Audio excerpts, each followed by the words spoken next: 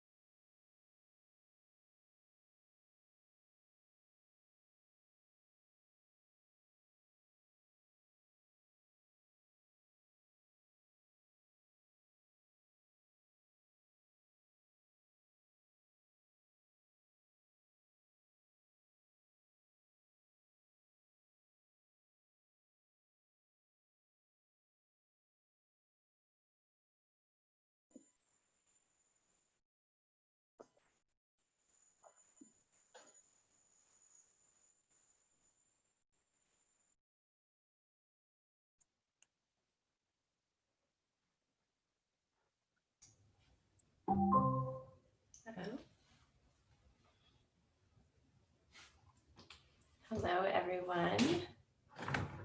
Welcome back for almost everyone here. Let me just...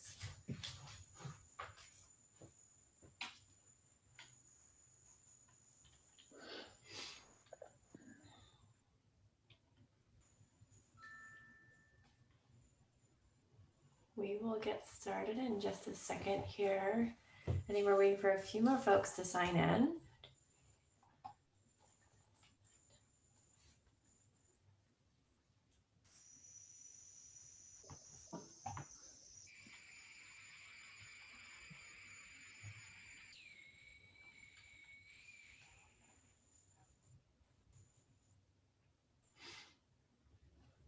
Okay, I think with that, we are all here and we can get started.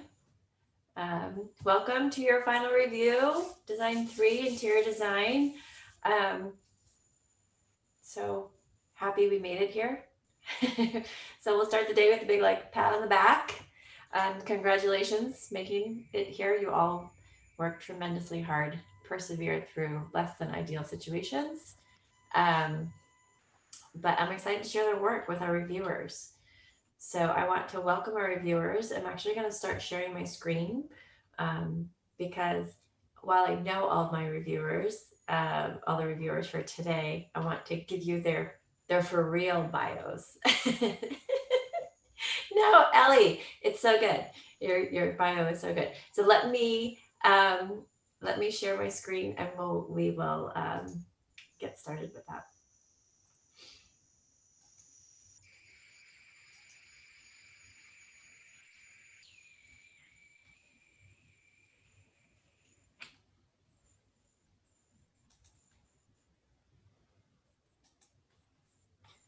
Okay, so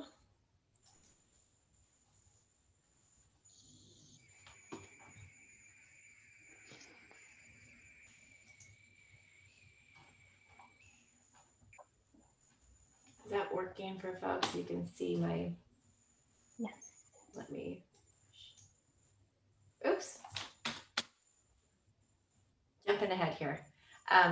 Okay, so I wanted to first introduce our reviewers today. This morning for the first session, and for each subsequent session, we'll have 2 guest reviewers. Thank goodness for our virtual world because we get to bring in wonderful reviewers from all over the place. And so joining us today is Ellie Mirhab with Verso Architecture and Interiors. And Ellie is the founder of the firm, and she's based out of Boulder, Colorado. She's previously based in Austin. We miss her very much. She didn't write that in her bio, but I'm adding that part. I do miss you so much. And she's actually an alumnus of UT architecture. So she studied architecture, interiors, and historic preservation. And then she has practicing experience both in Austin and Colorado, obviously, but then also in Washington, D.C. and Puerto Rico, where she hails from. And so she wrote in her bio that that is where her love of architecture began, which was very interesting. And she grew up with lush landscapes and 500-year-old buildings filled with antique furniture juxtaposed with tropical modern architecture and design. And so that completely makes sense if you ever know Ellie. Ellie is never one to just be settled with one thing. It's actually how to bring in the joy and beauty out of all the things she sees. Again, my words, not hers. So she has a Master in Architecture and a Master of Science in Historic Preservation from UT. She is a registered architect in both Texas and Colorado, and she is a member of the AIA Colorado Equity, Diversity, Inclusion Committee, and she's also a lead accredited professional. So thank you, Ellie, for joining us today. I'm so happy you could be here. Our second guest reviewer is Jeffrey Lebowski. He is a practicing architect working with the award-winning, and I think you guys won the national award, right? The Firm Award. I would say a few years ago. A few years ago, yes, of Adlin Darling Design in San Francisco. So students, you will recognize that name because we studied some of your buildings. Jeff, I didn't tell you about that, but we actually used some of your buildings as case studies this semester. So they are very familiar with your work already. And he received his Bachelor of Science from WashU in St. Louis in architecture, and then a master's in architecture from Harvard. I did not include it with Ellie either, but we both also have practicing faculty. So Ellie has taught at UT before, and Jeff has teaching experience both at Harvard and at Berkeley in California. So he's here joining us from the West Coast. He's also the co-president of the Sunbeam Foundation, and that is a foundation that raises money and funds people for doing very, very important work in pediatric bone cancer research. So thank you, Jeff, for being here. So lovely to have you. So it's wonderful. We also have Clay Odom joining us today for our faculty member and representative. Clay, as you know, is the head of the graduate section of the interior design program at UT, and he will be joining us today for just the first session. Is that correct, Clay? I think I saw that on the schedule for today. So Clay, we've talked a lot in our department meetings about the topic of today's review, but this is the first time we are happy to share our work with Clay, so that we are looking forward to a lot of feedback there. So welcome, Clay. So for our first session today, I'll just start with a quick sort of visual introduction to the project. The reviewers, we had a chance to chat in the review session in the last hour, and also just over email, but I just wanted to give you a couple of visual references of what we'll be talking about today. I will just be a timekeeper today after I give you hopefully brief introduction to the project. So this morning we'll be looking at 4 projects, and I'm leading here with this image. This was a project image by the artist. She's actually a stage designer, as Devlin, and it's what she titled The Memory Palace. And this was a really indicative image, not only in its title, which was convenient, and how I sort of came across her work, but also just in the sense of when we move into the sense of memory and working between the difference between physical and virtual, and is there a difference, we can let go of certain things, perceptions of gravity and other kinds of limitation that we always assume. So this was a sort of a fun visual reference for the class to break down. So I will, probably much to the students' chagrin, share a little bit of our process that we went through. So this semester, Design 3, this is their 3rd design studio at UT in their curriculum. This is their first purely interior design studio, but one of the things that we work on in this semester is really start to define our realm and how we work. And one of those things that was really important was to articulate what currently might be more instinctually based as far as design process is concerned. So what we looked at first, and this is really taking you through the chronological process, since we built up over the course of the semester rather than a start and stop type exercise procedure.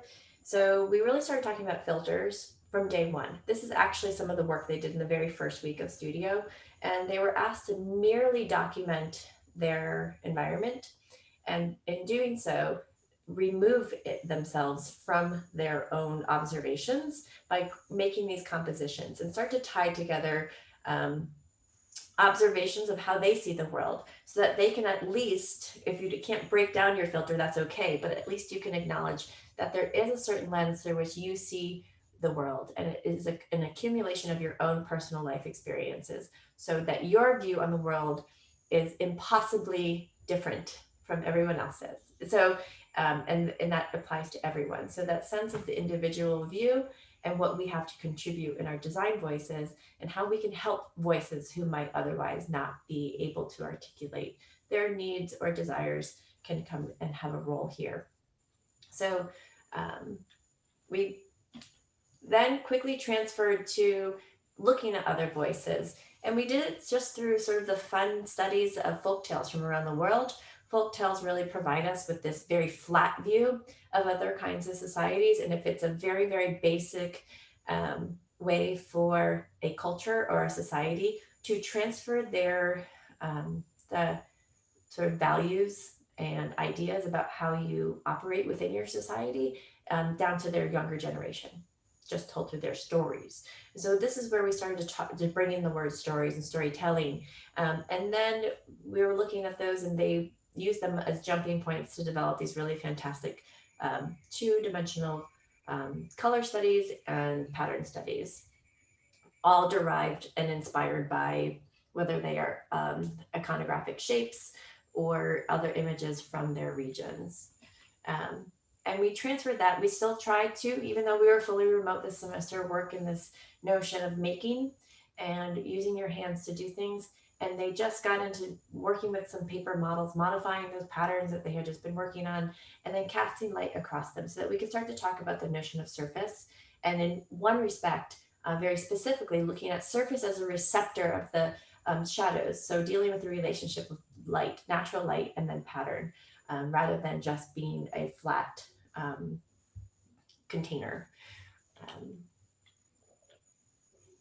And then we looked at surface in a different respect, and we looked at sort of how we could start to modulate light through the constructed filters. So then we could project. So surface then becomes ultimately the receptor of the projection of pattern, or it could be carved out and be the pattern that might exist in that interior.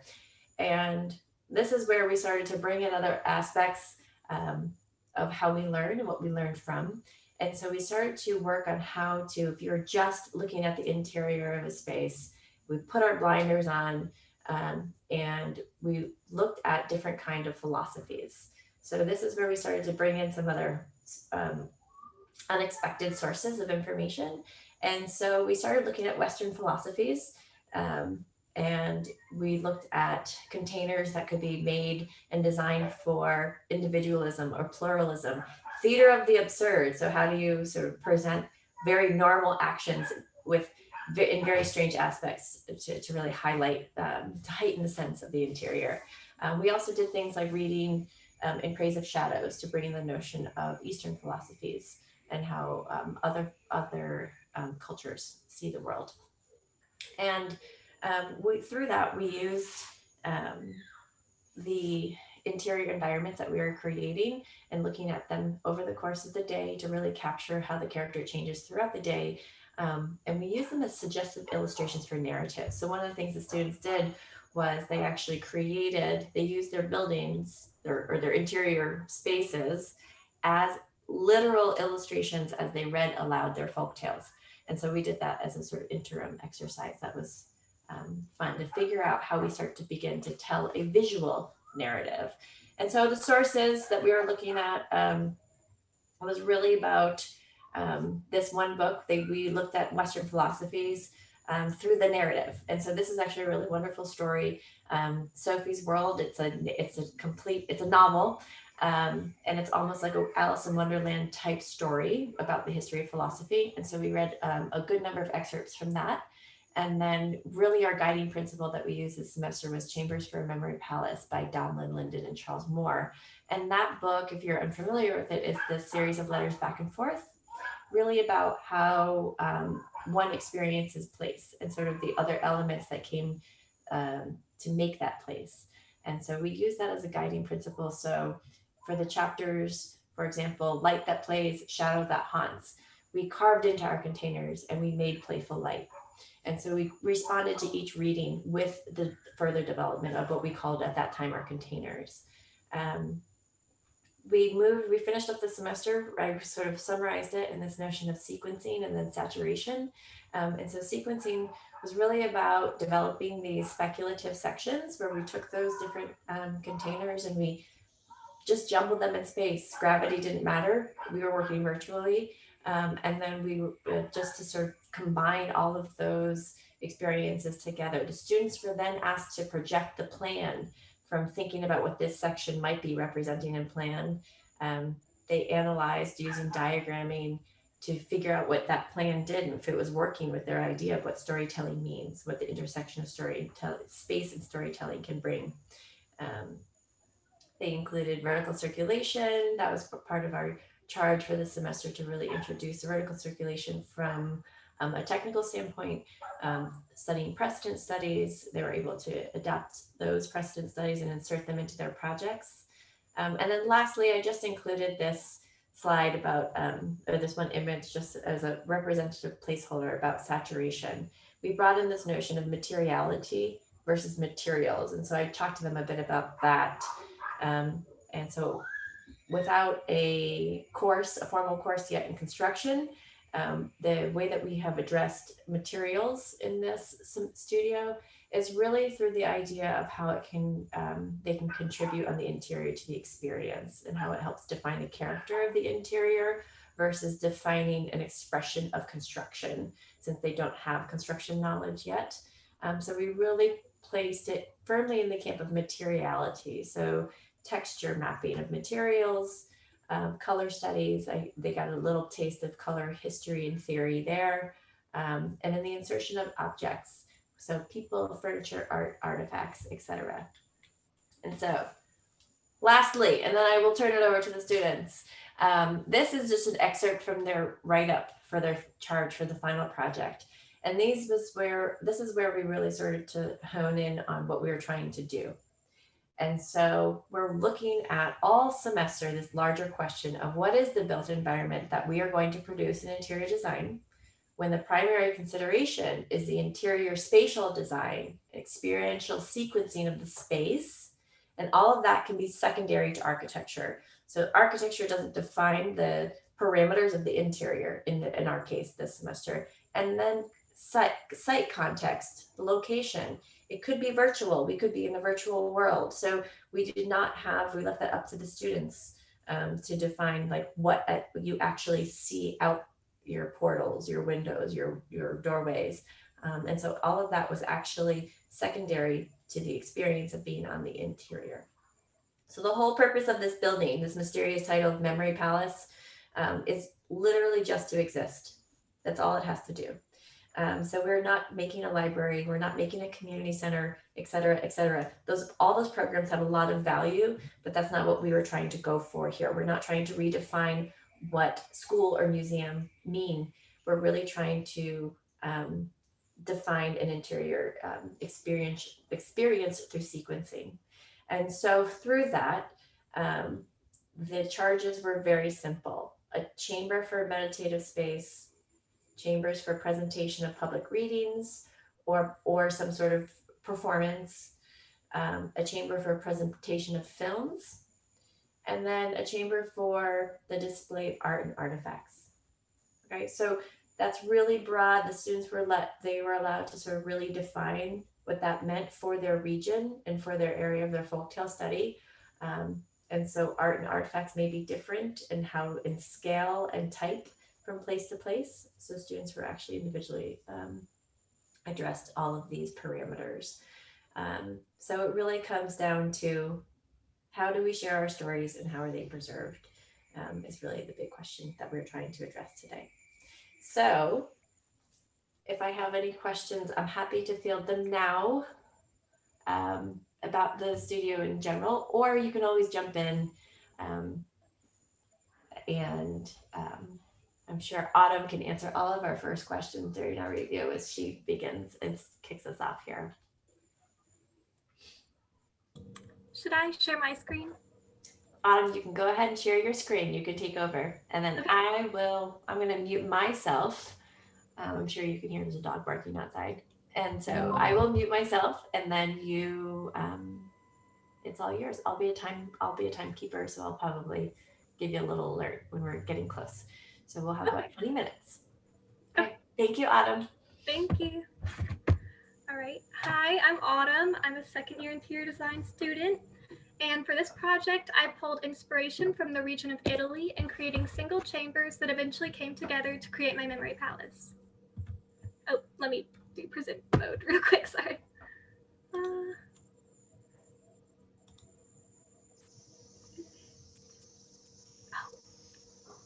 Oh, here we go. Okay. I was inspired by Italian folklore and tradition. The memory palace represents an intersection between space and storytelling. The chambers are weaved together in a way that allows the occupant to travel to areas of sanctuary or exhibition depending on the direction they follow. The journey throughout the chambers of the Memory Palace parallels the journey of Talia in the Italian folktale Sun, Moon, and Talia. The tale describes Talia's journey from being a beloved daughter surrounded by many to being left completely alone. The movement through the Memory Palace mimics this journey, with the grand entrance leading down to a subterranean level meant for single occupancy, mimicking her journey from family to solitude in the story, and eventually moves upward to a grand chamber, alluding to her final destination in the king's palace. I also pulled heavily from Italian artistry and creation techniques, with the patterns I designed being based off traditional Italian styles, featuring curving geometrical shapes and repetitive grid-like patterns. The use of archways and sloping ceilings pulled heavily from architectural trends seen throughout Italian history, blending inspiration from both the Baroque and Renaissance time periods. Additionally, I attempted to reflect the grandeur of the Baroque era through the use of their most common stylistic elements, such as their use of vivid colors and surface treatments, as well as their play with light to create drama and movement throughout the space. Although we only started the final portion of this project a few weeks ago, we have spent the entire semester preparing to create this final structure. We began by each choosing the region which we wanted to study and express through our project, and then created a pattern that was meant to emulate elements of those common within our regions. These were some of the patterns that I used for inspiration on the left, as I developed my initial paper pattern, which I then further developed to be more fluid, with more curves paired with the sharp edges of the triangular form I previously developed. We started off by creating a 2D paper pattern and then altered these using folds, layering, and creasing to give the pattern's depth. We then built the pattern in Rhino and further continued developing it before exploring the ways we could apply it to our chambers. We experimented with carving it out of the walls, using it as a screen, or dividing walls, or applying it directly against our interior walls, ceilings, or floors. While we created these articulated patterns, we were also creating these chambers. In my chambers, I was inspired by the Italian Renaissance architecture, which focuses on the proportions and symmetry. While the ratios of the chambers were predetermined for us, I tried to maximize space by using domed ceilings and ceilings which step up. After making these containers, we started experimenting with the ways we could apply our patterns. I paid special attention to how my pattern could be enhanced by the light entering from the skylights, depending on their location and the way the light moved through the space. For a little test review we did earlier in the semester, we presented renderings of our chambers with scale figures and backgrounds to help convey the narrative of a fairy tale from our region. I chose to tell the story of the Sun, Moon, and Talia, an Italian fairy tale which inspired the more well-known story of Sleeping Beauty. For a little test review we did earlier in the semester, we started creating connections between our chambers by creating these speculative sections in which we explore the orientations and movement through the spaces, and that is a culmination of the chambers previously made. After creating these sections, we used the orientation of the spaces we could see in the cut to create a plan of our structure. We also started to think about how we wanted our spaces to function for meditative purposes, exhibiting regional art and artifacts, or for presenting films and public readings. We used the plan to create diagrams showing the movement, level of openness, and the way the light entered our spaces.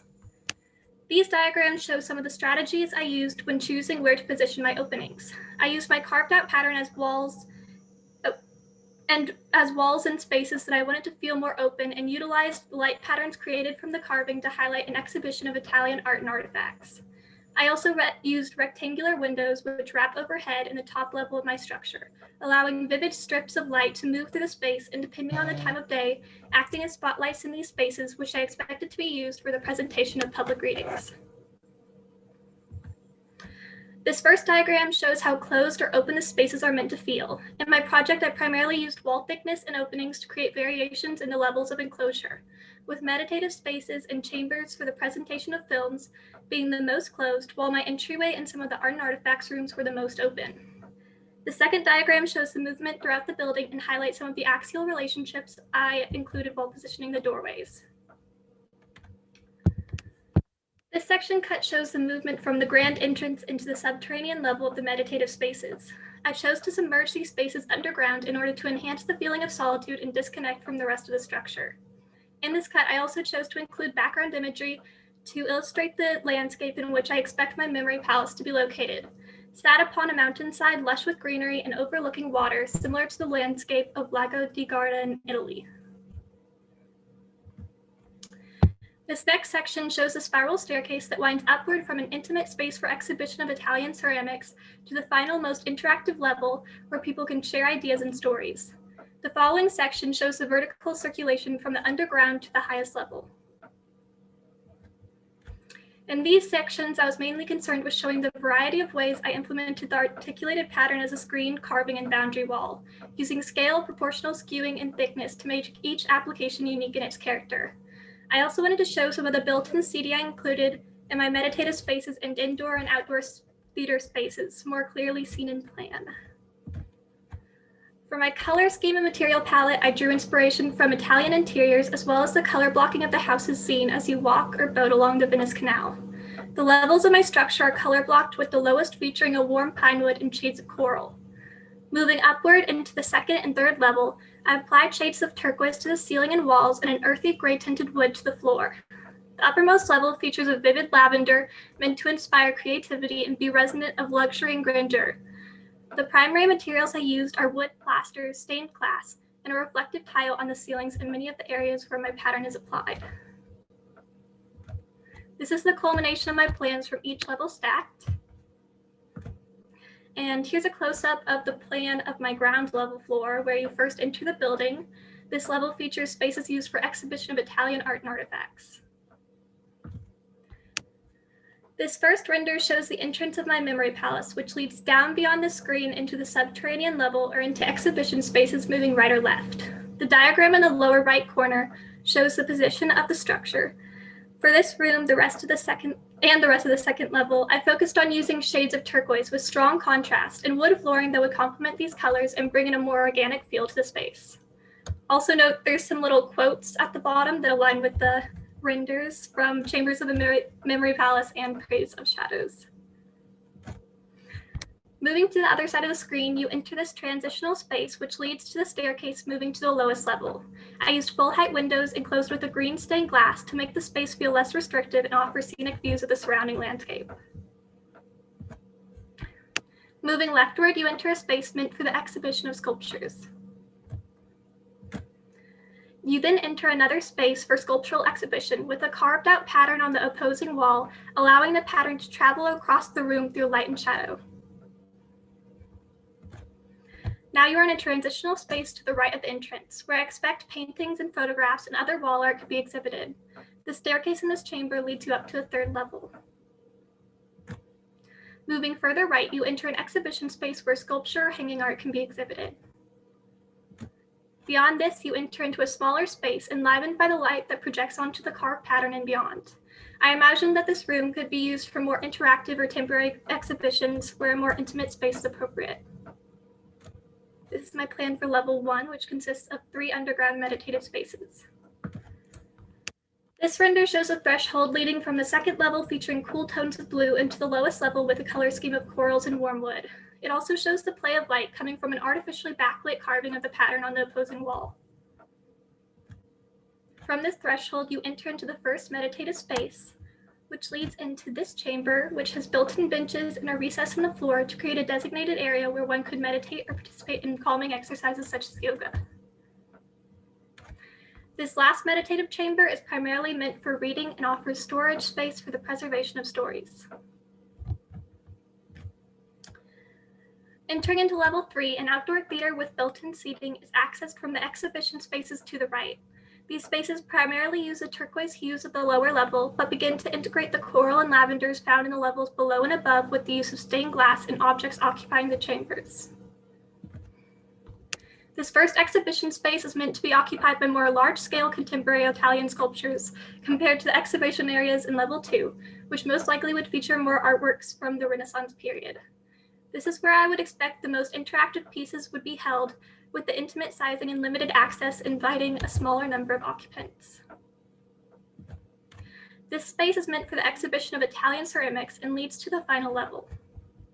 This is the final level, and it has 3 chambers for public readings leading leftward to the theater.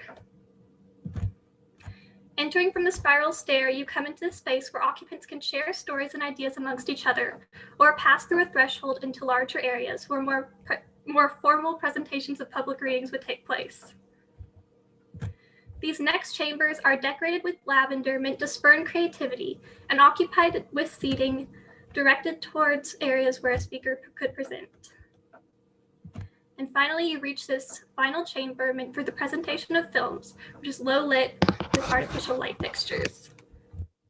And I have these walkthrough videos. I can, oh, if they'll play. So coming from the left, you're entering these art and artifacts, and then you enter to the entrance, which leads down to the subterranean level.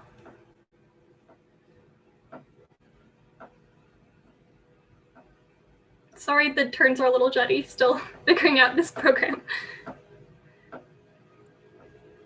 Yeah, it's not displaying. All I see is a black You screen. know what this is? This might be a problem because we're streaming on YouTube. Sometimes there's a problem with permissions.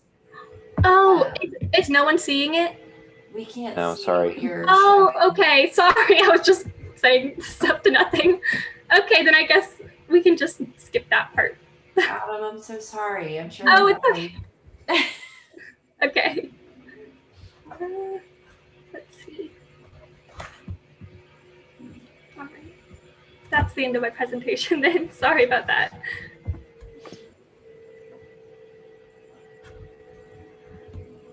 Well, that was a great, yeah, I'm not a maid. That was a great walkthrough. I like how you organized the narrative and told the story, Thank you.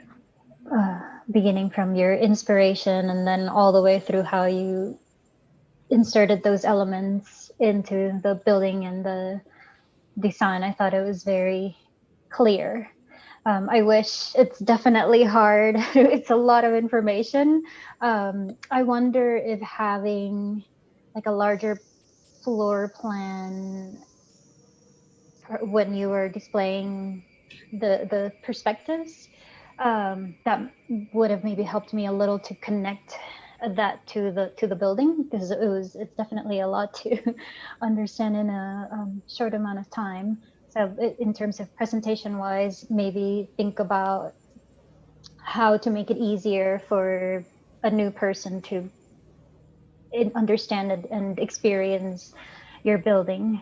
And in that sense, I think another thing I would have liked to see, you had a diagram about circulation that I think had blue tones, but I couldn't really follow the path in my head. I couldn't see it. So I wonder if like, oh yeah, I think that blue, you just passed it. This one? Yes, like is the blue diagram the circulation diagram? Yeah, sorry, it's showing like I should have described it better. It's showing like the speed, so like how concentrated people will be in an area. It's still kind of hard to understand. I definitely can see that. Good, it says Is more the about color occupancy. intensity like representing speed, or? Yeah, sorry that they're so small you can't actually read it, but the blue is like the fastest and the white is the slowest. And then for the closed and open on the left, the darkest is the most closed and the white is the most open spaces. Mm-hmm. That makes a lot of sense. So maybe on this slide, I would have explained that as you were walking us through it, and maybe on the circulation one, maybe also add, I know it's silly, but like an arrow or something like showing entry, maybe like the sequence that you're meant to go through that space also. So have two different diagrams, not just the speed, but also direction. Okay. It's pretty interesting. I mean, this is absolutely beautiful work, in my opinion. Like, I think I'm just really excited about the images and the whole kind of like construct that you're working in.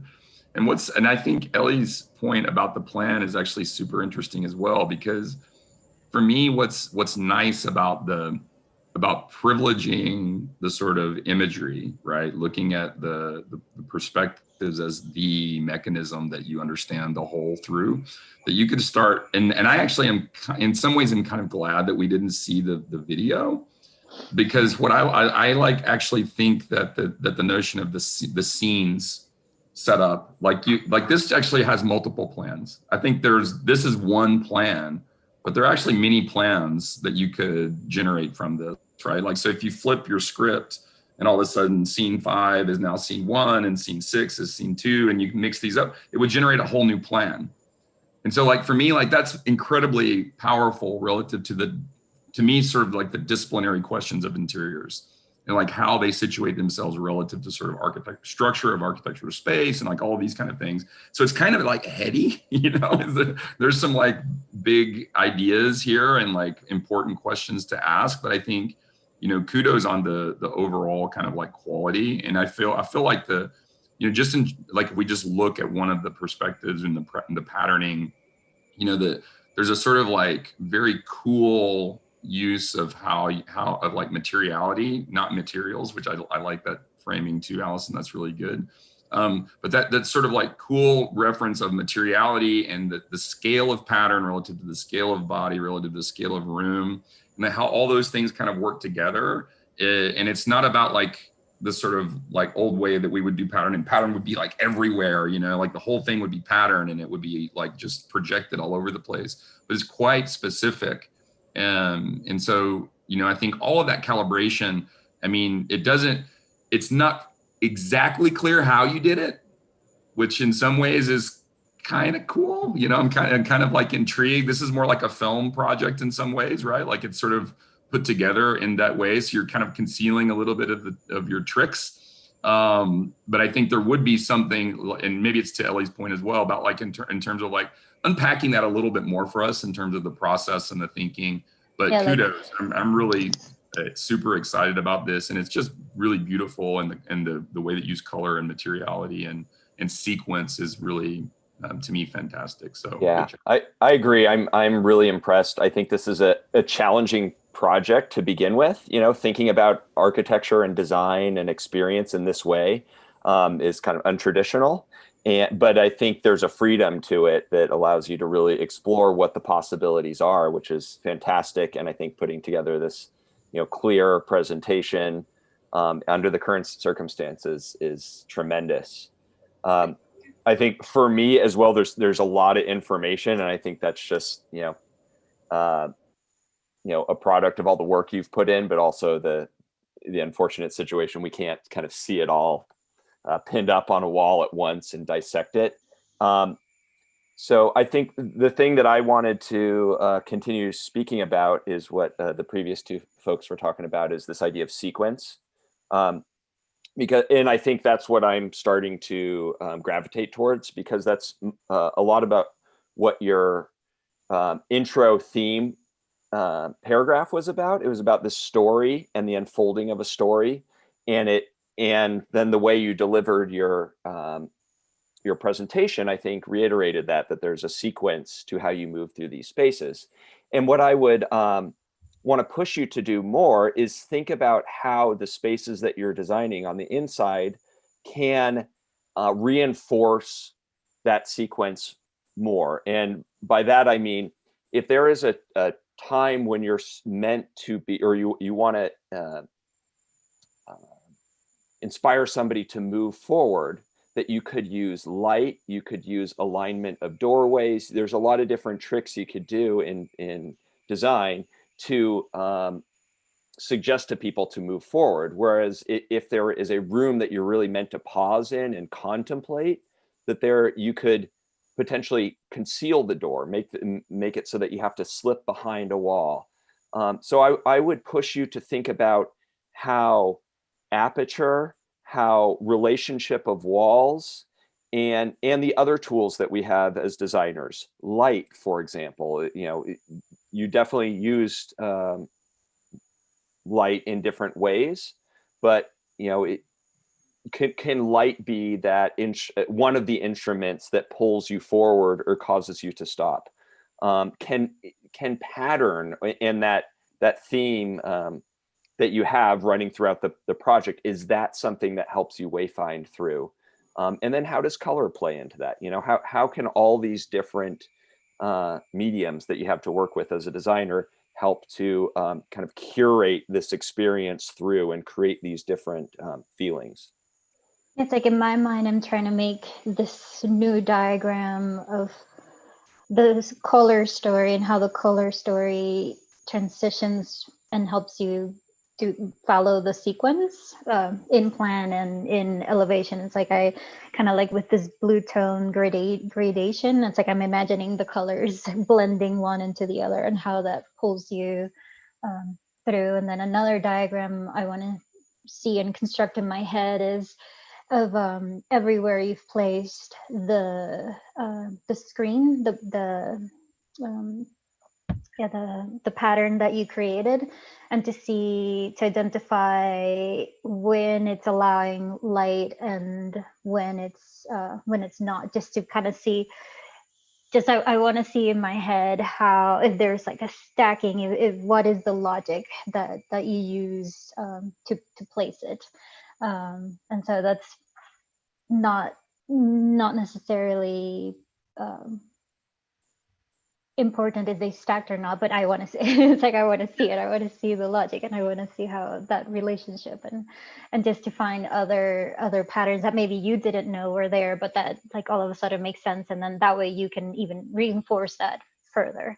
Like I guess I see in this section there's like that wall to the right that it seems to carry through 2 levels, but it's only a 1 level room. So how would that look on the rooms that are not necessarily you don't continue vertically, but you left that room, you went up, you came back to that room that stacks on top of the other one? Does the pattern continue from up there? And then in your head you have that surprise of like, oh wait, I'm like on top of that other room, and that continues through, and does color do that same thing too? Oh, Just making it more complicated. Do you want to see I have a picture of that second room all the way. Oh, this is what that looks like. I don't know if you were asking about that, but and also like if this room is a 2-story room, right? Mm-hmm. It's a double-story room. So sure. What if this room had a floor and you didn't know that there was a room above you, but once you got up to that second level, you knew that you were on top of that room you were below because of the pattern continuing through, even though it's 2 separate rooms. And then another thing I just saw in that image that you have the ceramic display, and even this one, I also appreciated how the walls have built-ins, and the walls are kind of incorporating storage and seating. And so I think to me, that's something super exciting about interiors, that that's where you connect a human to the building. It's like how they interact with it. And so having these built-ins, I think it gives you that extra human scale and extra detailing that make special places and really connect with the scale of the human. And I almost want the screen patterning to also, I know in one image you kind of move through it, but I also want to see the screen extruded like 3D, so that you it almost becomes a maze. I don't know, I'm just we made me imagine all these things. I think me and Professor Gaskins actually talked about that, talking about how we could put the patterning on the floor to create areas where you can walk and where you can't. But I didn't end up putting that in, sadly.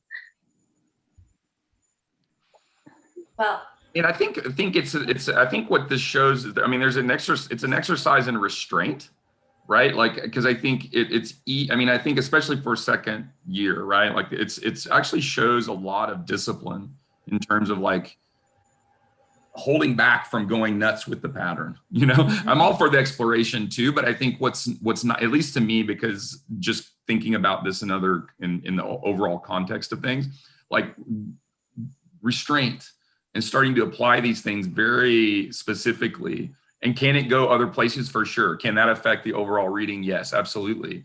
But I think as you start to think about your own work and and all of y'all, how you start to think about, how do I create a project, and how can I show sophistication as well as sort of exploration at the same time, which is not so easy to do, especially now in second year. I think, being willing not to do something is actually really interesting, and for me, like, that's a powerful thing to sort of continue as you think about your practice, right? The practice of interiors. The only other thing that I would offer, just like by way of just thinking about the work, is like, one, I think its relation to the things outside of it, right? I like the sort of artificiality of the exterior of this, in terms of it being almost an image. It's almost like, again, it's almost a projection of what we might imagine being out there. And I think you could start to take even more ownership over that. For example, if you change the background, does it change the feeling of being in that room, right? Or being in that space? There are old kind of experiments in this. There's one from early sort of Russian avant-garde film called the Kuleshov experiment, where you take a face and you put it in different contexts and people have different emotional responses. So if this was a different kind of background, how would it affect the interior, right? Could you, as an interior designer, actually have control over that? Yes, absolutely, you just did, right? Those kind of things, and playing up, to me, the sort of artificial nature of that relationship, or the designed relation of that relationship, can be really exciting. So, and maybe that's a little bit more theoretical, but I think it's also practical relative to what you can do within an interior project. So, really interesting stuff and good work. But maybe the last one would be like the perception of space. I think there's a diagram, that counterpoints to the sort of plan, that's sort of the real dimension, let's say, the real dimension of this. I would like to see a plan that's the perceptual plan. The way the size of these rooms isn't necessarily linked explicitly to their dimension. There's something else at play there. Some feel bigger even though they're smaller. Some feel smaller even though they're bigger, like vice versa. All those kind of things, I think it'll be really interesting to think about. And what would that be? I have no idea, but like, I think you could maybe challenge yourself to think about that kind of pairing as you go forward. But really interesting. Nice work on them. Thank you. We should move on, but Clay, I really appreciate that comment, because we had a diagram where they had a perceived mass void diagram versus an actual, like a physical mass void. And it was like a lot of struggle. And at a certain point, I was like, second year students. But I like that they're asking the questions, and they're asking such good questions. And so, Autumn, thank you for presenting your entire presentation. Did a much better summary. So next session, I might have you introduce the whole studio. So anyway, we'll move on. Thank you very much. Beautiful, thorough presentation and project. And I also really appreciate the comment about restraint. Autumn was one of the earlier students to realize, when we were working with the modulation of light over the course of the day, that it does so much. She did one thing that performed so much, and she was very hesitant to do more because it was, and she experimented with doing more. She didn't want to not try, but the power of what was subtle was really important to her. So I really appreciate that viewpoint all semester, Autumn. So thank you. And so we have, following up, Kelly, if you want to jump in and share your screen, I think we're ready to go.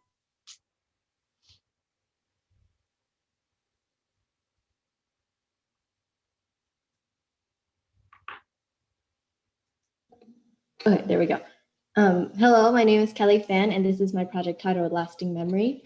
I interpreted a memory palace as a place where a person or group of people can come and meditate about or share stories about their personal experiences. The chambers were stitched together in such a way that the person or people walking through can experience individual emotions from the environment, yet share commonalities of the collective interior. There we go. The initial source of inspiration that started my design came from a folktale that focused on the beauty of the natural landscape that the Philippines had to offer before colonial territorial battles and mass urbanization over time. The main focus of the story appreciated and reminisced the beauty and wonderful fragrance of lilies that would drift along a riverbank that provided a sense of protection and sanctuary for the locals. These are some images that came to my mind from reading the folktale. In saying this, I started by creating an abstract figure ground pattern based on the lilies. In the pattern, the bottom layer can act as a lily pad, whereas the top layer resembles flower petals or torn pieces from the lily pad. As for my light studies, I focused on concepts of idealism and individualism, where I related idealism to symmetrical notions and individualism as a more creative form of expression. For example, can you see my cursor?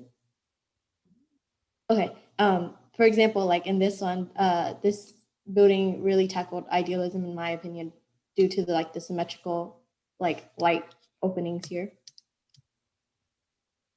During this process, I took upon the case study of the Moonhoon Panorama House in South Korea. I chose this particular staircase because of its multifunctional nature, as well as its experimental, creative, fun qualities. For example, this, although it's just a drawing, it's a bookshelf and it also has a slide, which I really liked. Picture to the left and right are my left and right sections, whereas the right shows the front and back side of the overall composition. The scale may seem a bit small right here on the page, but the building is on the larger side. I took into consideration big openings and air ventilation and free movement. The following diagrams show a minimal part of the process that helped me understand the spaces better and how the occupants would enter and navigate through the space. The diagrams draw back on the sides of each room as I took the area of the individual chambers into consideration, determine what programs would best suit those spaces, and consider the spatial relationships at that point. In contrast to Autumn that went previously, the more saturated the colors are on these diagrams, the, I guess, more closed off and private it is. As for the right spatial analysis diagram with the gradients, also in contrast to Autumn's, as previously mentioned, the more saturated this blue is, the slower the occupant would go throughout the space, and the more lighter, the more white. Here's another example of my plan where I attempted to create natural transitions between colors that I will show in the next slide to create a gradient effect. With the layout of and organization of these buildings, I wanted the occupant to kind of, if you go here, you have to be forced to go back around and go here if you want to enter the rest of the spaces. So I wanted the navigation like that. This is the color palette that the previous slide was based on.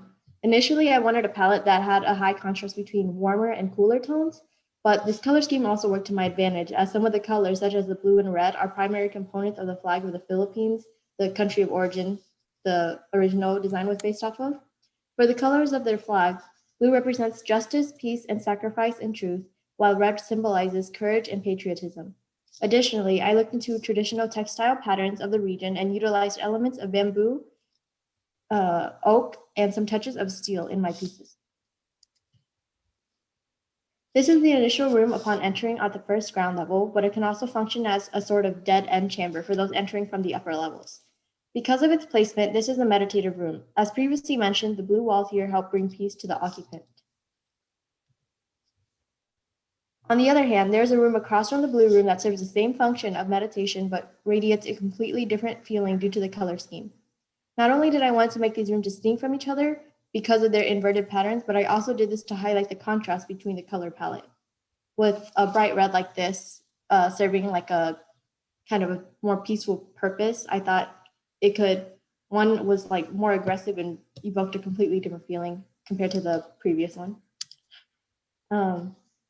This is the film room with its minimal light sources. I also manipulated the original pattern created to appeal to the tactile senses so the individual could follow along the pattern of the wall to navigate through the room.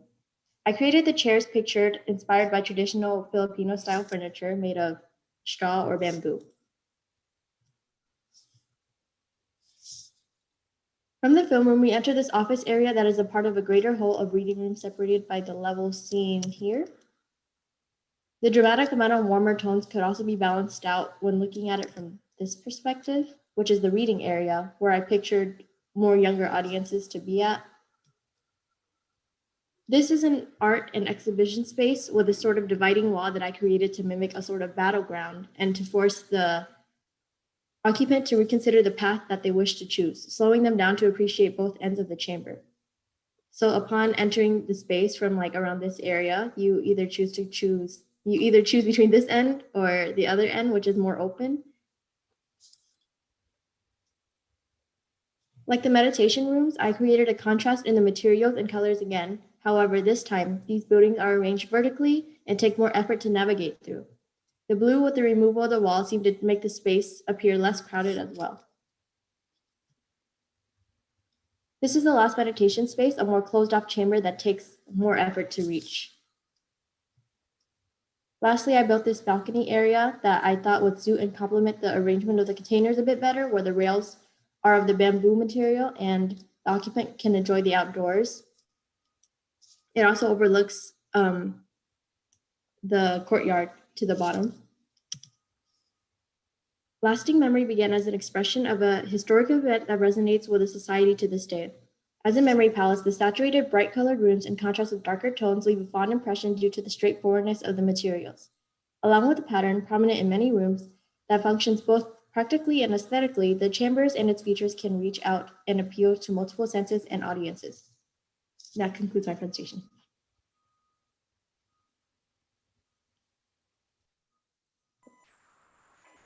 Can you tell us more about the story about the lilies and the landscape? I missed that a bit. Yes, so the original folktale went over how lilies served as a form of protection amongst the locals in the area of the Philippines back then, before an abrupt battle took place within the story and essentially made the lilies like squished and disappeared and ruined the beauty of the natural landscape.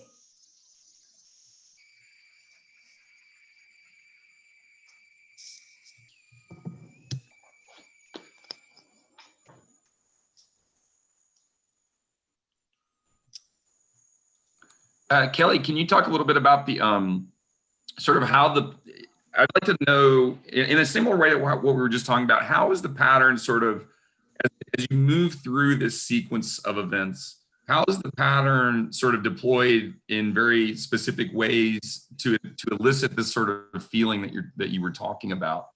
I mean, in this pairing here, you see that sort of, sort of all-encompassing kind of projection of a pattern, and then something that's more like super localized and Yeah.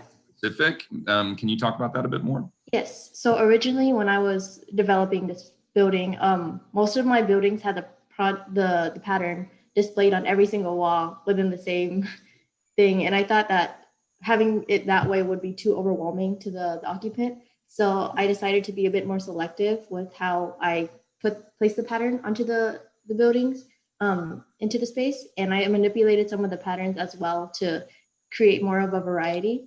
For example, in the film room right here, originally the upper layer was just creating a kind of like a flower pattern or organic pattern.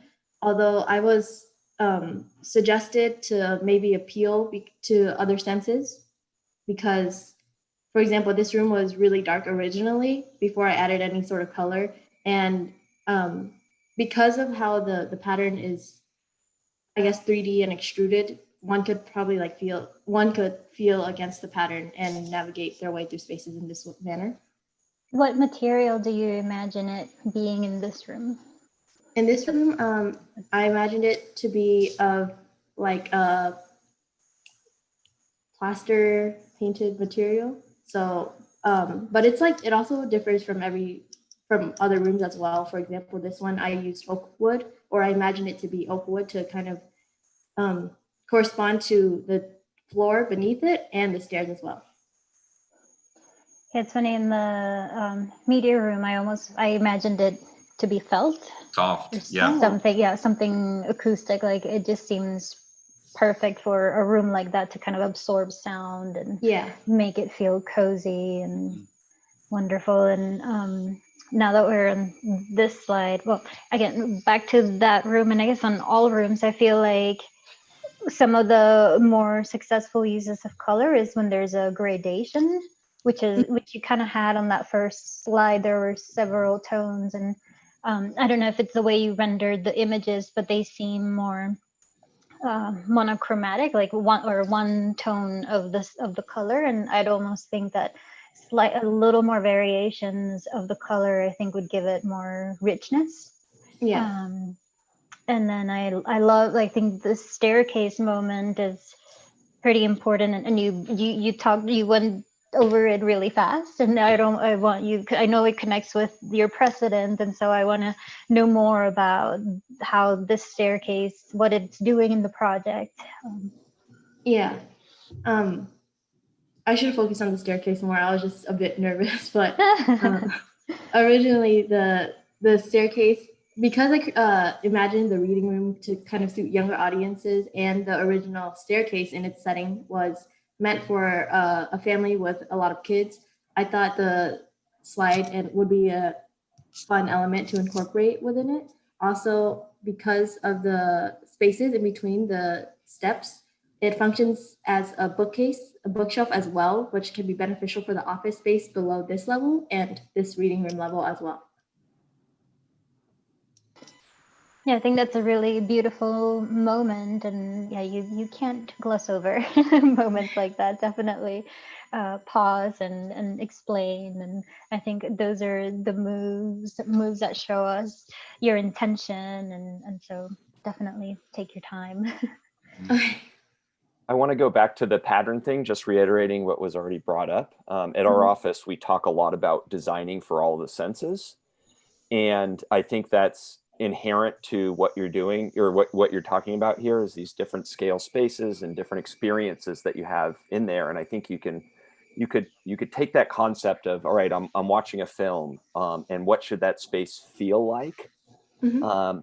And then use your patterning strategy in different ways. In one room, it could be all about creating as quiet a room as possible. And in that case, you're going to put it everywhere and you're going to make it out of felt or something, right? Yeah. In another room, it might be about filtering light, and it just traverses one wall and filters light in a certain way. In another room, it could be about creating a sense of security. And so it could create a kind of privacy filter, which I think you started to do in that smaller room a little bit, where maybe you can see through from the inside of the room, but not through the other direction as well. And in that way, the patterning that you have could start to move away from things that feel a little bit like applique on the wall and be really integral to the project, and deployed in a very specific strategic way. So I think that's one thing, and that's probably going to apply to everyone today. And my next comment is a little bit back to the previous presentation as well, is how do these rooms relate to the body? And I think you're doing that a little bit with scale. Some of the rooms are smaller and some are bigger, but I think that could be exaggerated in certain ways. If you're really trying to create a moment of pause and contemplation, maybe it's only as big as you need for one person, because they're all a little bit homogenous. And then also, the color, there's a certain redundancy to that. As you move through the project, there's the blue and the red, but I think, these different tools, again, that you have need to be utilized in such a way that it reinforces a relationship of the body to the space that you're in and helps create a certain feeling when you're in that room. Is it focus? Do you enter a room and then turn your body in such a way that you are focused at a light source? And there was one room, I think, that you walked through, and there was the pattern on the far wall and the light there. And yet I wasn't sure if that was a room that I was supposed to move through towards the light and then circulate to the left, or if that was a moment where I was supposed to pause and stare at that thing and contemplate whatever I felt like contemplating. And I think, those experiences that you really want to reinforce can be exaggerated through those things. It's all about how does the design, how does the architecture relate to the body? Yeah. I mean, I love that note, because I think like how small is too small, right? Is a good question to ask yourself. I mean, because you don't have the constraint in a great way of sort of, this project is a exploratory project, as it should be. And so how small is too small for this project, right? Would it be just something that I can just barely fit inside of? Maybe that still might not be too small. Like, not being able to fit in it might be too small, right? Like, you know what I mean? Like, how can you use that, and for what purpose? So if I'm in something that's really cramped down, and then all of a sudden I go into something that's just a little bit bigger, does it feel a lot bigger? I mean, that's an old trick, right? And I think you could start to play that game of extremes, and then start to pare it back, right? And I would say the same thing with the color. Like, what would this project be if we just looked at it in grayscale or in white, right? Just looking at light. then looking at layers, then looking at color, then looking at materiality, right? Like how could you build it up? And just by going back through it and combing through it and starting to say, okay, here's where I can make subtle adjustments. And here's where this sort of intensity of this kind of like fluorescent kind of orange relative to sort of this deep kind of like emeraldy blue color. What does it feel like? Because my eyes, if I'm in an orange room and I go out of that orange room, there's something that happens perceptually if I'm normally sighted, right? Relative to being immersed in color and then moving out, because I have like latency. And so certain things will read differently because I've been in an orange room versus a yellow room versus a blue room versus a black room. Yeah. Right. I mean, Olafur Eliasson has a great set of projects about that you should look up because it really talks about that. So play that game, because the same thing happens with the pattern, right? When is the pattern not a pattern? When is it an object? Like right now in this room, the pattern isn't a pattern. The pattern is an object and it's applied on the wall. So how much of that do I need in terms of repetition for it to become a pattern again? Right? From an object to a field is what you might think about, right? The field is the pattern, the object is the underlying thing that makes up that overall kind of patterning. So, think about that. But I think there's some really nice moments. I actually do like the layering of space. I like that this room kind of stops short and then it reveals the room beyond, like underneath the stairs, that blue little piece. So it feels like there's a layered condition there. I think that's something to build on. Or maybe the stair might be that moment that Jeff was talking about, like relative to scale, because all of a sudden there's this huge sort of staircase-like thing above, and then here's this really tiny little thing that I can go up, and only one person can go up or down, right?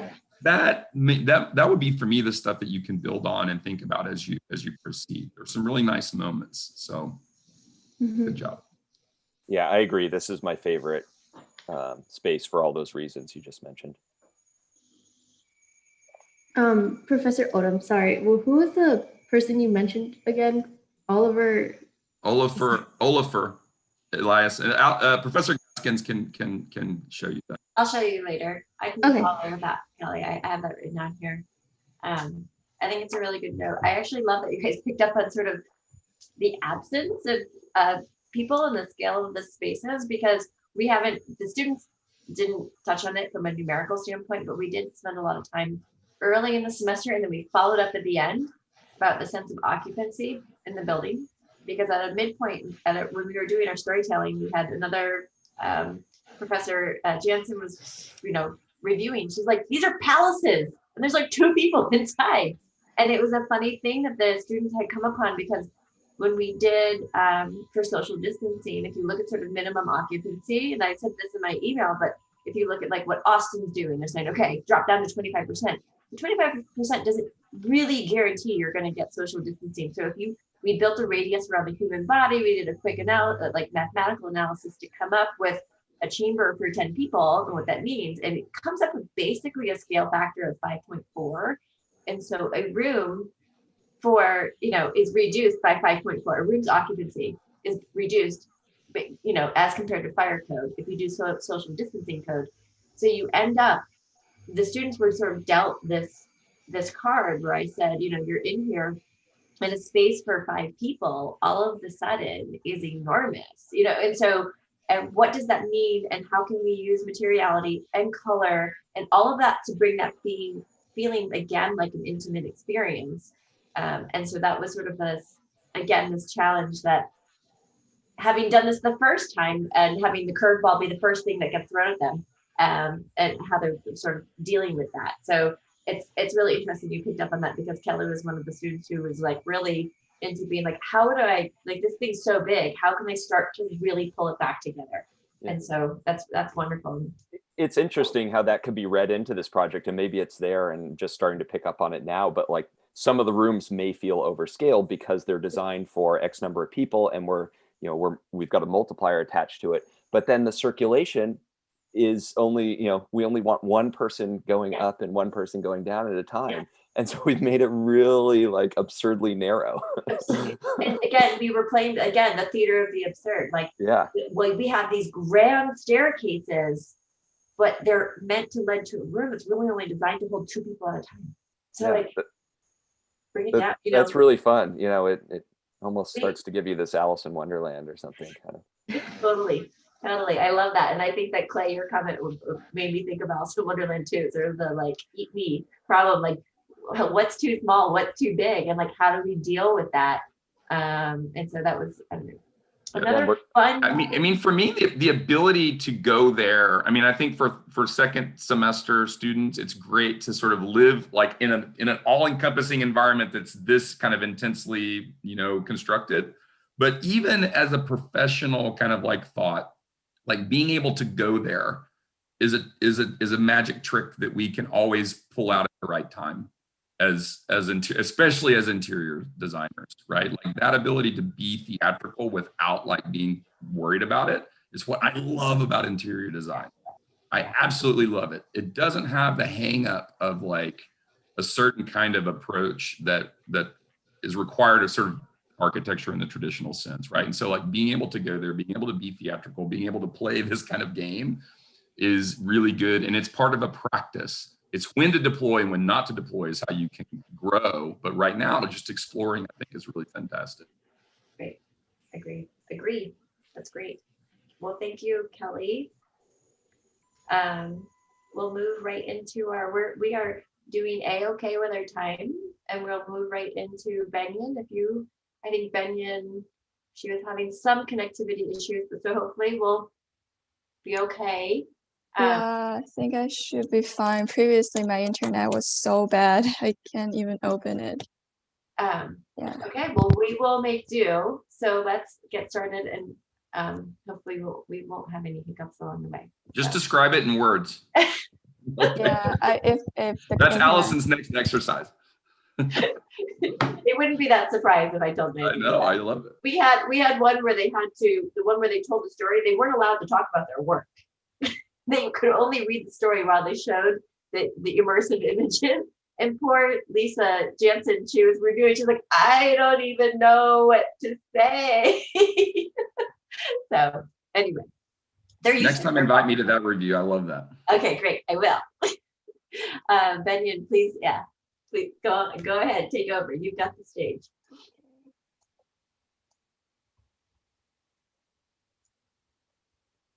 Hi, my name is Benny. I'm a second-year interior design student. I've chosen Japan as the region for my design inspiration. I want to focus on the nature and landscape that are frequently appearing in the Japanese folktales. In the folktale I studied, the Green Willow, it is about surprises experienced by a soldier during his mission in the countryside of Japan. The sequential layout of the memory palace is a reference to the soldier's anticipation of the unknown that triggers inspiration and desire. This anticipation is what makes a space worth exploring. The proposal allows a continuous experience in space through offering different pathways at the intersections of clearly defined thresholds. Visual pathways reveal a glimpse of adjacent chambers, expressing the concept of anticipation, but never allowing the inhabitant to have a full view of the next space until they have passed through its threshold. The pattern developed is an abstract expression of the willows and bamboo present in the folktale, evoking the light and delicate spirit. The pattern is applied in such a way to modulate the sunlight, entering the building, moving and bending throughout the day. First, I have developed a 2D pattern with bamboo and bamboo leaves. Then I've developed further into a 3D pattern that focuses on the shape of bamboo leaves. At this point, the pattern is still too complex to be applied to the walls, so I further simplified the paper model to be to look more even abstract. For the container development, I focused on making the chambers fit among people that are able to occupy this space. For this final stage, I did some renderings of the containers. I've chosen to apply columns on some of these chambers to resemble the structure of the bamboo or simply mimic the wood. Here are the perspective views of my site. I've carefully chosen space to be. I've chosen my chambers to be surrounded by the willow trees so that it's better connected with the folktale I've studied. I've also focused on the stereotypical nature and the tectonic nature by making rooms above and below the ground. In the plans, I have 3 levels. In level 1, there are 4 rooms. I don't know if you can see it, it's not really labeled. But there are 4 rooms with 3 art rooms to display the art and 1 public reading room. In the second level, I have 2 rooms and a courtyard. The 2 rooms are a film room and the reading room. In the third level, it's only this 1 meditation room. In this section, you're able to see vertical circulations connecting chambers from different levels. Here is one of the images that you can clearly see the first level and the second level. The diagrams here are some diagrams I have done for my early studies. I studied the movements of people and they're expressed with the warm color gradient. I also did some studies with the light entering the interior and how they affect the functionality of each rooms. Here's just the occupation table.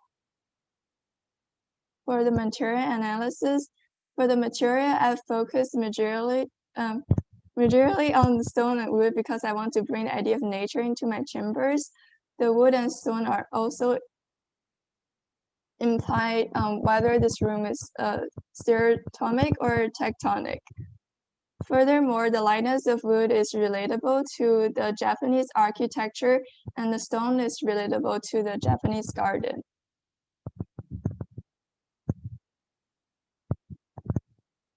I've chosen the scenes from Japanese landscape as my inspiration of my interior rooms. I've chosen the nature color palette. I've chosen 1 neutral color palette to balance out some of my warm and cool color palettes. So entering the first level, this room is below the ground, and when you enter it, you're immediately surrounded by the stone and this cave-like texture that resembles the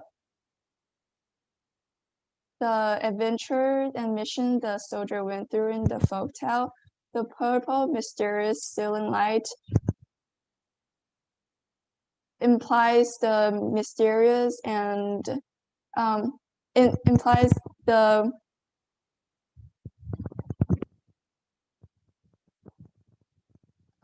it creates this mysterious light and evoke curiosity to explore beyond. In this room, I focused on applying just the neutral color so that people can just focus on the artwork displayed on the wall. And I've also provided seating areas by carving through the stone walls. This is the public reading area in the first level.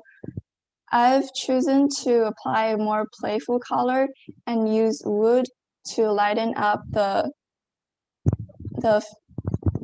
feeling of the room, because previously I've chosen to use stone, which is a more heavy material.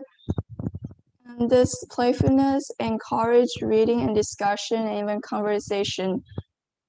And I think by using wood, it also triggers this warm and friendly welcome feeling. Okay. Here's another display of art room.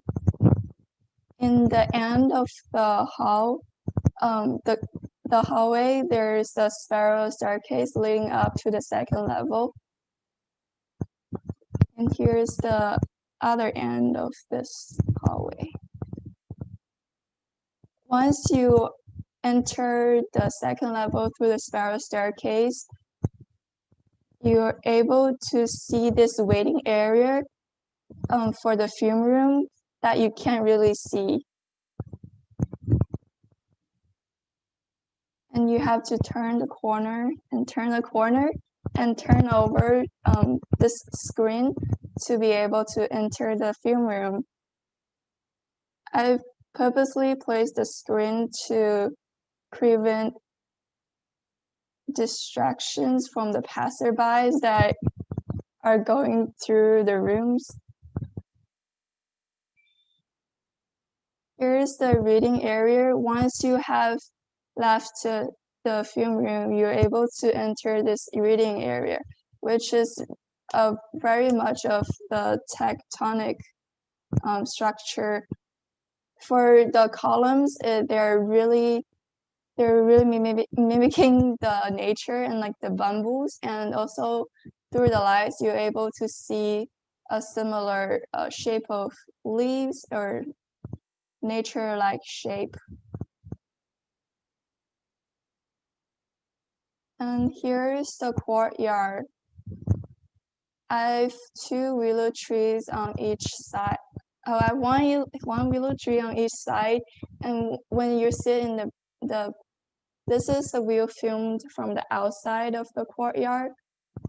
And if you sit in the bench, you're able to see both the interior and the exterior. It's like the Japanese framed doors, but I didn't really show it well. Here's the last room. This is the meditative room.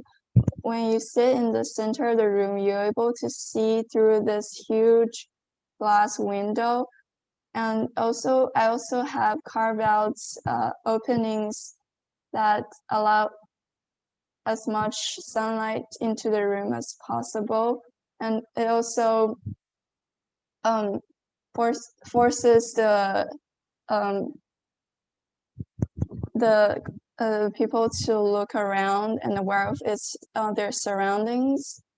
Through the glass window, you're able to see the nature. And that's it.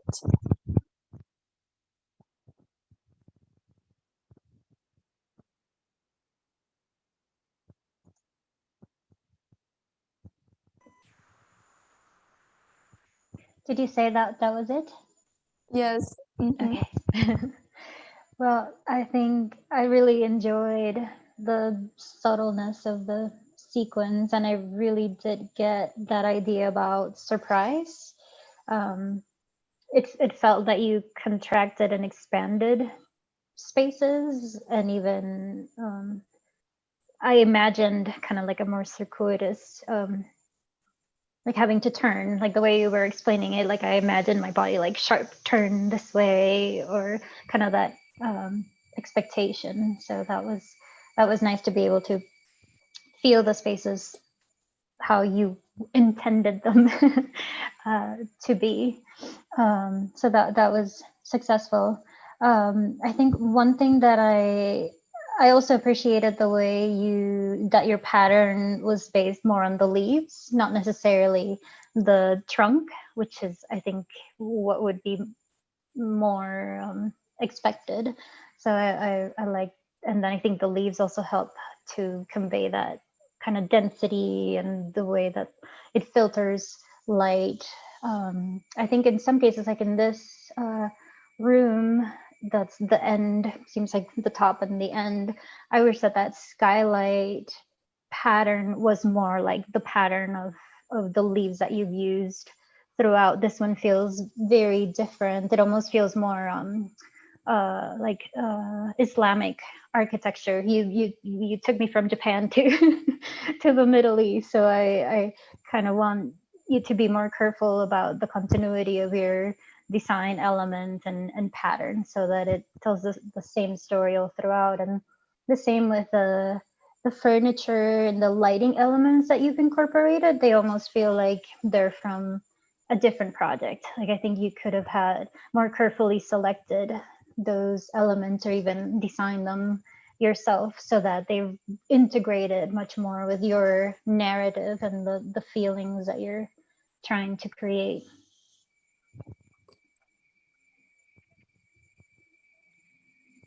Yeah, Benyon, I really appreciate your plan making in this project. I think there's some really interesting, powerful things that you're doing. Starting the sequence underground and then making your way through it. And you even have an outdoor room, if I understood correctly, which I think is really interesting to think about. And there's some interesting architectural precedents, more classical and then also more contemporary, like some of Sue Fujimoto's work. I really applaud you for that. There's some wonderful things happening there. And I think there's some interesting material choices happening as well that you spoke to nicely. The idea of starting, when you're underground, you start in a stone room, and you can almost just sense what that would sound and feel like to walk on, very kind of dead and quiet to walk on. And then you move into a wood room. And what I would encourage you to think about, and this will apply to all students as well, but how can you then use that materiality to reinforce a different feeling? And it may be that, the boards are not touching, they're actually more of a deck. And when you walk on it, it has this hollow feel to it. And maybe that deck really wraps that whole room. And as you approach it, you can see that it is a liner to that otherwise stone world. And you're creating then a difference. You're highlighting a difference of feeling when you use that different material. And that comes through in the detail. And that's something that you as an interior designer have control over. Great things happening there. And then also, how do you treat those materials? The idea of carving stone versus applying wood. How can you use those in different ways? And how do you treat lighting? Do you carve into the stone to recess a can light? Probably not. Apply it to the surface, maybe, or maybe you do like a Zumthor kind of thing where you actually float the stones apart. So great things there, and I think there's so much to build on. I think what I would suggest you work on, and maybe you take the winter break to spend a little time going back through this, is making sure that the elements that you use are part of your hand, right? There was an image that comes to mind fairly early on of a screen that you inserted, and it feels like something that was pulled out of, it was pulled from a catalog of screens and inserted here versus, go ahead. Sorry, I do have, previously I was using my own pattern, but it just looks so abstract. I don't know if it works well in the place. I think that would have been better. I would have wanted to see your pattern. Yeah.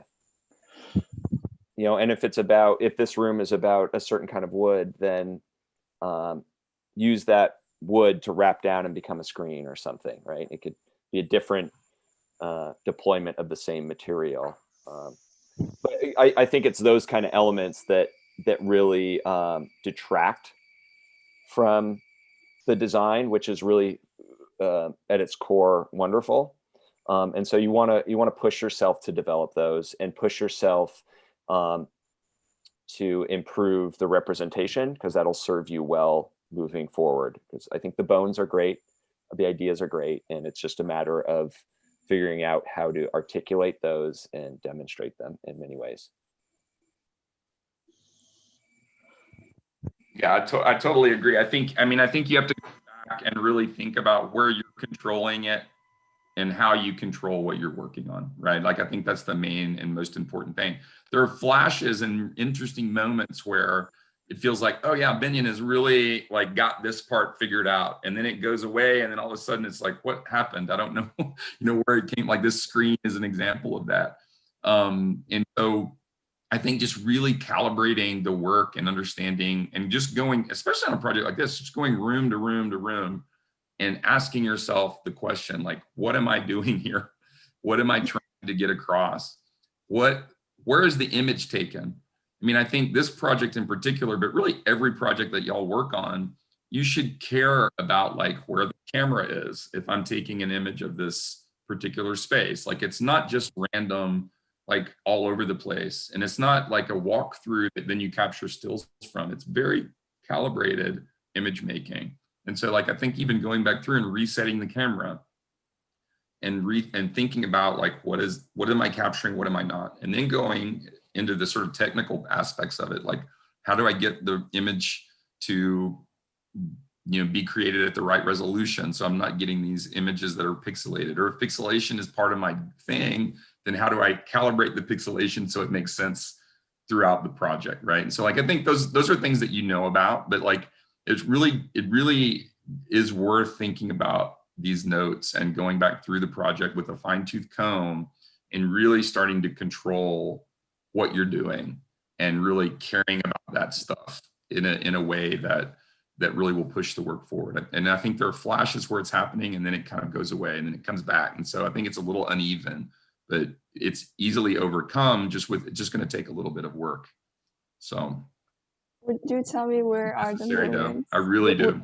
Where are the moments that you think I was getting it, and then where I think the moments earlier, and I think the ones that Ellie pointed out were really the ones where it felt the most controlled. I think some of these wood rooms actually, like this room with not the stuff on the left, like, but way the right half of this room is pretty controlled in my opinion, the way the openings are created, even thinking about the grain of the panels, like the grain is going in the ceiling along the path, and then it goes vertical along the wall. And I think just little things like that, even if it's accidental, but starting to gain that control over what you're doing is really important. Yeah. And you apologized for the one image where you're outside and you're supposed to see the willow. And I think that I appreciated that you were looking from the outside in. But in this case, I would have had the two images, like the one from looking outside in and then inside out. It's like you need both of those side by side to get the full picture of this one space that's a very special place, for example. And here, the example of the bench, it's like it seems like such an important place that you sit and like you touch, and it seems like just a component that you dropped in. Like I wanted that bench to be something that you designed that was integrated, like everything that you've done with the wood and what Jeff was talking about, like maybe the stone is underneath and the wood is like a screen on top of it. So that would have been a moment where for you to be very specific about how that is designed, how that's felt, and how you sit. And the same with the railing, like that railing needs to be part of your design, and it's a place to use wood in a very specific way. Yeah, I think I would go back through and almost take out any component that you dropped in, a bench, a light fixture, and then, if there is something really essential happening there, figure out, okay, it's a bench. How do I make a bench out of the language, the kit of parts that I'm working with, that I've invented? Because, the things that we add on the inside are really important, the FF&E, so to speak. They're really important, but I think until you get a handle on the other parts, I think it's distracting from your development. I think those are all wonderfully generous and constructive comments. So Benyon, I hope you're taking notes. I would actually follow up and just say, I think that the work that you did, so like 2 weeks ago, Benyon had how many? Like double the amount of chambers. And your ability to really focus on the reduction and the restraint and combining a lot of those elements made your project so much better. You worked in section and planned with a rigor that was like unparalleled. It was awesome to see. Like it was just remarkable. And so I think you owe it to your project to now go back and sort of wrap that up with all of the great feedback that you're getting today. So I think that you should do that.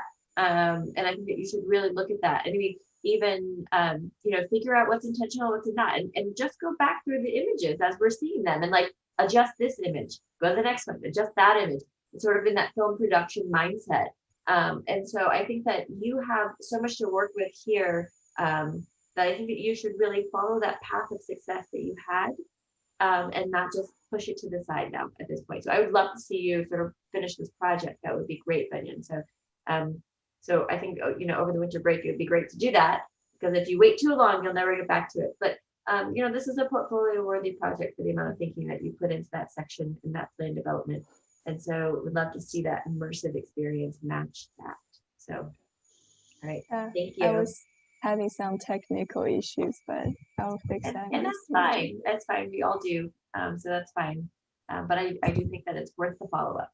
So, Emma, do you want to wrap up this session for us? Sure. As if you have a choice.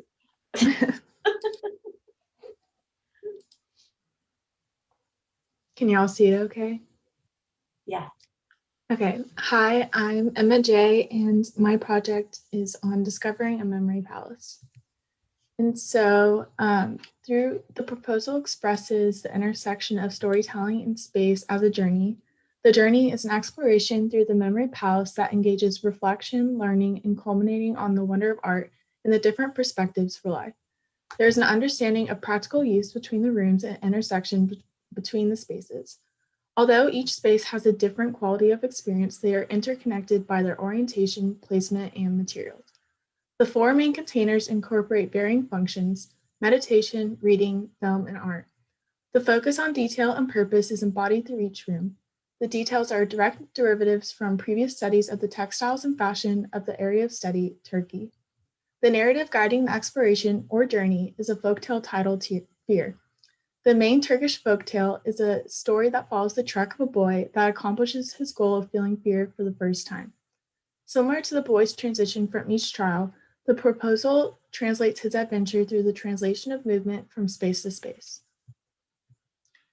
And so first, I'm going to give a small look into the process of my project. We first created a 2D pattern that reflected our region, mine being Turkey. I was inspired by the fear found in power and leadership from my folktale and carried the imagery and symbolism of a crown into my pattern.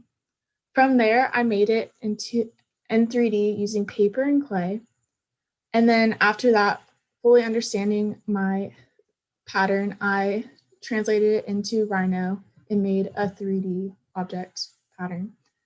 And on the upper hand right, here is apertures that I initially put into my original containers that we were assigned, and they were inspired by line work and this movement within clothing and crowns and stuff like that from the Turkish culture.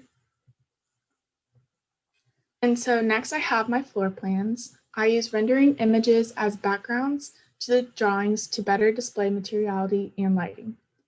I included a display where I cut my floor plans, and here on floor 1 is the entrance.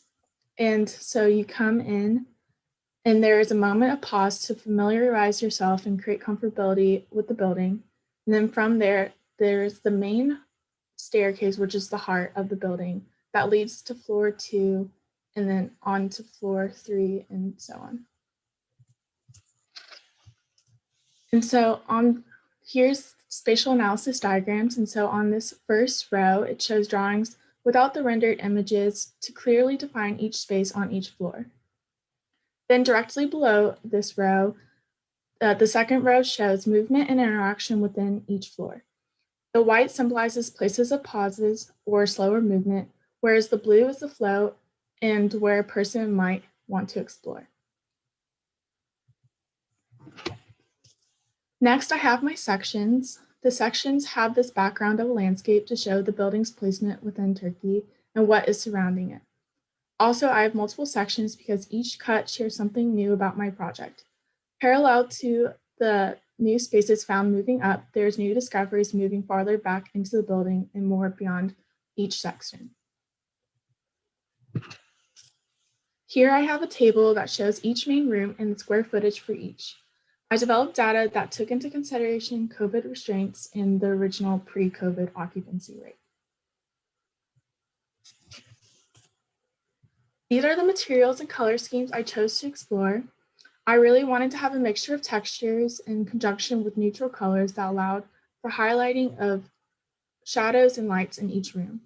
I was inspired by the simplicity in the Leitner Museum. I thought it was reflective of the project for the semester and the materiality I desired.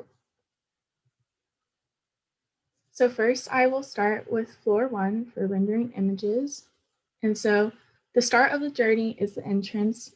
It is grounded by this main stair and is an open space that invites movement. The stair is multifunctional and it is used for the vertical circulation while also being utilized for shelving and decorum. I also included quotes from readings from the semester that I thought correlated with each space. Behind the stair is a space that can be used to look out and see the surrounding exterior. The sidewall is my pattern that I use to play with light, to play with the way light is diffused within the entrance. The next image is the continuation of the journey and a look up when beginning the climb on the main stair. It shows interest because to what is to come because it conceals what is to come, sorry. Next, I will be showing floor 2. And so this first container on floor 2,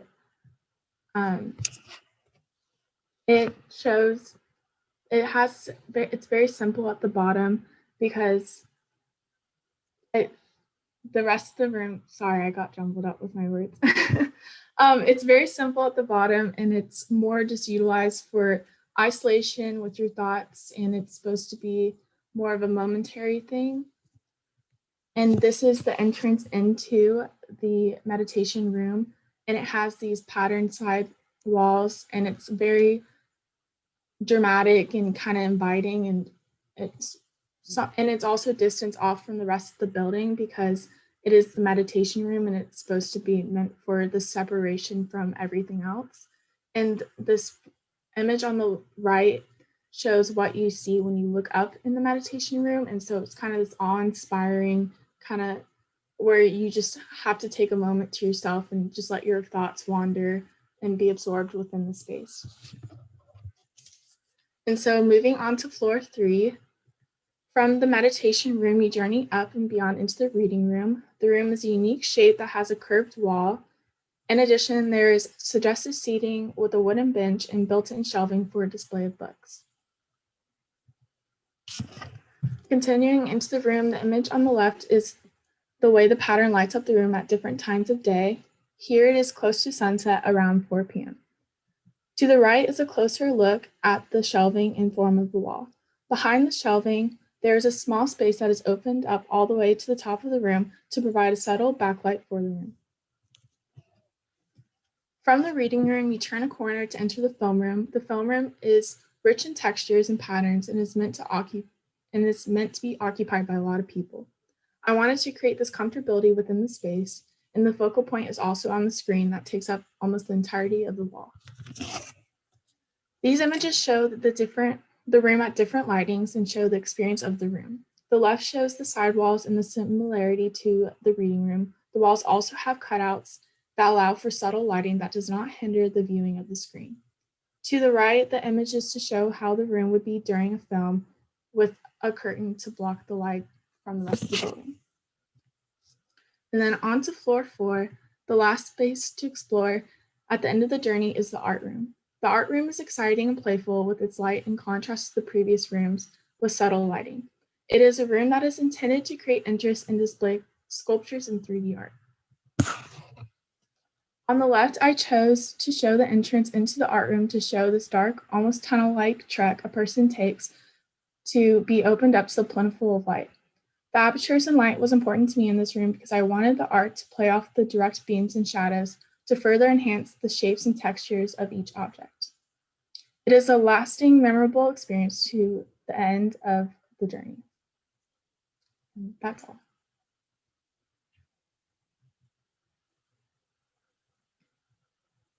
You know, one question I never asked, and I'm sorry to lead with this, but it's I'll forget if I don't ask it, is what happens when you leave?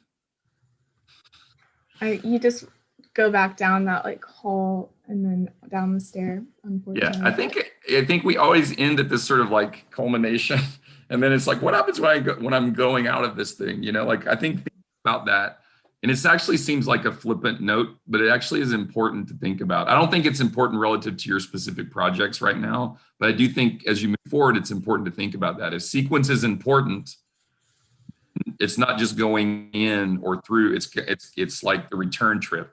Is it just backing through the spaces, or is there another kind of path that opens up?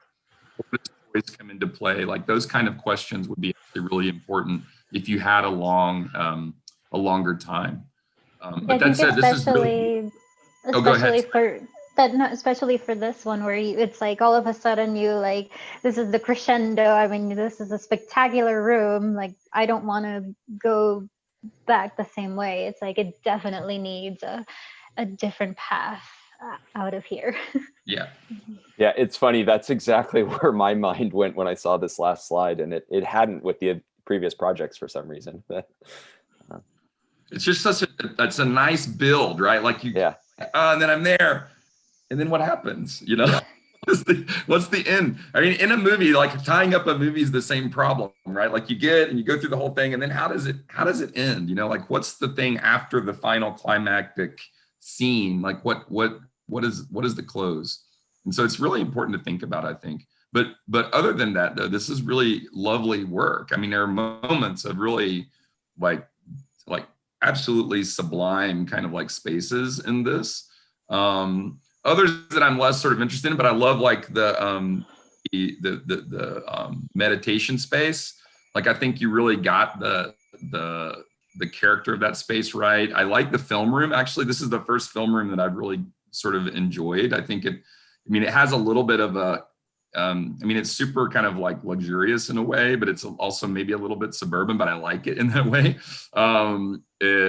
And then this space is superb too. I think and this is not my bag at all. Like this is sort of classical, like, or neoclassical meets like contemporary. And so like, it's not that I enjoy on my own, but I love this work in general, you know? And I think that's saying something. There's some like, you know, like I see maybe, and I know Allison well enough to know that this probably has come up, but like, you know, there's some like nice moments of like Scarpa kind of references here and there, you know, Canova gallery kind of stuff happening here and there, like this kind of stuff, which I think is really nice. And the use of materiality and pattern of those materialities in terms of like this marble kind of like stacked up huge kind of mass is really cool. And so, you know, I think it's a really nice project to sort of, you know, move through the first part of your second year on. Really, congratulations. It's well documented.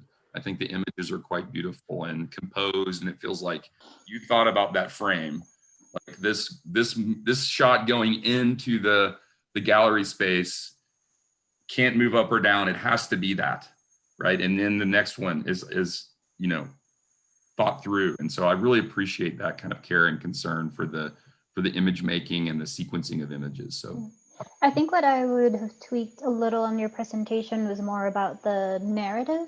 I felt like when you were explaining how you move through, you had me, and then you're like, and now level 2, and then that like totally like took me out of the experience and the mood that you're trying to set. So I don't think you need to get out of the storytelling character to move from space to space. I would just use words like transitioning to the upper level or one level up, like use more evocative language for those transitions than just like level 2, because I don't want to be taken out of that beautiful story and mood that you are setting. And the same with the plan drawings. I think I would have used the ones that were rendered as part of the narrative, because the ones with just the blue didn't give me as much information as the ones that were rendered and that have kind of that quality of light and material. So that would also, again, help you stay in the story, in the mood. You know, I think that's a really interesting point, because I was wondering too, and maybe it's just because now we've gone through a few of them, and so some other kinds of questions are coming up. But you know, I think what's nice about presenting this way is that you can use the frame of the presentation as sort of the constant, right? This sort of proportion of the sheet, and flipping between the sheets actually helps to tell the story. where y'all didn't do that and where I think you could, I think you do it with the images quite well, right? The sequence of images is really thought through. And, you know, the frame holds my gaze, and then the images are shifting around. Where you didn't do that is in the sort of drawings. Like we get a sheet, and then there are all the drawings on this sheet, where you could have used the sort of sequencing of multiple sheets to walk us through, like, and show the layering, you know, the stacking, so you wouldn't have to go floor 2. Just enlarge them and You know, like this kind of stuff. It would be, you know, it would follow a sequential logic and using the frame to sort of set the stage for what's happening. And so you wouldn't have to even say floor 2. It would just be like all of a sudden it shifts and there's floor 2. You know what I mean? Like, so you think about the form of the presentation a little bit more. And I hope it's something we can hold on to even post-COVID in some ways to sort of think about this, the use of these tools and techniques. So.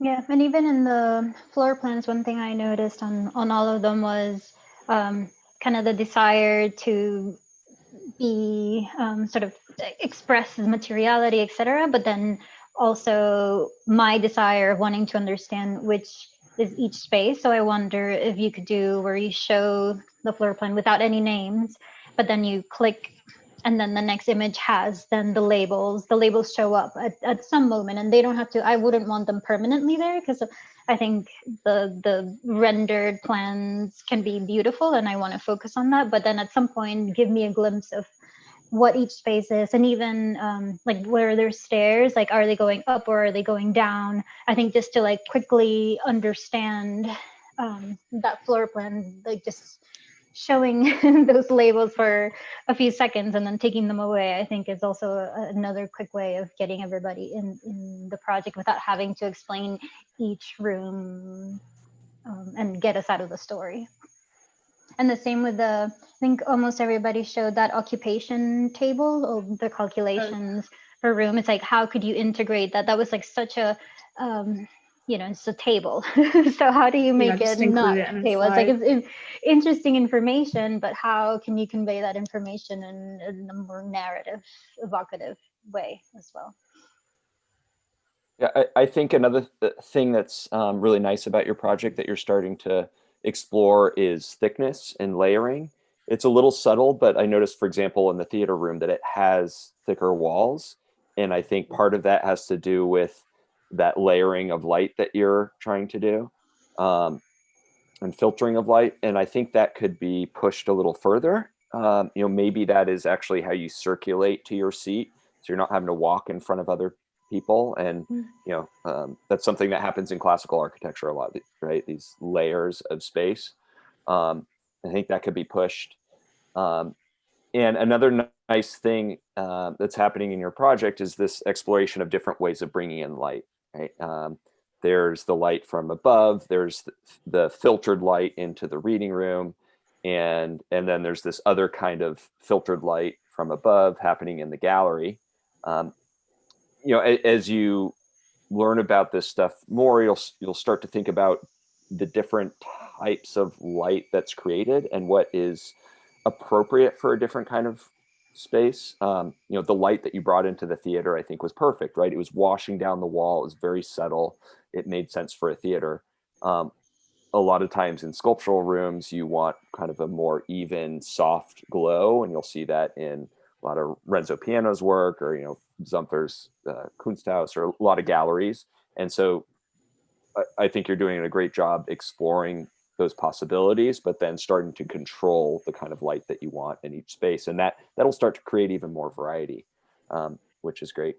Yeah. And even in this room, for example, that has such a contrast of light, like that's something that I want, because it almost makes the sculpture sing and move. Like in my head, I'm imagining this movement in the room, but it's like, can there be something that at some points of the day, that this magical moment only happens at like noon, or like, is there a very specific time of the day when you get this show of light, and then the rest of the day you have that more quiet, even lighting?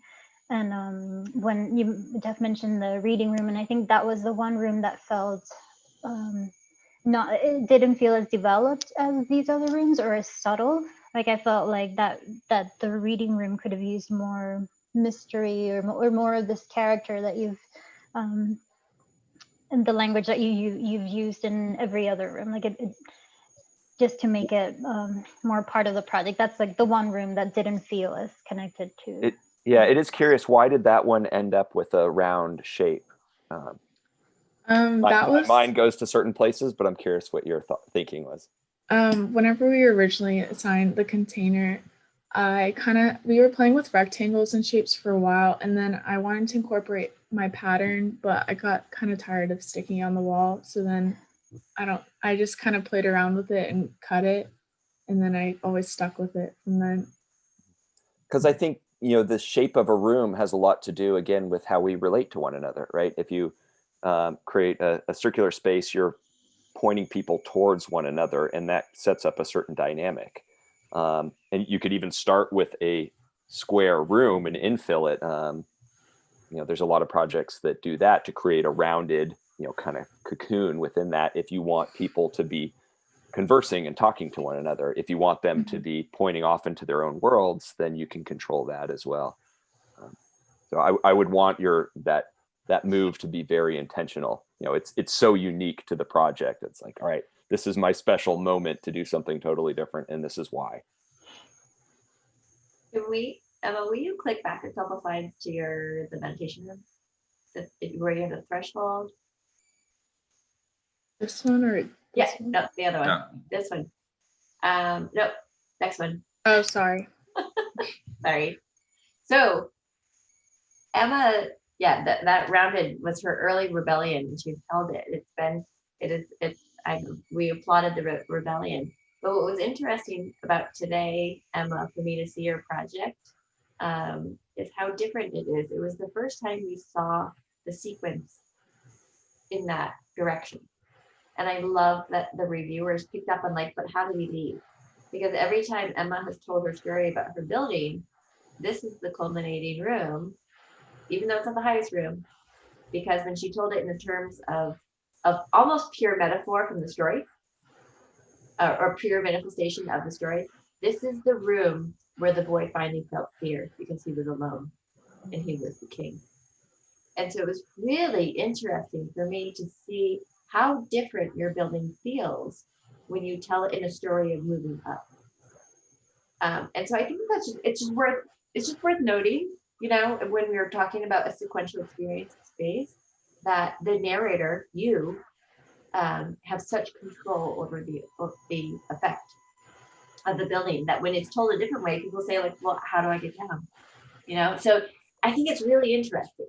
And I really appreciate that you're presenting a project whose sequence can be told and tell two different stories just by moving through different rooms in a different order.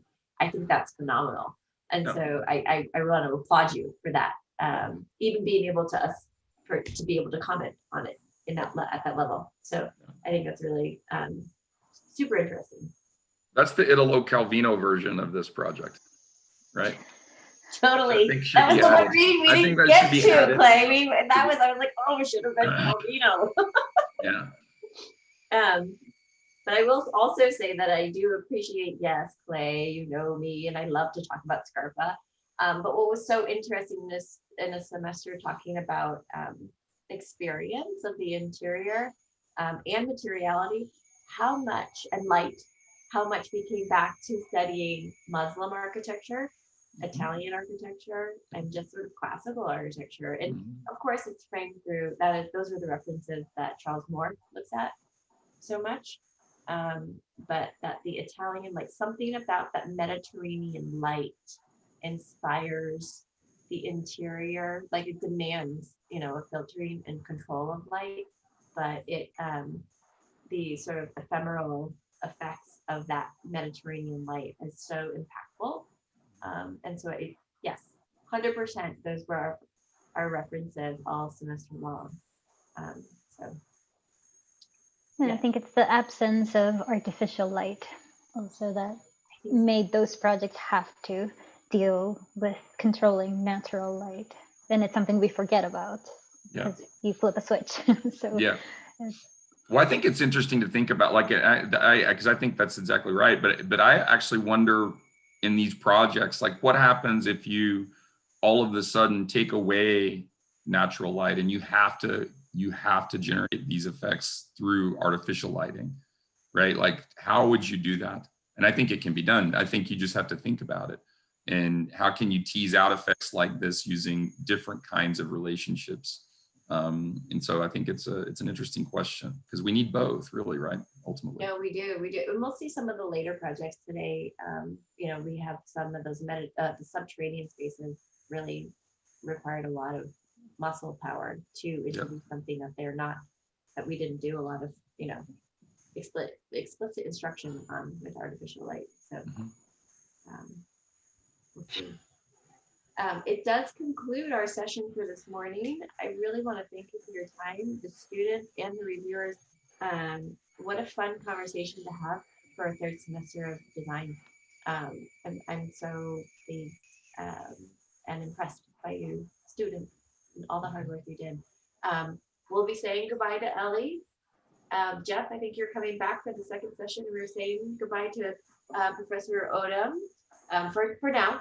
We'll see him lots and lots in the future. But thank you to our reviewers. I don't want to cut you off if you have any comments, but if you have anything overall before we go to break, please do share.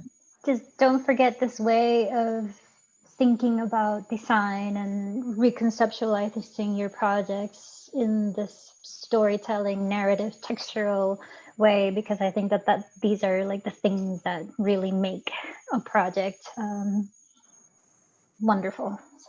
So, don't forget the semester.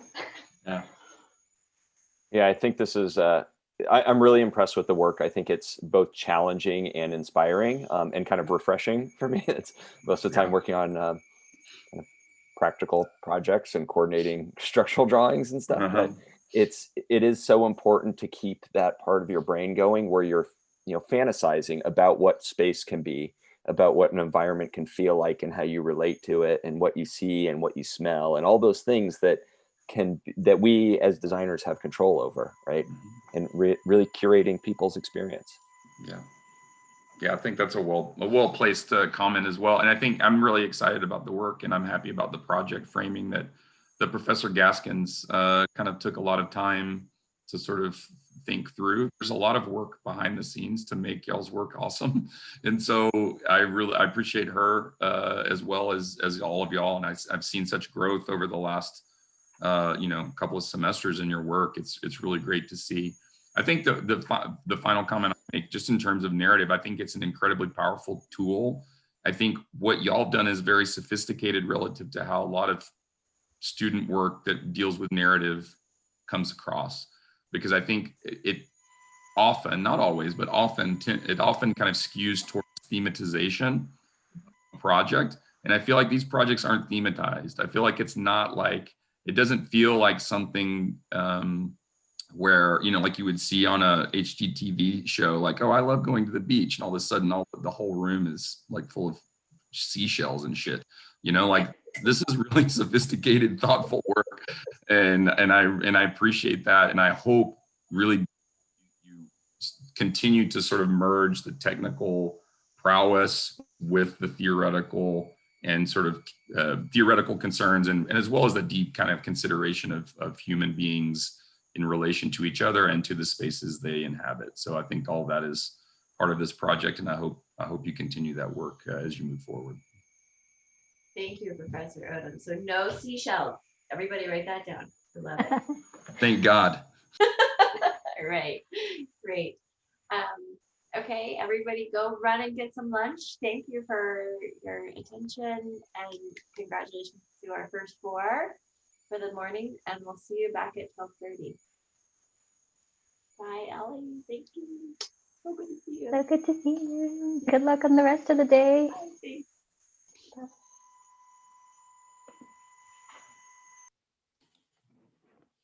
I have a question about the future ones. I have 2 classes during the second session. So do I just keep my camera on, or sorry, you're on mute.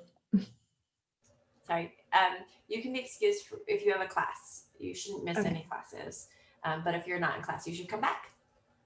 Okay, sounds good. Thank you. Thanks, Emma. Congrats. Good job. Thank you.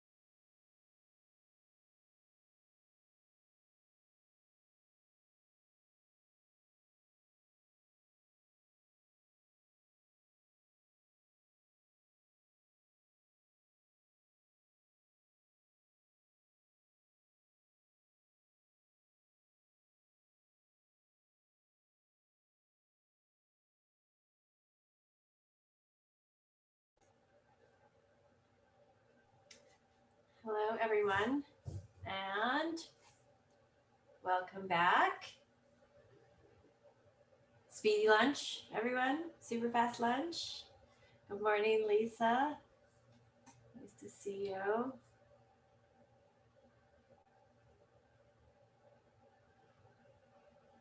Jeff, I don't know if I believe you ate lunch. You look like maybe you snuck in 30 minutes of work. It's not lunchtime here yet. Oh, that's right. Snack time. 11sies. Yeah. Early. Refresh 11. the coffee. The coffee. Yes. Well, I tea. Bad things happen if I get over caffeinated. You think I'm like verbose uncaffeinated. You should see. Too much caffeine is always a bad news. Hello, Mr. Ricker. Nice to see you. Welcome, welcome. Still in Australia? Oh yeah. Oh yeah. Still How in long are you gonna be Australia. there? I don't know. Supposedly mid-January. Okay. I feel like Yeah. when I talked to you last year, you said the same thing. That could be true. Yeah. I've been here since March. It's supposed to be 4 weeks. And so tell us what time it is where you are. 5:30 in the morning. Good. Good morning. Look at Jeff's face. Well, let me introduce all of you. We had a wonderful morning session, and so thankful Jeff is back to join us again. And we have 2 more guest reviewers, both of whom the whole class should be familiar with, but to introduce everyone to each other, I want to I need to use a cheat sheet, Michael, to read all of your info. So excuse my eyeballs when they look to the side. But joining us from Australia, 5:30 in the morning, deserves a round of applause for that one. We have Michael Bricker, who was our featured guest lecturer in our lecture series this semester. He really brought us home with the last lecture, which we all really appreciated, and this class certainly, and everyone. In fact, I think you'll see a project today that was so directly influenced just by your lecture. So super exciting. So Michael Bricker is a production designer and filmmaker whose recent television credits include Dare Me for the USA Network and Hit and Run for Netflix. Michael also designed the first season of Netflix's Russian Doll, for which he won both an Emmy and the Art Directors Guild Award for Outstanding Production Design for a half-hour show. And so over the last several years, he's worked on a range of independent features, many of which were filmed in Austin, and we love it when he films in Austin, and featured at South by Southwest, including Andrew, and I'm going to say this wrong, Michael, so correct me. Is it Buljalski? Yeah. Andrew Yeah. Buljalski's Results and Computer Check. He's also the founder of People for Urban Progress, which is an amazing foray that he got into his own practice. It's an Indianapolis nonprofit and industrial design studio, focuses on repurposing urban fabrics and resources. So straight out of the gate after graduate school, Michael started making a difference in the world. So yay, love People for Urban Progress. It was featured in Dwell, Huffington Post, and City Lab, and in 2019 was a selected exhibitor for Exhibit Columbus in Architecture and Design Biennial in Columbus, Indiana. The other Columbus, one could say. The other Columbus. The other Columbus. And so Michael and Lisa, I would also like to introduce you to Jeff Lebowski. Jeffrey Lebowski is an architect at Adlin Darling Design in San Francisco. And Jeff joins us having a Bachelor of Science in Architecture from WashU in St. Louis. And then when he went straight on to get his master's at Harvard. And he has taught architecture, design, and other kinds of representation courses, both at Harvard and at UC Berkeley. And so he's back in California now, where it's early, but not as early as 5:30 a.m. But Jeff is also the co-president of the Sunbeam Foundation, which raises money for pediatric bone cancer research. So we talked about that a little earlier, but super important work near and dear to my heart as well. So for our faculty representative, we have Lisa Jensen, who has like pulled such heavyweight for us all semester. I'm so thrilled you're back. And she put up with all of our experiments and throwing different random things at her. And she's always a willing player in our fun experimental games. So Lisa is new to our faculty this as a formal faculty member, full-time adjunct professor, and she hails to us having worked at most recently Michael Schu's Office of Architecture here in Austin. And she has started her own practice somehow in the midst of teaching all of these brand new courses and conducting her own fantastic design studio this semester. So I don't know how you're doing that, but welcome, and we're so glad you're here. And so Lisa joined us earlier, just for Michael and Jeff's reference. We did this thing during the semester where I challenged the students to design, when they were working on these sort of light modulation simulations in these containers, to use them as illustrations for a folk tale that they were studying from a different region in the world. And they were not allowed to present their work, and they were not allowed to present their design, but they actually just had to read the story out loud. And as they were reading it, they could flip through their renderings, these immersive renderings, as if they were illustrations to the story. And so poor Lisa had to give feedback. But really, we all just sort of drank tea and enjoyed a fantastic hour or two of storytelling. So it was very fun. Some, again, heavy lifting for her, but we had a great time. So Jeff has already seen me flip through it, but I'm going to give you a quick overview.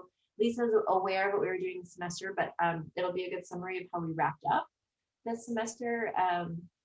So Michael, I'm going to switch to my PowerPoint here and give you just a taste chronologically of what we did.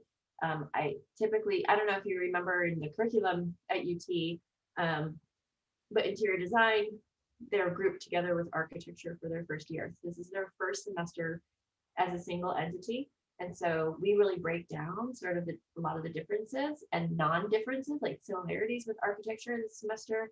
We work a lot on articulation of design process. And so those are some of the big things that we try to tackle in this studio. So we do it, I have done it in more traditional manners in the past, but this semester, since we are online, we went for an experiment. Great fun experiment. So let me share this one.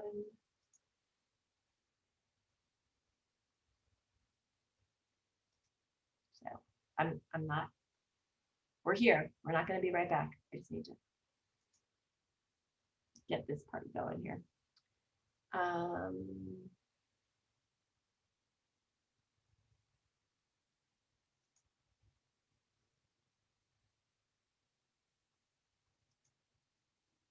Okay, we good? Everybody can see this intro slide. Here we are in session 2. We'll be looking at Anna, Liana, Jane, Sophia's work. And this image, as I shared earlier today, this was an image that I put forward to the students as we were proposing this made-up program of a memory palace, which is not a real thing, about this artist as Devlin. She's actually a stage designer. And this was a standalone piece, one of the first standalone pieces she did as an immersive art project that captured sort of pivotal moments in her life, how they get reflected back in the sense of like what happens in an interior environment that puts us back into our mind. So how did that help that sort of mental output in the physical world? A fun visual reference for something that I was proposing didn't necessarily need gravity associated with the project. So given that we had an experimental nature this semester, I looked at this semester and can frame it in many different ways. Actually, Michael, your talk was super illuminating for me as well. Like, wow, this is how we've been doing this. So I'm going to sort of paraphrase from your talk too. So we're looked at it sort of in three major ways of filter, sequencing, and saturation, which I think probably are words you used. But one of the first things we did here this semester was, this is work you're seeing on the right, just by two students. They made some formal compositions out of identifying just their environment and how they see it. It was a totally non-consequential assignment. It was like, just go out, spend an hour, and just photograph how you see things, just whatever's around you. Don't try too hard. And then they start to break it down and realize, and through doing these compositions and sharing them with their colleagues, it's just a really good, accurate illustration of the way we see things is not how everyone sees them. Our world is based on our personal experiences. And so it's really important that if you're trying to transmit a project that is about experience, to acknowledge that people around the world, given different societal norms or cultural backgrounds, will see things differently. And so we use this as a launching point, that initial personal filter. And we didn't try to dissolve them. It was just important to acknowledge them. And so then we went through and we did jump into different regions of the world. We studied folk tales as a really flat way of experiencing society's sort of methods for passing stories along to their children and to the younger generation, to really get down to the very, very basic nature of what is important in their culture and what is important in their society. The students then could pull from other kinds of aspects of that region, from the stories themselves, from flora, fauna, textiles, et cetera, to develop these patterns. They did a lot of work with color, 2D color and pattern development. And they really transferred that information then to try to bring that center back to making. Back, in our naive days of September, when we thought maybe we could be in person again, but this idea of how we could still make things with our hands even though we're working remotely. So they made these really fantastic paper models and used them as light studies. And they began to have this conversation about how surface doesn't always have to be developed, but sometimes surface, especially on the interior, can just be the receptor to pattern and projection. And so it is sort of the manifest relationship between light and pattern. And so they really worked with that a lot, and they came through and then they made actual filters. I hesitate to call them actual brise-soleils because they happen at the threshold of the interior to exterior. So that there was this idea of pattern that becomes the wall, but then also about that projection through. And so I was really learning a lot about how light was being modulated through the spaces. As guiding principles, I introduced some ideas of Western philosophies, individualism, pluralism, theater of the absurd, and then for some Eastern philosophies, we read In Praise of Shadows. And then sticking with this whole idea of narratives, what we would do is we would read, say, a chapter out of Chambers for a Memory Palace. Say it was like axes that reach and paths that wander, and then they work in circulation that week. Or stairs that climb and ramps or platforms that pause, and they did vertical circulation that week. So it was this super focused interpretation of what they were reading being brought into their projects.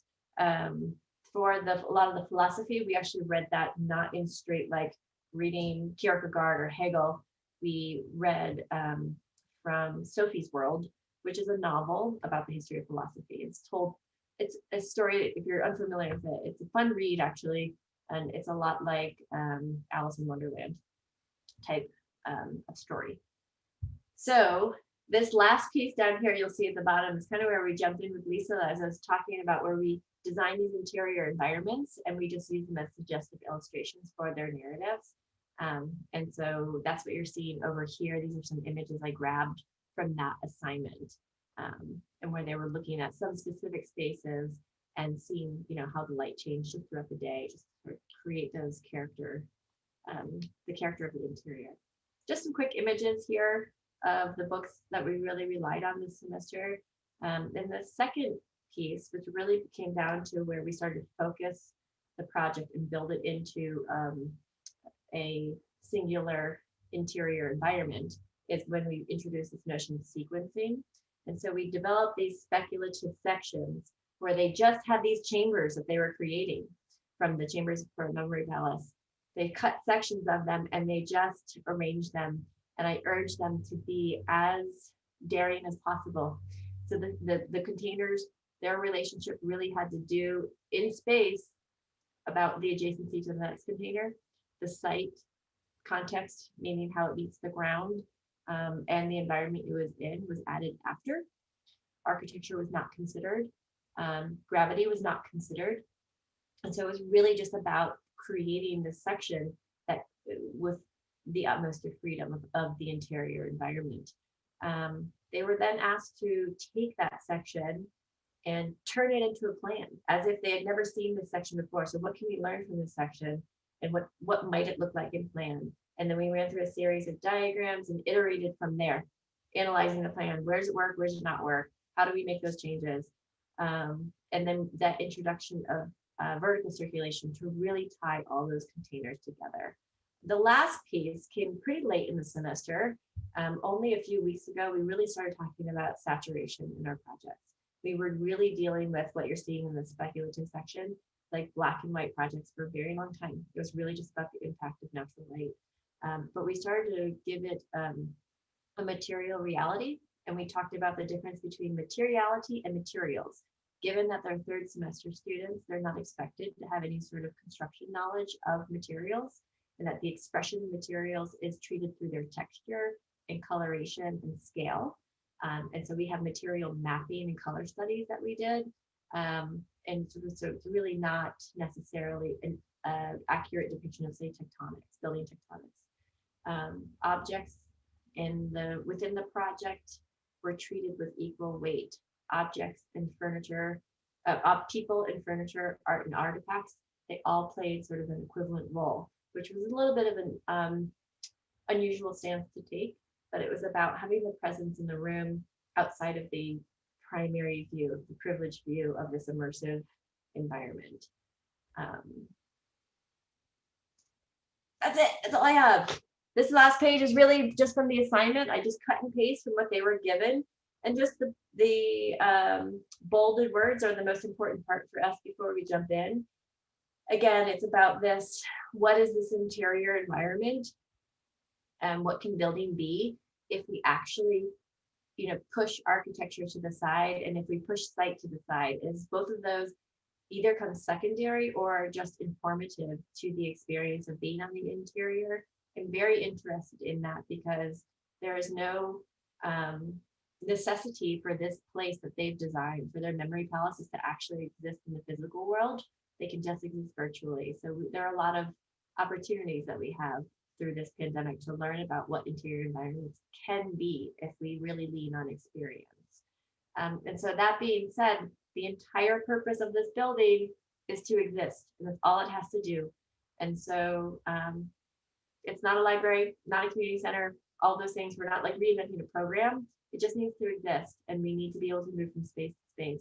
So the spaces that we looked at, the chamber for a meditative space, a chamber for presentation of public readings or performance, as it might be, however they tell their stories in the culture is what that's supposed to be. Presentation of film, and a chamber for display art artifacts.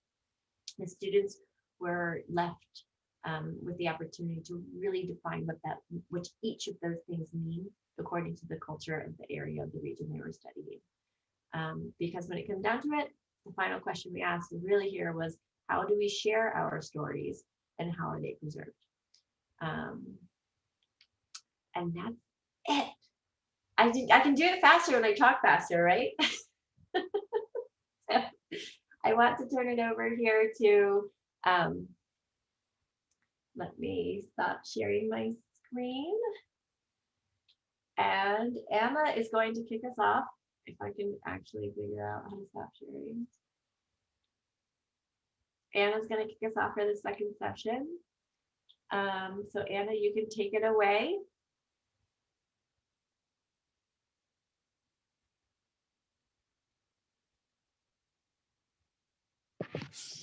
Okay, hi, I'm Anna, and my region for this project was based on Hawaii.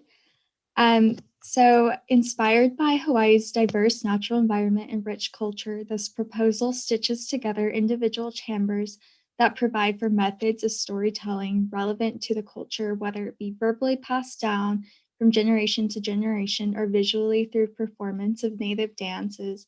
Various modes of storytelling are presented in dedicated spaces, each sequentially connected. I was also really inspired by Michael Bricker's lecture a few weeks ago, talking about how a space couldn't be visited for the first time twice, but the story can be told multiple times, which really reflects upon my circulation of my design. The patterns and light modulation features in my design are derived from interpretations of the Hawaiian state fish and traditional Hawaiian folk tales, primarily the Boy Punia and the King of Sharks, and then the 7 Great Deeds of Maui, which both hold explanations in the natural world. Their use and application in my chambers modulate the natural light to mimic being underwater. And so at the top, you can kind of see my process. So it started with a paper model. And at first I thought it was like really literal, like you could see like a shark fin and like waves. And so I really kept working to make that pattern more abstract. And the bottom 3 images are the patterns that are implemented into my current design. Here's a little bit of my process. For a while, I didn't know where I was going with this because there was just so much to think about between the folk tales and the culture. And like, I had really small rooms at first and it just wasn't doing it for me. And so I kept working and my rooms became a lot bigger. And throughout this project, I was really thinking a lot about how do I take a culture that is so rooted in storytelling and then make elements and programs in my design symbolic without making things too literal, because it's just so easy to take those motifs like fish or like the sea and just put it straight into the project, not like abstract it. And I also knew when I was designing that I also wanted some traditional Hawaiian elements in my design, but I knew I had to challenge myself to make it abstract in a way that would portray the folktales and then also represent the cultural aspects of storytelling through performance, because the Hawaiian culture is just so big on storytelling. Here is my occupancy chart. As you can see, my spaces are very large. It allows for large gatherings of people to really bring together a community. Here are some of my sections, and here are my plans. So initial entry begins at ground level and then leads into subterranean areas that evoke feelings of reflection and reverence. The user ascends through the next chamber, reaching a midpoint that leads to a performance in outdoor areas, and ultimately ends up at the highest elevation with multiple points of framed visual access to the context of the site. Visual connection to the natural world initially was a reference to the nature of a polytheistic culture, but it has now become a means of wayfinding through the upper levels of the chambers. So starting at that very lowest subterranean level, I chose a blue vein limestone for the ground and a dark stone for the rest, because in the folk tales, they talk a lot about caves and the natural world and how things came to be. The folk tale about the boy and the king of sharks is basically this boy tricks these sharks that are guarding a cave. So I kind of wanted to evoke those cave-like feelings in this space. And then that leads into this meditative space. And for a while, I didn't know what to do for meditative spaces because I always thought of it as like a smaller room for one person to like do yoga. But that's not always the case. And here I was really thinking of something where maybe a person could do a motion where it's like circumambulating. And so they're just walking around the room or they're looking up. A big theme in my project too is movement. And so in here, not only do you have the movement of the person, but the light moves too. And hopefully my videos work. Is it showing?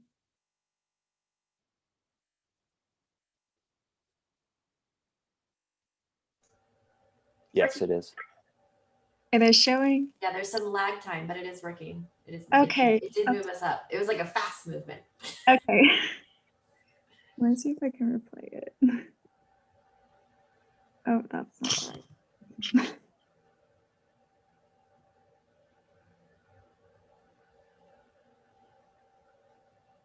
Okay. Basically, so you're at the ground and you kind of feel like you're underwater because this is also that blue veined limestone again. And then you have these patterns on the walls that are carved out so it lets light trickle in. But the space is so grand. And so you look up and then it's like you're in a cave. And then here's a short video of what the light would look like throughout the day in that room. So it kind of just in the early morning and late afternoon, it trickles in and those patterns kind of make it sparkle. And it reminds me of fish. And then going from there, we go into this transitional space. So this space acts as just a community space. And then this wood area over here is a reading room or a room where like readings can be done verbally or maybe even musical performances can be done. I really wanted to add all these lights to the top and the natural wood just to play off elements in nature such as like stars and then the natural wood that is surrounding the islands. This is a big room for movement when it comes to light with these features. It really has a lot of movement throughout the day.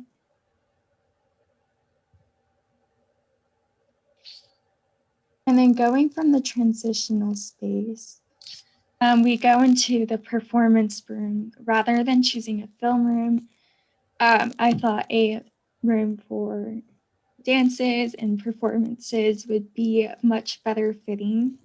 And so to really attribute this to the Hawaiian culture, I chose to put papa cloths, which are traditional Hawaiian textiles made from, I cannot remember the name, but they tapa cloths, there we go. They basically hammer out these sheets from trees and make these beautiful cloths. So I wanted to display those. And then we have that kind of A-frame roof with the natural wood. And then to go with that, I added these hanging pendants. And the idea is that breeze would come through this opening and gently sway these pendants around. From the transitional space, there are these stairs that also have a slightly varied pattern of what I had before that lead up into the art and artifacts room. And in here, I really wanted to attribute these materials to natural materials that would be similar to what you would find in Hawaii. And so I chose a really dark stone to represent like the volcanic rock.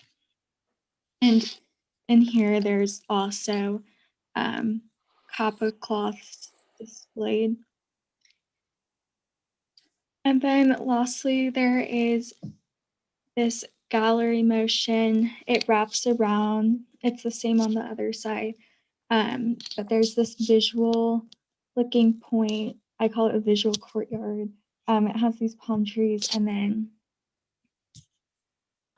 for the movement in here, I thought it would be really neat if I put these curtains up against these really bright windows. And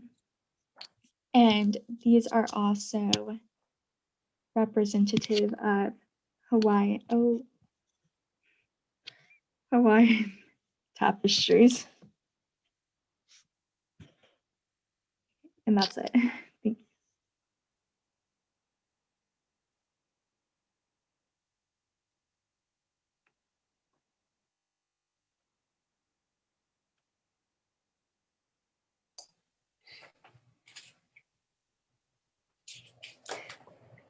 Well, maybe I'll dive in. Thank you, Anna. I had maybe just a question for you to start off with, where I maybe would like to hear you speak a little bit more about your choices of natural versus artificial light fixtures, and how you see those kind of creating different experiences or ambiances, because I think that you had some very specific choices, and maybe how you are interpreting how that's being read as a storyline. Right, okay, so going back to that first room, so the way that I place these sconces and the columns, it's pacing you to the next room, and so it's kind of setting up this sort of movement. And then at the end, I chose this light fixture just to really brighten the space, and I thought it reminded me of a sun, which is one of the seven tails of Maui. And so it's a little bit symbolic. Realistically, I couldn't have just like natural light in all the spaces, especially like some of these darker rooms. It just wasn't what I was going for. So over here, I really wanted to play off the natural and the artificial light to really add to that movement and add to these connections of the natural world. I mean, one kind of just comment that I think you could continue to be thinking about, because especially for when you kind of presented these pendants and you were kind of describing them as being about this kind of natural installation, to me, you could start to think a little bit more about the materiality of the light fixtures, in terms of, like, do they want to have a wooden shade instead of like the brass? Is it kind of a clear globe instead of the white globe?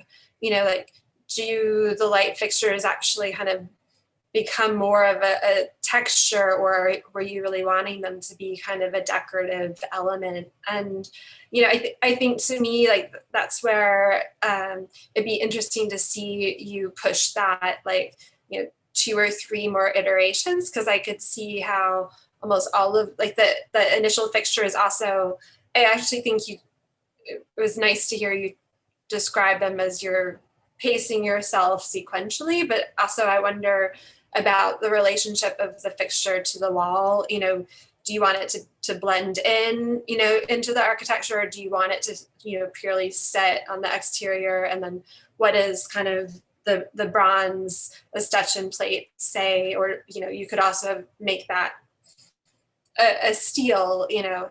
It would be interesting because I think that your natural light components are so compelling. And then I really actually still love the idea of these light fixtures that become installations, but I'd be kind of curious to see it being pushed like another level in terms of its relationship to like the room itself. Mm-hmm. Yeah, I agree. I think that, you know, one of the most challenging things that we all are learning as designers is when to kind of stop and look back and see what you've done fresh.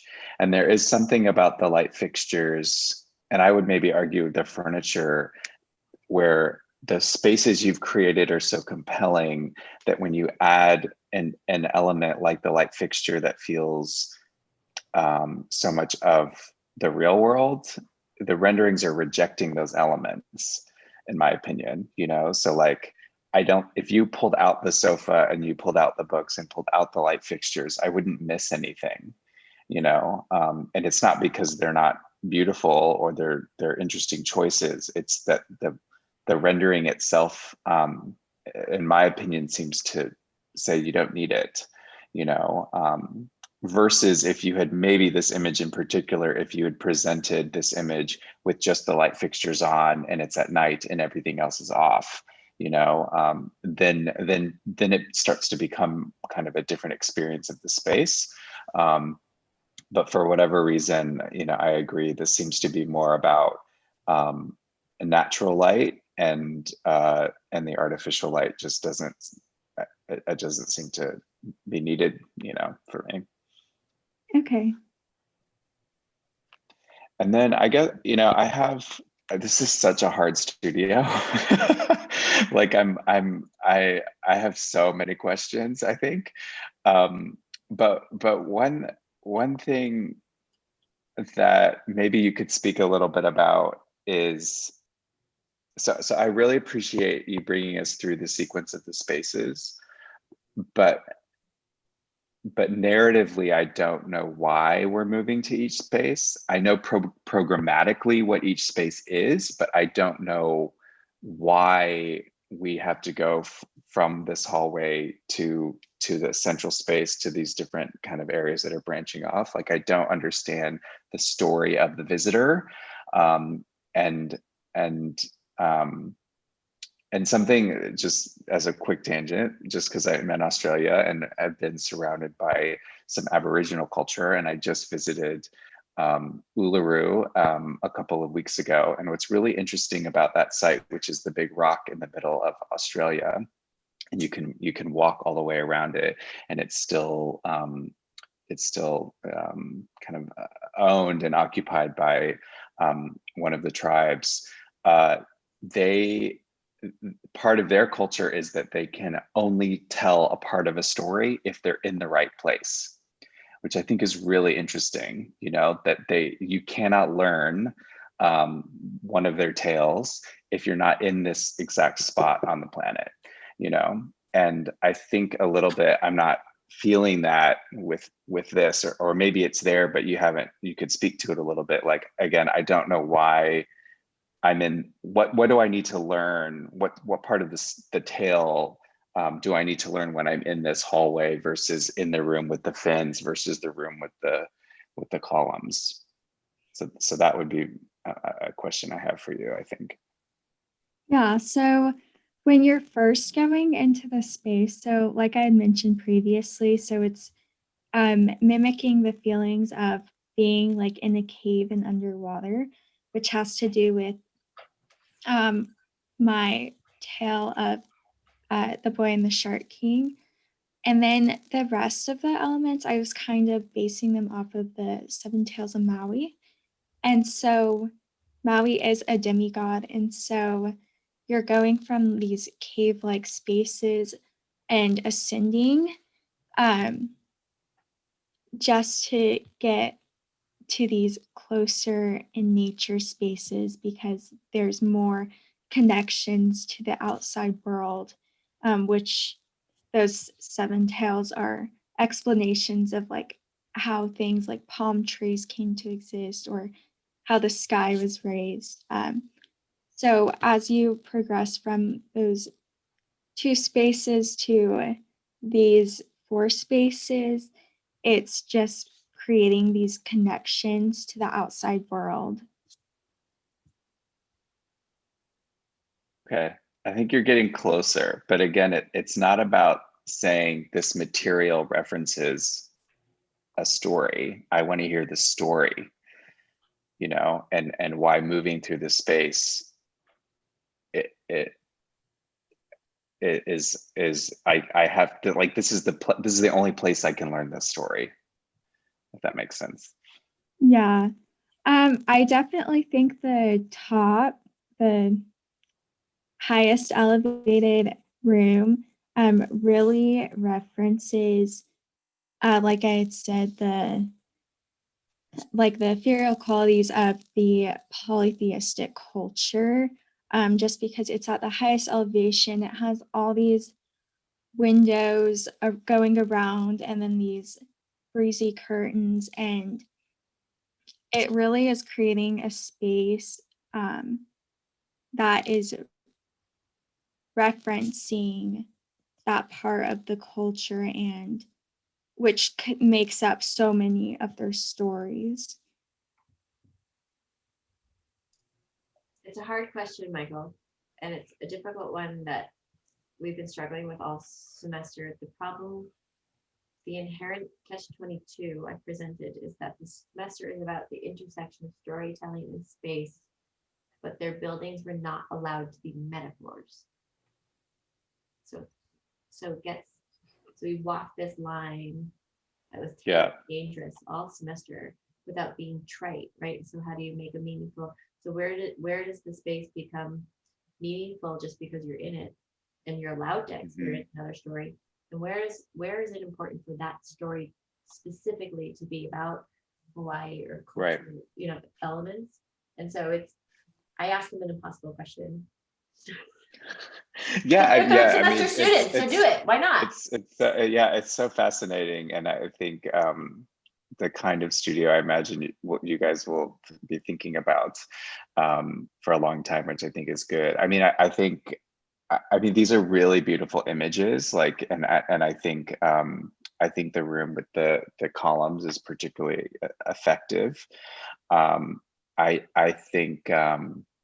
I think one of the challenges of storytelling is embedding surprise, but making sure that every move still feels like it's part of the same story.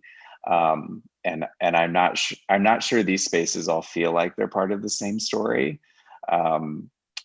As even if we keep that story abstract, you know, even if we say it's just the story of your own experience walking through the space. But they're definitely they're beautiful.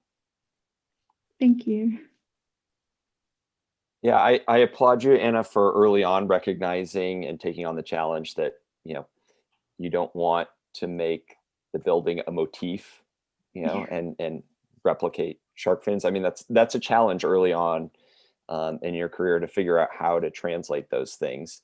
And you've created some really beautiful spaces. I think my gut reaction goes towards what Michael's getting at about, you know, what is the theme that ties all these things together? And I think there are, if we talk about architectural precedents, there are buildings where you get a collection of rooms, and those rooms can be different and have a different identity, but together they form a coherent building, you know. And I think stories and movies, and I would defer to Michael as to, you know, what movies are, you know, created out of different scenes that then get pieced together, and voila, you have something that feels cohesive.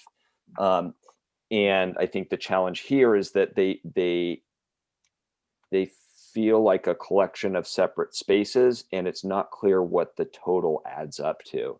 And I would imagine that the total wants to add up to exhibiting or conveying elements of the Hawaiian story, the Hawaiian experience. And it almost feels like there needs to be some editing, right? That you've got a room with the pitched roof, and then you've got the room with the columns, and like what maybe component, what's the toolbox? How can that be edited and whittled down, and then you use certain elements strategically to create a certain experience and tell a certain story. And for example, maybe instead of this the wood latticed wall that you have going on here, maybe that could have been an evolution of your pattern, and maybe that pattern starts to be utilized in different ways to create that theme, even though you're used in totally different ways, and create totally different feeling spaces. Does that make sense? Yeah, I totally get what you mean. And I think I was too afraid to use that pattern multiple times because I was afraid that it was going to take away from like just the awe of that one room. But I can totally see what you mean by editing it to make it fit the other aspects. Like you could think about, oh, sorry, go ahead. No, I was going to reiterate something to tie all the rooms together, even though they're totally different, right? Yeah, I mean, I totally agree, and I think that's where materiality is what can jump across rooms to help tie something together. So can color, so like what you have are kind of 4 very distinct chapters. But if you had a pattern that jumped from one room to the next, or if the floor material in the entry hallway moved into the kind of memory space, that there's a thread, where the wood moved from one space to another. I think that kind of bridging of materiality can allow the spaces to be distinct but still feel like they're tied together. Yeah, I definitely tried to do that. So the floor of the first 2 rooms is the same, and then going into these 4 spaces, it's all like this quartz floor, and then the wood and the dark stone are utilized in other rooms multiple times too. I think that's where just that, like the idea of abstraction, I think could play more into your project, because I know you kind of presented the concept with how do you, or with kind of struggling with how do you take a quality such as like Hawaiian culture and then translate that into a series of spatial experiences. And like you can do that through materiality, through furniture, through artifacts, or you can also abstract that into like a new idea of what an imprint of like a traditional textile could be. So I think that maybe some things were a little bit more literal, but like the idea of taking something that you can reinterpret and then reinterpret again and then reinterpret it again, I think can give you a tool to maybe connect your sequences of rooms, a little bit more fluidly. Thank you. I think it's all really good feedback. We have to let Anna off the hot seat so we can talk to other people. But Anna, you presented like a ton of information to get us going for this session. So I really appreciate all of the effort and I appreciate all the feedback. And I think that we'll see some repeated themes about commentary about that in this session. So I think that'll be good to transition. Thank you, Anna. Thank you. Great. Liana, would you and your puppy like to present your project now? Yeah, he gets separation anxiety, so he's very annoying. This is the beauty of remote reviews. We can have folks in California, Australia, and puppies attend. It's good. Sorry, this is what I was. I'll be a better timekeeper this time. Sorry. You. How much time are we supposed to have, Allison? 20 minutes.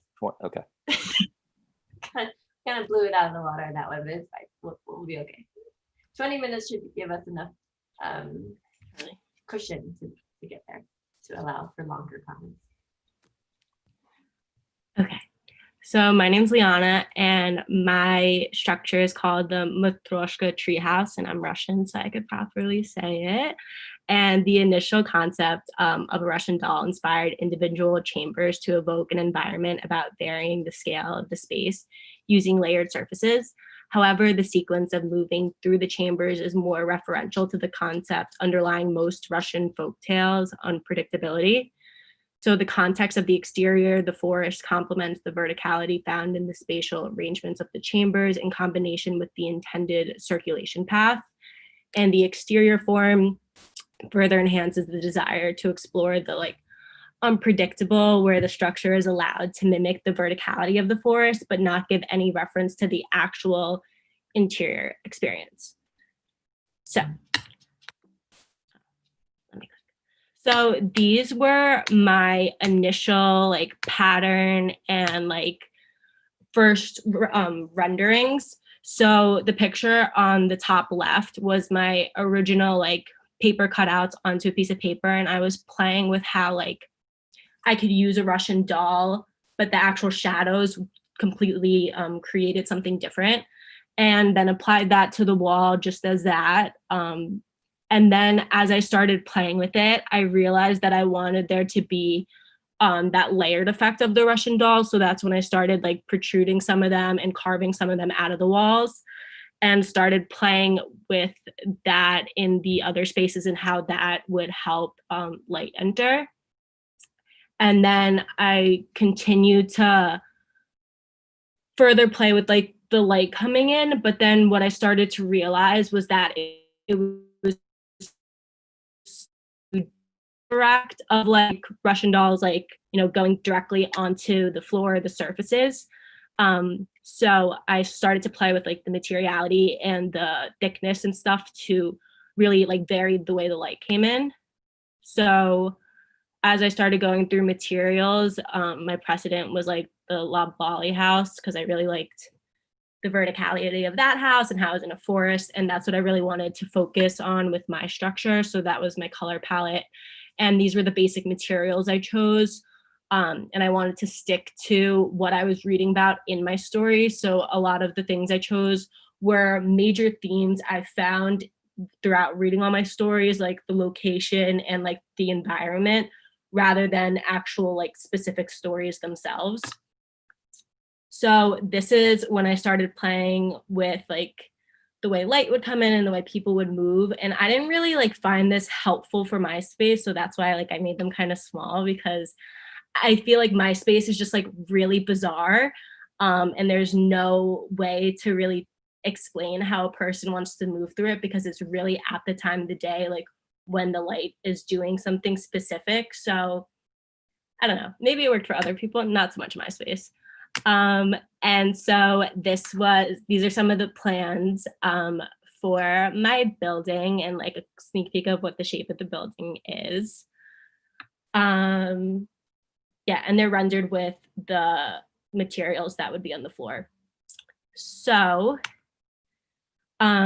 starting right underground, we are going into this portion, and I wanted this to be so the entire building is set underground, but this portion over here is carved out.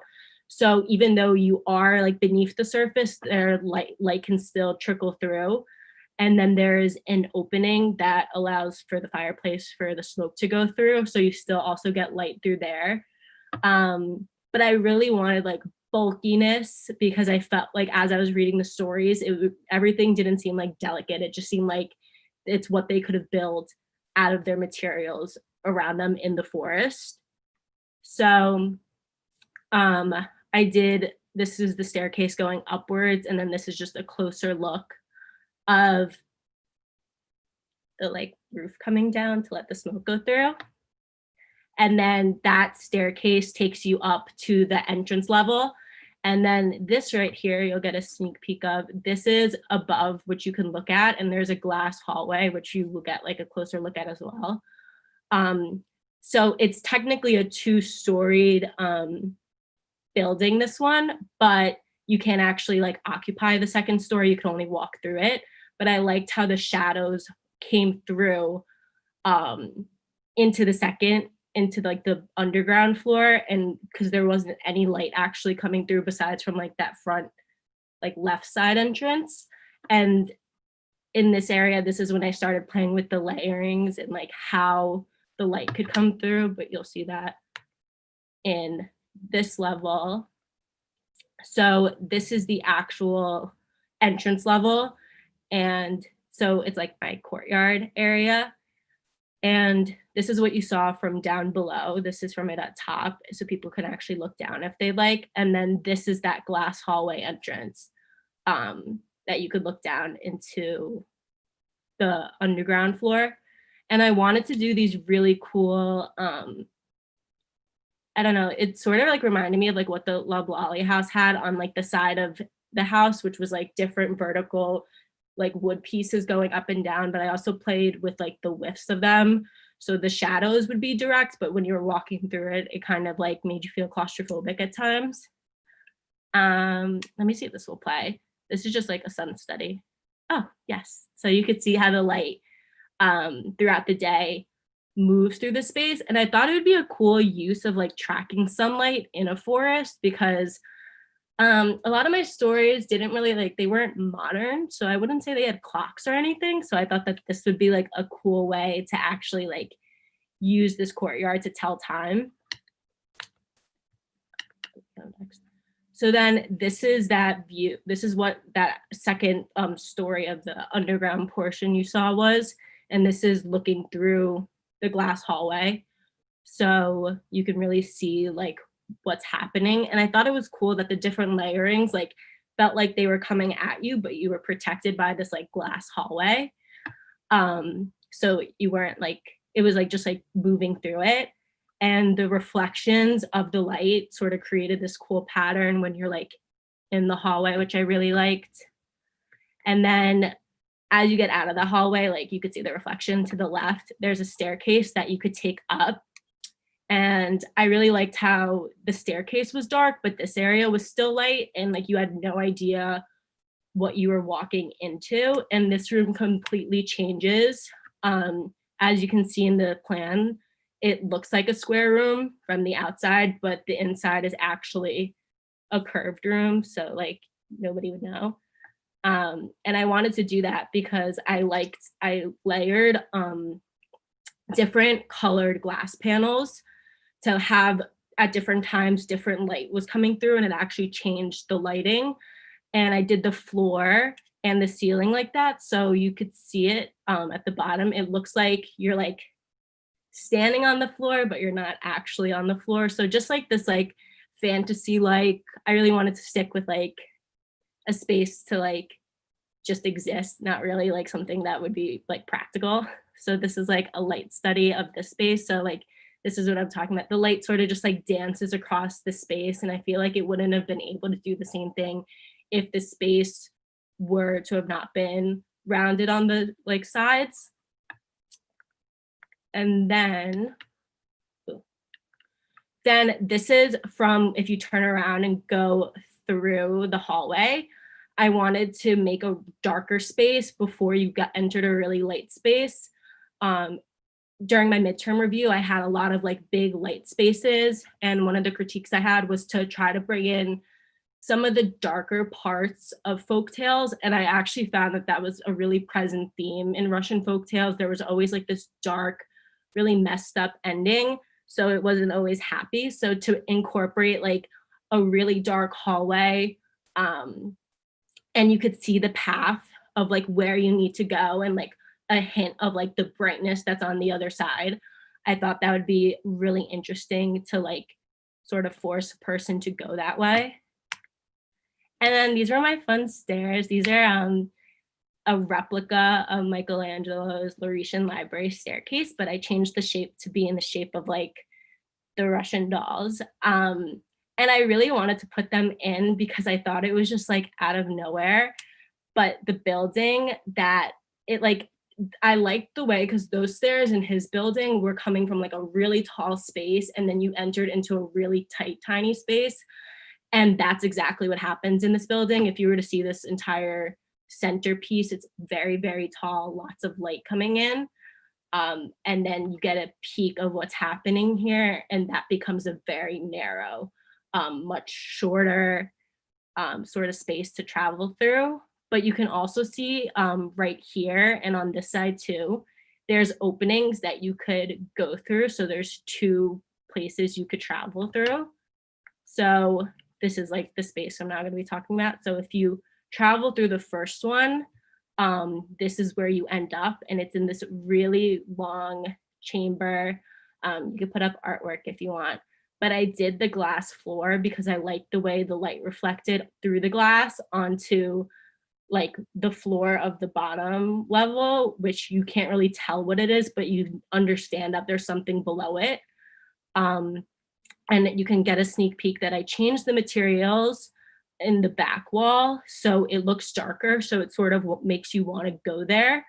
And so this picture was taken at 6 o'clock, and the next slide is also taken at 6 o'clock, and that's behind that wall that was there. And just by changing the materials, it created like a completely different vibe and feeling. And I thought it was cool how like the saturation, even like the hue was like, the tone, sorry, was like so different that you felt like you were in a completely different space, but you were actually still in that like very bright orange hallway.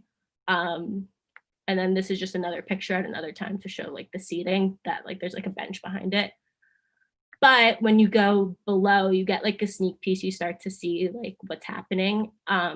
There's this whole chamber below that I wanted to be like very uncomfortable for people, that like you're looking up and you're watching people just like walk over you. And this is like another part of that like darker theme of the like folklore. So this is just a cool space that you go to. I did carved out bookshelves and just a bench, nothing comfortable because they didn't really have a lot of furniture throughout all these stories. But I wanted this to be something that was interesting and unexpected from something that came from the top.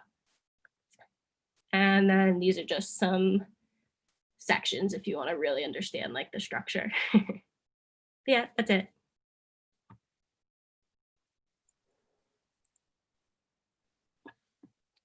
Wow. Let's see where to start. I mean, there are some really interesting spaces going on. I think for starters, what I might say is just a critique of the presentation, just looking at the clock, and we've used up a lot of the time. And I think, for future reference, stating what your kind of clear thesis is at the beginning, and then moving through the useful parts of the presentation that you want, and using those to reinforce your idea, your thesis, it is really important to like kind of expedite the process, and then we can always go back and ask questions about things. Yeah. I think also just saying that, well, and here's just the plan is, it doesn't give us a time, as architects and designers to kind of look at that. It's almost like if you want to deny us the plan and just walk us through the sequence, then that's another approach to presenting. Yeah. But if you're going to have it in there, kind of say, oh, it's not just that, it's your plan, you drew it, and let's take a look at it. So just some feedback on presentation for future. But yeah, it's interesting. I mean, I kind of want to ask what your central thesis is to this project. If you had to almost describe it, in a sentence or two, what would it be? It seems like, my reading into it is that it is a play on contrasts, on almost flipping the expected in a certain kind of way. But you know, a lot of the spaces you went into, you kind of said, oh, I wanted to make this cool thing or this cool space, and so that's what I created. But again, I think, you know, as designers, we need to have some kind of central thesis that guides those decisions and gives ration to them, even if they are totally, you know, wacky ideas. Yeah, I was just the talker, so I just sort of like spew. Sorry. But yeah, sorry, you could go. No, go ahead. I was just gonna say that my whole thing with what I wanted to do was, like you said, like contrast, and really not knowing what was gonna be next was my huge thing. Because every time I read these stories, they took like a really big twist and really not what you expected the entire time. And I really liked how there was really like happy parts and really dark parts. So that's what I sort of wanted to have people experience, and it to not be something that is, like I said, practical. It's just something that I think really like exemplifies their overall like arching theme of Russian folktales, not any specific story. So that's what I was going for. I mean, I think like maybe something that could help communicate that from an interiors standpoint would be, again, like to force everyone through some potentially like consistent transition, you know, whether or not it is like the idea of a threshold, or that you're always compressing a space as you go from one story into another story. Like, you know, I think there could be a way of thinking about like the device of turning a page, or you know, like whether or not it's like a short story that leads to another short story. You know, typically there still are things that signify these threshold moments that if you're exaggerating and trying to make each of these kind of stories, which I'm translating into a room, as unique, I think that there still could be something that serves as a device to let the viewer, the person know as experiencing this, that they're moving from one story into another. I mean, another way to still to do that would also be to think about exaggerating, you know, lighting, which you were starting to kind of get to with the idea of that kind of darker forested, you know, corridor. So like when you take things into a darker material palette, that conveys, you know, one type of mood, you know, that, you know, but you could be exaggerating, I think, those differences perhaps to sometimes also lead people through a little bit more coherently. Yeah. Yeah, I agree. I mean, I think that you have a lot of really compelling spaces, and some really powerful images, but I'm still missing the storytelling. You know, like I understand the sequence, but I don't understand the storytelling. And I think that you know, hooking your theme on unpredictability is a little bit of a trap, because all stories are unpredictable, or most stories are unpredictable. So I don't think that's necessarily unique to Russian storytelling. And it also makes it difficult to make decisions, because if it's just about unpredictability, then it's just about making each space different from the previous one, which again makes it difficult for the whole narrative to snap together. But I think that it's maybe like thinking about which of these spaces could you live without, you know, because I think like the hallway with the glass floor, you know, for me is by far the most compelling. And you know, but it's also it seems like it's the end, or it's the destination, even though it's a hallway. So I have some questions about that. Because what I'm missing is, what is the hierarchy of spaces? What is the hierarchy of the storytelling as you move through? but what I will say is what is really effective, I think, is how you move through the building, where you almost loop back on yourself. You know, you go all the way to one end and then come all the way back around. And I think that, you know, taking a Russian doll, which is about a circular movement, and translating that into something linear is, I think, a risk. But I think the way you've done it abstractly is pretty interesting. Thank you. Sorry, my timer is super loud on my end. Jeff, I don't want to interrupt if you have a comment. Oh, I think we're running out of time, but I do appreciate the, you know, the imagination that's happening here, and you've kind of like taken a space and taken it to the extreme, and I do really appreciate that. But yeah, I think it's about this kind of editing and synthesizing process that will serve you well. Got it. Thank you. I think that's really good feedback, and I think that the late study of the sort of immersion of that saturation level when we got to, I think that the darkness and the new color studies you were starting to do is a new path, and I think that's an exciting one to take it on. So to just follow up with that, I think that was something that I know you were playing with the scale of the materials that you were applying in there, Yeah. and it adds to the layer of fantasy. And I think that the idea of sort of how many layers of fantasy can we absorb as the occupant is a good sort of unit of measure for refinement. So it's I enjoy the risk taking that you proposed as well. So that was great. Got it. Thank you. Thank you. Jade, are you ready? Yep.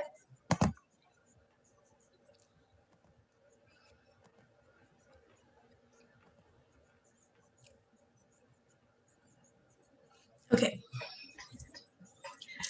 Hi, my name is Jade Jordan, and I'm a second year interiors. My memory palace is based off the region of Egypt, and in particular, an ancient Egyptian folktale called The Doomed Prince, where a young prince leaves home to set off on a journey to find his true fate, and along the way is met with a challenge to climb up a castle to a princess's window in order to marry her.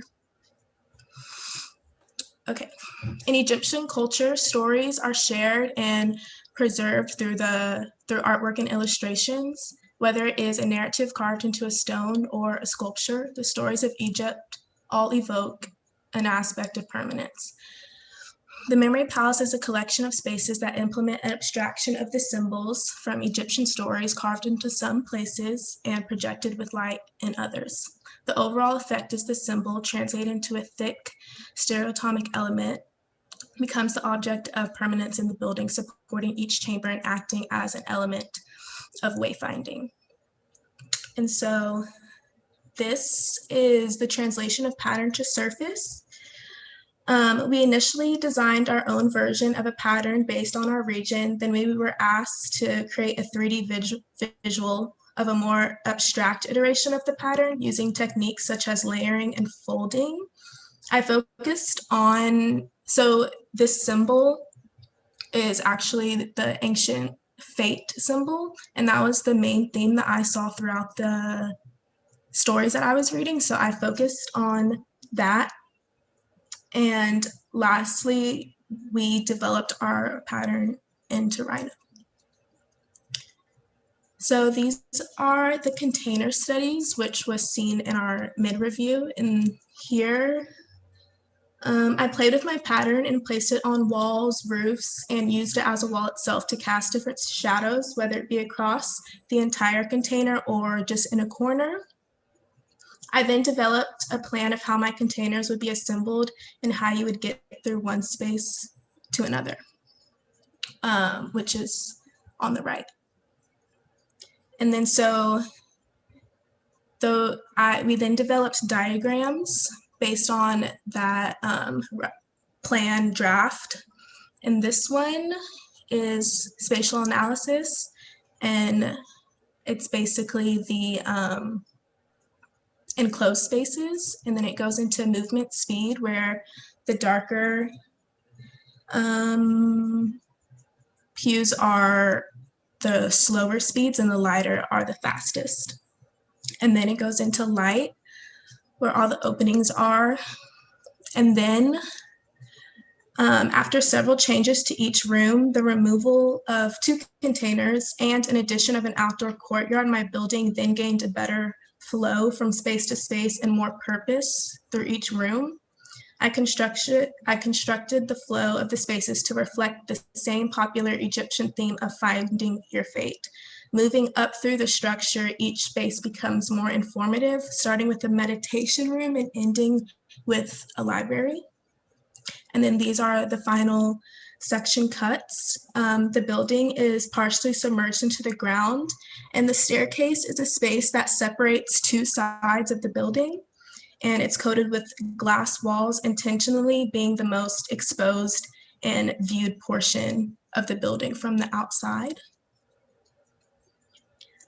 Drawing inspiration from both ancient and modern Egyptian interiors, I developed a color palette consisting of neutrals to complement Egypt's stonework and sculpture.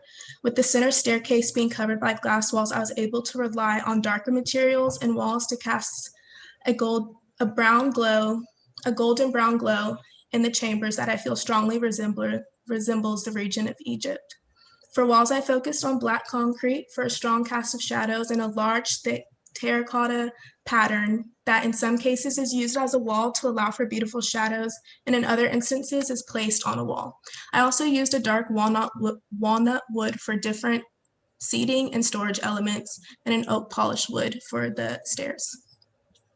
So this is level 1, and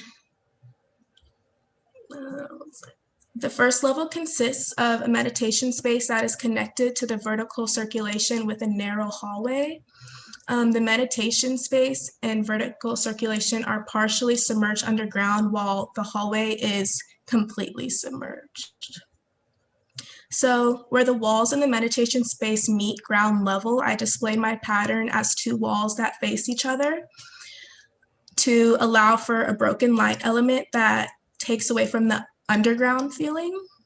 The room is filled with natural earthy tones with an intent to allow for the occupant to feel relaxed and comfortable. Here you can see the result of the 2 parallel patterned walls. The shadows casted allow for the lack of additive ornament. They add a connection to the outdoor environment in order to assist in meditation and reflection. And then down the hallway, you'll go into the vertical circulation, and the staircase is an important feature to the other rooms in that it is both a separation and connection between each space. Beginning at ground level, the staircase is how you move through one chamber to another. This was inspired by the folktale where the prince had to climb his way to the distressed princess in order to continue his journey to find his fate. The start of the staircase marks the start of the most noteworthy event in the prince's journey. So moving on to level 2, which is ground level, it's how you enter the building. You enter immediately into the staircase where you can either go up or down to the underground floor. Right outside the entrance is an outdoor courtyard to integrate the building with nature, considering Egypt folklore has a strong appreciation for nature and other natural life. And the wall seen here is one of the 2 walls in the meditation space. And then going up is level 3. Starting with artifact and sculpture. The next space is intended for artifacts and sculpture to be displayed. Art can be displayed on the walls within the wooden openings. In contrast to the meditation space, the pattern is used for more of an aesthetic purpose to once again display Egypt's strong theme of fate. The entrance of the room allows for the natural light from the glass-coated staircase to flow in, with an artificial light element that can be used when it is dark outside. And this is another view where you can see what the light from the staircase can do inside the room. And then climbing up to the film and media space, I wanted this room to be used for both professional and lounge-like purposes. So natural light pours through the thick wall during the daytime, perfect for presentations, media, and meetings. And then when it's dark outside or nighttime, the room transforms into a dim lit space, which ideally would be for films. And then after one more flight of stairs, you're at the final level and final room, which is a library. And this placement of the library at the top of the building once again reflects the folktale where a princess is all alone in her room at the top of a castle awaiting her prince. The climb of the staircase met with the finale of where the princess awaits resembles the story that I focused on. So built-in seating is seen next to the pattern wall that is shared with the art and artifact room, which is one level below. The wall casts bright geometrical shadows across the books and seating.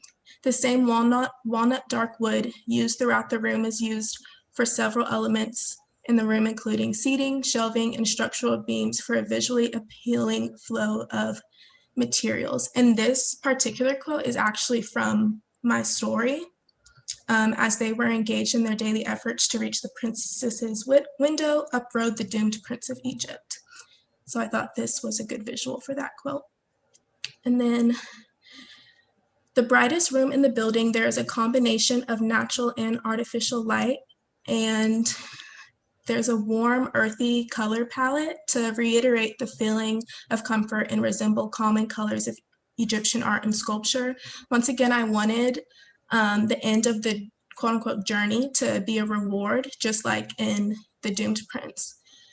After walking through more complex rooms, I would say, the library is a satisfactory ending to the occupant's journey. And that's all.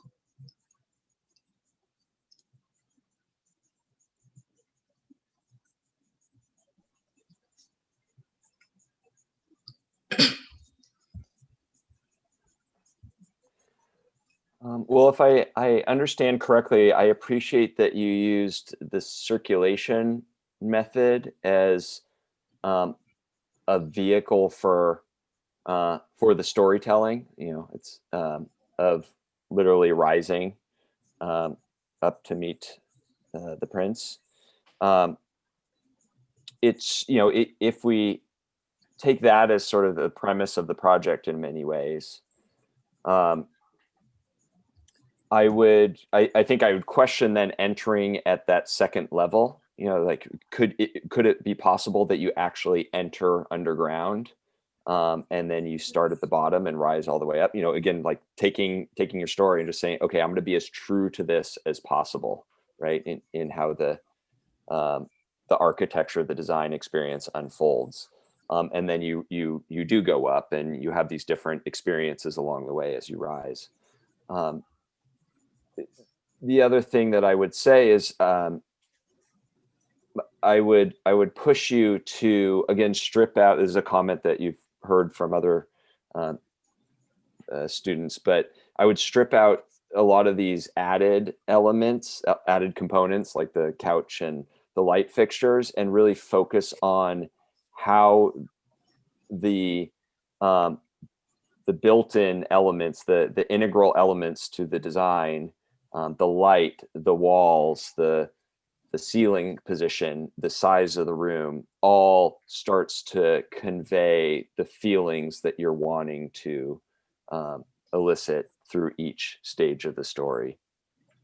Because there's a certain kind of uniformity to each one of them.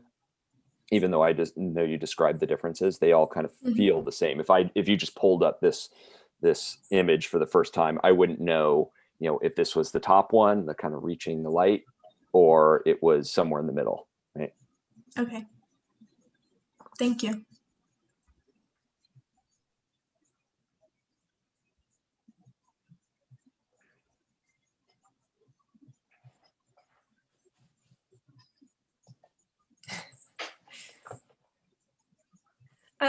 Maybe can you speak a little bit more about kind of your use of the pattern? Because I know you kind of originally presented it in a way that you were describing it as kind of being applied in like a carved and like a projected application. So like how have you kind of translated that and used that technique kind of throughout your kind of experiences?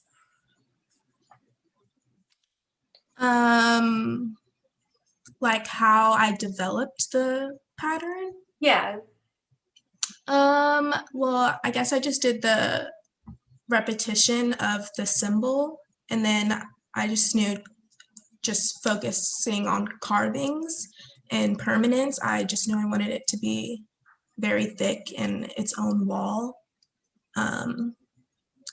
So that's kind of my ideology behind that. But I mean, to me, there's also still like different ways that you could, and maybe could we flip through a few other images just as a refresher? Because is the pattern more or less still occupying a similar size scale throughout, or is it changed in scale? It's the same scale, I think, throughout the whole ones, but on one, like this one, it's rotated. Mm-hmm. So it looks a little different and has a different effect with the shadows, but it's the same scale. I mean, I guess where maybe I was going with that is that I wouldn't necessarily call this like a carving. You know, to me, it seems like it's a structural kind of block, and also like the idea of projection.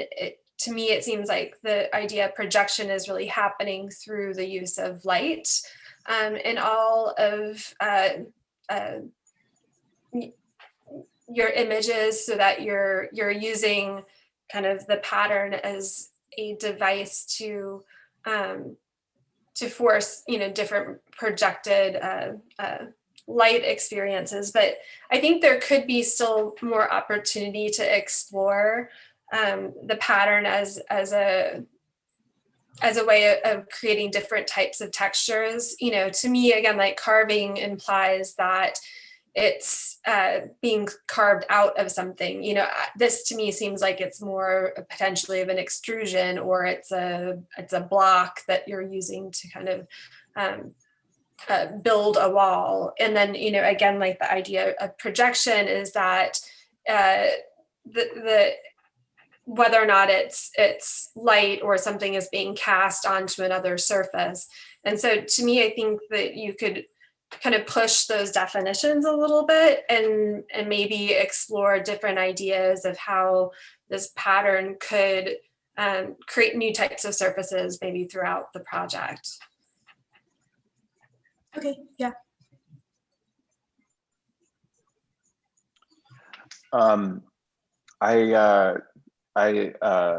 Like Jeff mentioned, I appreciate that there is a little bit more clarity here in terms of the matching of the kind of myth folklore that you've chosen and the building itself.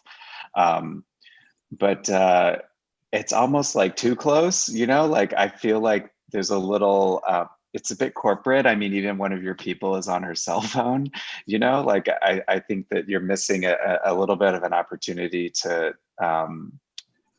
delight in the project. And again, there, like none of you are telling a story. None of you are taking us through an experience. You're telling us what you did instead of what the experience should be.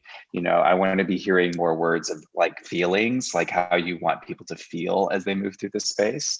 And so I just would kind of, particularly in these early studios, like I would challenge you to be a little bit more loose, you know, and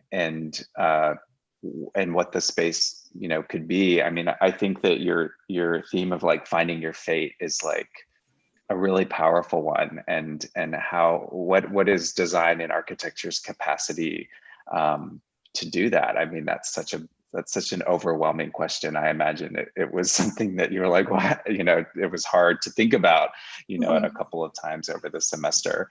But I think that for me, that's about kind of determination and how does the building make sure that you stay on the path. And while a set of stairs does that, the way the building's designed, you could stand at the bottom of the stairs and look up and know exactly where you're going to get. And there's no mystery there. There's no chapters there. It's just going from one floor to the next. So I kind of want to take your project and like just stretch it out in kind of each direction, so that each of those chapters in that ascension can have a little bit more, mystery to it. I also had this thought, I want to take your building and double it so that when you reach to the top and look out that window, you're looking at someone else who's made the same journey, across from you on the other side, so that there's this, we both have our fate is sealed. You know what I mean? So I just, I think the guts are there. I would just challenge you to have a little bit more delight in the process, I think.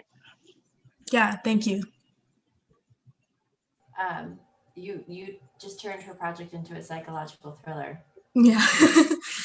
Like that's like a whoa, and it's like it's yeah, you well, also. It's also you in the other building.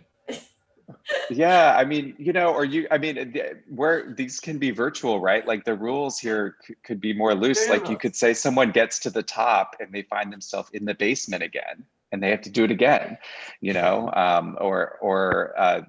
the last project I was thinking, like, there's nothing to say that the light can't just be going constantly. Like you could just say that we're in a day here where it's just going like this all the time,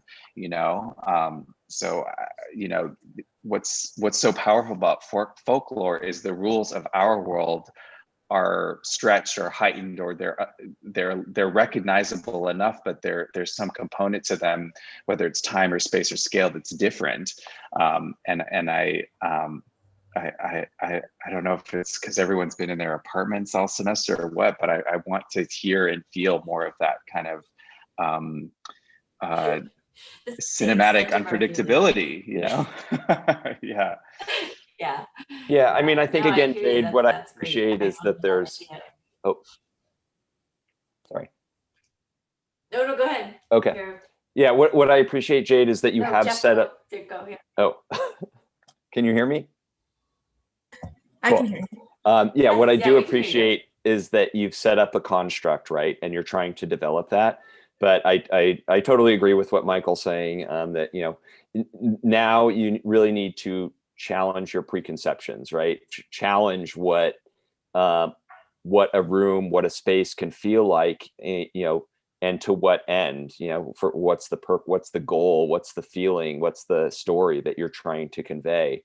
And it might be useful to kind of, again, look at more precedents, even in film or in, science fiction or whatever, things that really challenge the status quo, and again, it gets to kind of that image of the person standing with the cell phone or the other image you had up where there's a, kind of conventional TV, what if you're projecting, how could that be done? What are all the like powerful ways that you could do that? Because I think that's ultimately what makes powerful architecture, powerful spaces that people remember, and it doesn't become just another building or another space, another room that you went to. It becomes something special that is embedded in your memory. And I'm sure, all of us have found those places in our own lives. That's great. All right. Now Sophia is panicking a little bit inside. Yeah, it's fine. Thriller. She does have a good story to tell. As she's getting loaded up, I will say, this is whatever, gratuitous audience, but a comment for Jeff. The meditation room was entirely based on one of the projects you did in your undergrad. You did like a cliffside meditation spot. Remember that? You remember that? I Wow. do. And your paper model, yeah, I remember all that. Anyway, inspired by that. So if it looks weird, it's your fault. Uh-oh. Just kidding. Okay, so sorry, Sophia, go ahead. My name is Sophia Lynn, and this is my memory palace. A memory palace embodies shared experiences, stories, and self-reflection.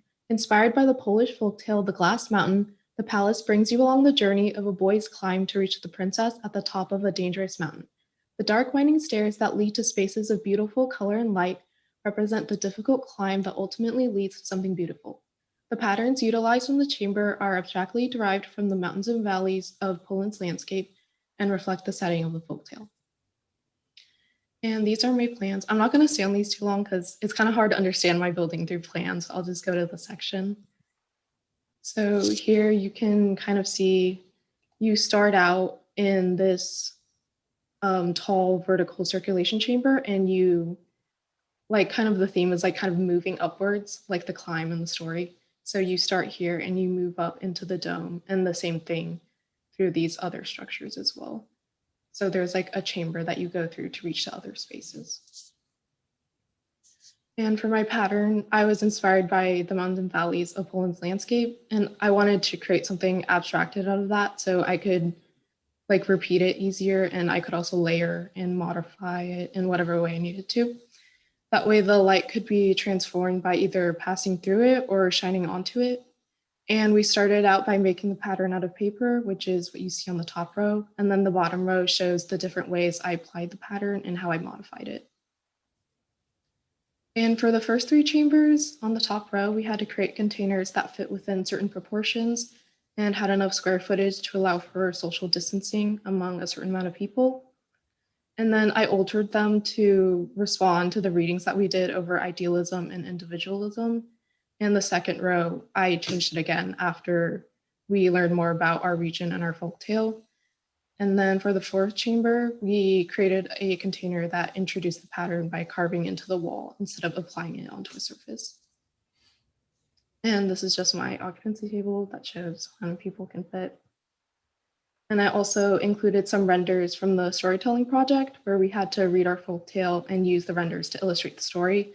And I just wanted to show these because they show like the final stages of my chamber development and where I started off from for the final project. And then these are my colors and materials. I used the first row kind of more as an inspiration for my chambers, and then the rest is what I actually used in the chambers. And so for my first render, I set up the buildings in a way where in order to reach the other chambers, you have to go through these tall concrete vertical circulation chambers. And as I mentioned earlier, these vertical circulation chambers represent the mountain and the climb in the story. So I wanted to create these long winding stairs that go around the side of the chamber. And it really makes the people that go through it kind of experience what the boy goes through in the journey and like this really like tough upward climb. And I wanted to reflect that by limiting the amount of light that enters the chamber in order to create a darker mood. But I added the stained glass in the windows to represent the determination and the hope that the boy has as he climbs upward, which brings color into the space. And then the windows get larger as you go up. So it kind of like brings movement upwards. And then this is at the top of the stairs where you would ascend up into the second chamber. And then the light coming through the windows kind of like guides you up there.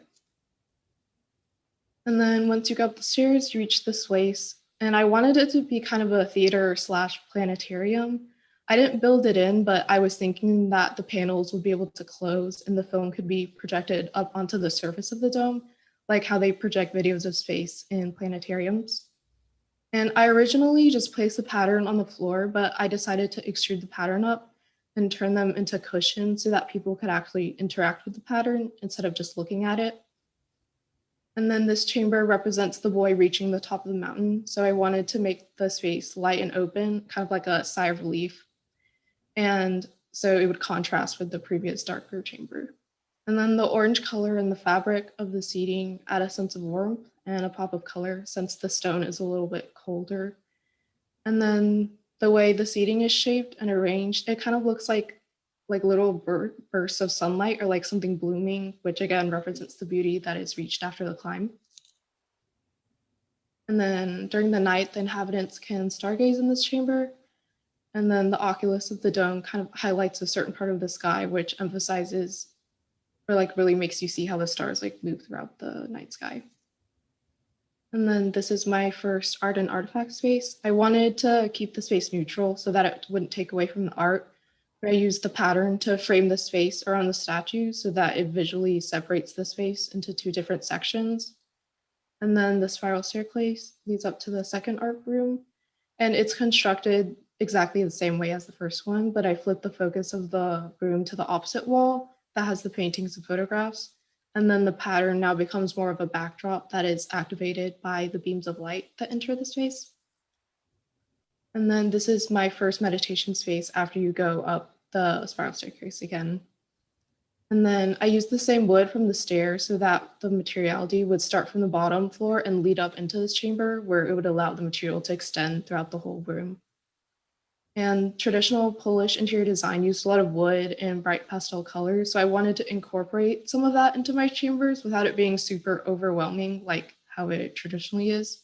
So I use, you'll see later, but I use like different colors for different chambers. And in my meditation spaces, I chose green in order to promote calmness and renewal and to go with the organic nature of the flooring and the objects. And I carved out spaces in two of the walls so that it could hold artifacts. And I know we have designated spaces for artifacts, but I also wanted to include them throughout other chambers so that it would be less like a museum that held like rare and expensive pieces of art and more of a collection of artifacts that have special meaning to the community that the Memory Palace is in, and as well as the people that inhabit the space. And I thought it'd be a cool idea if like people could add their own artifacts to the space. And I really like the idea that like these artifacts and trinkets can hold experiences and stories just like how the Memory Palace should. So I thought it'd be important to include that in my space. And then this render just shows the other side of the room where people can sit and look out into nature. And this is my second meditation chamber. I went a little darker with the green so that it would contrast more with the wood alcove in the back and create a distinction between the space. I wanted to add some variety to the chamber. So that part is more of a space for relaxing and looking out into the landscape rather than like intense meditation or yoga. And then I just wanted to include this because I think it showed the idea of like the dark winding staircase leading up to like a bright space very well. And you can kind of see like the contrast between the two. And then this is my storytelling room. And storytelling and songs are a very important part of Polish culture, and most Polish folk tales are preserved through oral narration. So I wanted to create a space specifically for that purpose. And I applied the colored glass to the pattern screen to reflect the fun and imaginative nature of storytelling. And I added the gloss to the left wall so that it could reflect some of the light coming in and draw the eyes to the performer. And then this chamber is the reading room, and I chose the pink to go with like the other pastel colors. And then along with the variety of colors brought in by the furniture. And I made a reading nook in the corner that is directly under the skylight, which allows that corner to be lit up throughout most of the day. And then this is just another angle. And then I wanted to show how the light of the ceiling kind of mimics how the circulation that the people take in this chamber and how it could like facilitate movement within the space. And that's it. Thank you. Are these other rooms that you just went through? Do you pass through those on the way back down? If I'll go back to my sections. You kind of like you take the stairs up, you go into the dome, you go into the dome, and then on the way back down, you could either go back down into the meditation space that is this one, or you could go all the way back down and start from the bottom and go upwards. I was having a little trouble with like the circulation of the entire building. Can you go back to maybe your plan then too? Mm-hmm. Yeah, so how do you still cross over? Which part? I think this is what Michael was trying to get at. Like, how do you cross over from your level 4 dome? Oh. Well, for the dome, you can't cross over, but I made like a courtyard in the middle to pass through like the two sections. So you would have to go back down into like the first level where the courtyard is to walk to the other side. Okay. And you would go up the chambers here, and then that's how you get into these spaces. So yeah, so like there's some really beautiful images here, but again, like just think about the visitor and the viewer for the first time. Like you climb up this beautiful staircase, you're in this really amazing dome, and then you have to go back down and hit these other spaces that Yeah. are all just not as good as the dome, you know? So like I think you've missed some sequencing there, that either those spaces need to be off of the main climb, you know, where you go to the first floor, you know, there's meditation, you go to the next floor, there's storytelling, you know, and then the finish, even in how you present, is the dome at the top. So I think there's something missing there. I mean, even in these sections, it's kind of perfect because it looks like those extra rooms you just like slid underneath there because you needed to have them. But if they weren't there, honestly, if the entire project was just this mushroom, for me that would be enough. You know, so I think that there's like some kind of mixing there that I think is solvable, and I think that the rooms have a certain degree of going together, but I think the sequencing is isn't quite there. But I think the dome space at the top is a really charged space, and really quite effective. You know, I think that I have a lot of questions about what more it can do and how it would connect more to folklore as it relates to the stars. So I think you've missed something there. Either in does this narrative connect to a specific constellation or star, and does that oculus match up with that? Does the building, does that move or rotate so that it follows the sky throughout the night? Does the whole thing open, you know, at a certain time of night? You know, like, again, I think there's that next level of delight and creativity as it matches what the narrative is, that I think you could kind of push a little bit farther, but it's a really compelling space for sure. Thank you. Yeah, I mean, I think kind of along those lines, I really was impressed by just your use of materiality, and you know, I think you kind of still set up your project with the idea of this kind of difficult climb that then, you know, emerged to this beautiful space. And I really liked the fact that you then crafted that stairwell experience, and you were thinking about concrete and roughness, you know, to kind of still equate to this idea of difficulty, you know, or ugliness.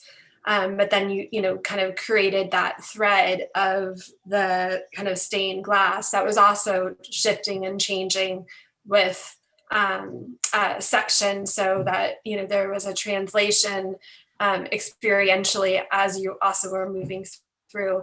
But it made me want the dome experience to be even more beautiful, you know, and I just was like, what would have happened if that stained glass like transition became, you know, a amazingly bedazzled dome moment, and then, you know, you could look and see that through the exterior through this bedazzled, you know, like beautiful world. And that then, you know, to Michael's point, the idea that it could shift and change over the course of the day, I think is an interesting concept. But I think I likewise wanted to see that component pushed even more. But I think what's still kind of interesting is that, and then all the other spaces, you kind of were also developing this color palette, you know, where, you know, the meditation room and you're kind of like, it was like you had a like yoga room, you know, they all had kind of a distinct experience. I think I'm still kind of curious though, how the idea of roughness and rough and smooth, or the translation through those spaces could maybe be articulated a little bit more. I'm more talking about like your section to the right, because to me, it seems like the circulation experience for that isn't as clear. Like, I think you described the kind of circular stairwell, that kind of led you into one of maybe the art room. I don't know if that's exactly correct, but that seemed much more expected than, the way in which you had crafted that initial vertical circulation moment. Mm-hmm.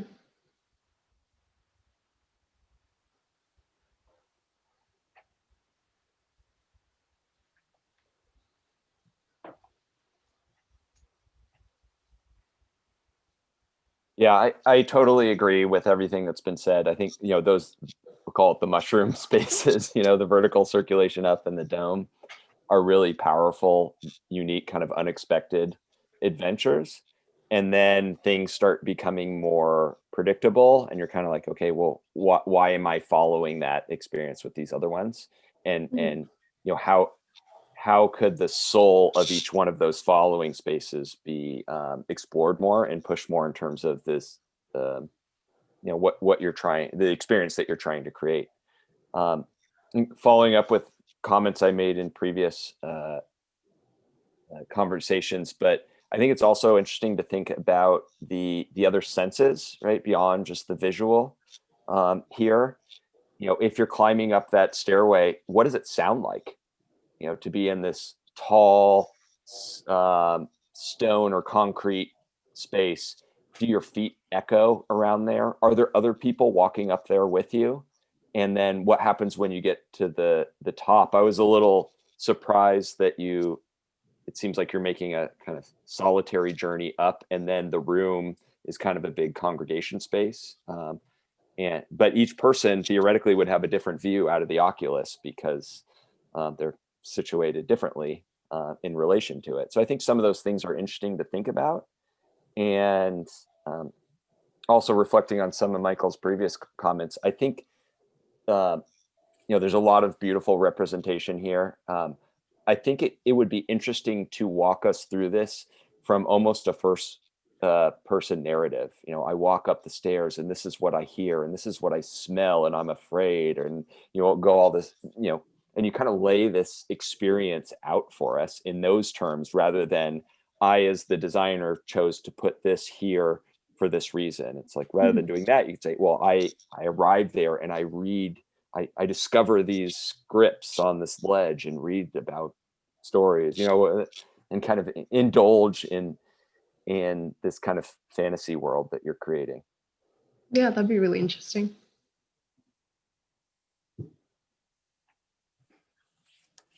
It would give meaning to everything you've done without laying out why you, as the designer, decided to do that. And that's also how we all experience buildings, right? Even ones that don't exist, like we don't experience it in terms of thinking about what the designer did. We think about it much more narratively, much more experientially, everything is a discovery, particularly for the first time. Like coming up into that space just would be magic, but then on the other hand, I think like climbing 4 stories with stairs would be a bitch, that's not fun, so I feel like you've missed like a little bit of the reality of what that would be versus climbing it like something like this. While it's maybe you want the narrative to be difficult because it's a journey of love that you're abstracting, right? It also again needs to be playful, and you want to forget certain parts of the journey, because it's these chapters. And so I think that the staircase straight up versus stopping off on these different floors along the way, so that you're really increasing the charge to the space above, is something that is fixable, but that I think you've missed. There's a tower at Oliver Ranch in Geyserville, designed by Ann Hamilton, where it's just a staircase going up in this cylindrical tower.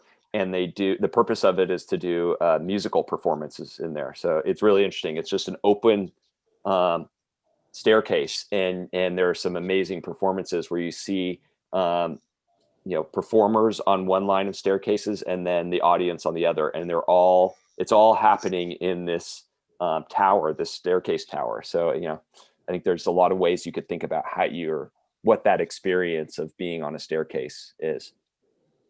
That would actually be an amazing addition to this project because of the acoustics and the stone sort of leaking up into that dome. So that whole experience of the night, being there at night, and then there's just sound coming through, like leaking out of the staircase would be cool. What Michael was talking about before, it made me think about, I don't know if any of you have climbed up been inside the Statue of Liberty, which has got to be the world's most disappointing staircase ever. It's a tight little spiral, and you get all the way up to the top, and you look out a window this big. It's like part of her crown. And then you go back down. It's the worst. It's the worst staircase ever. You want to talk about a bad experience? I think that's really interesting. I think it's great feedback, Sophia. I totally agree. I think that I will take blame for it. But I love that Sophia just like split it. And she was just like, no, this is just about this, and this is just about this.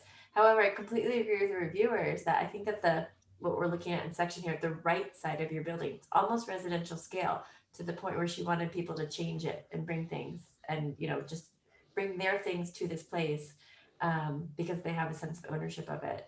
That it's different than this really sort of celestial experience of walking up to the dome.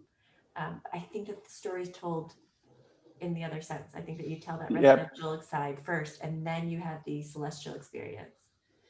Yeah, but that could be you climb up, and through those slits you see these other buildings in the distance, and those buildings in the distance are these other programs. So the dome is about mapping the other experiences that you could have. You go back down and you walk across the field and you go experience the yoga room, and then you're looking back up at the dome. I think if you're going to separate them, so that each one is charging the other.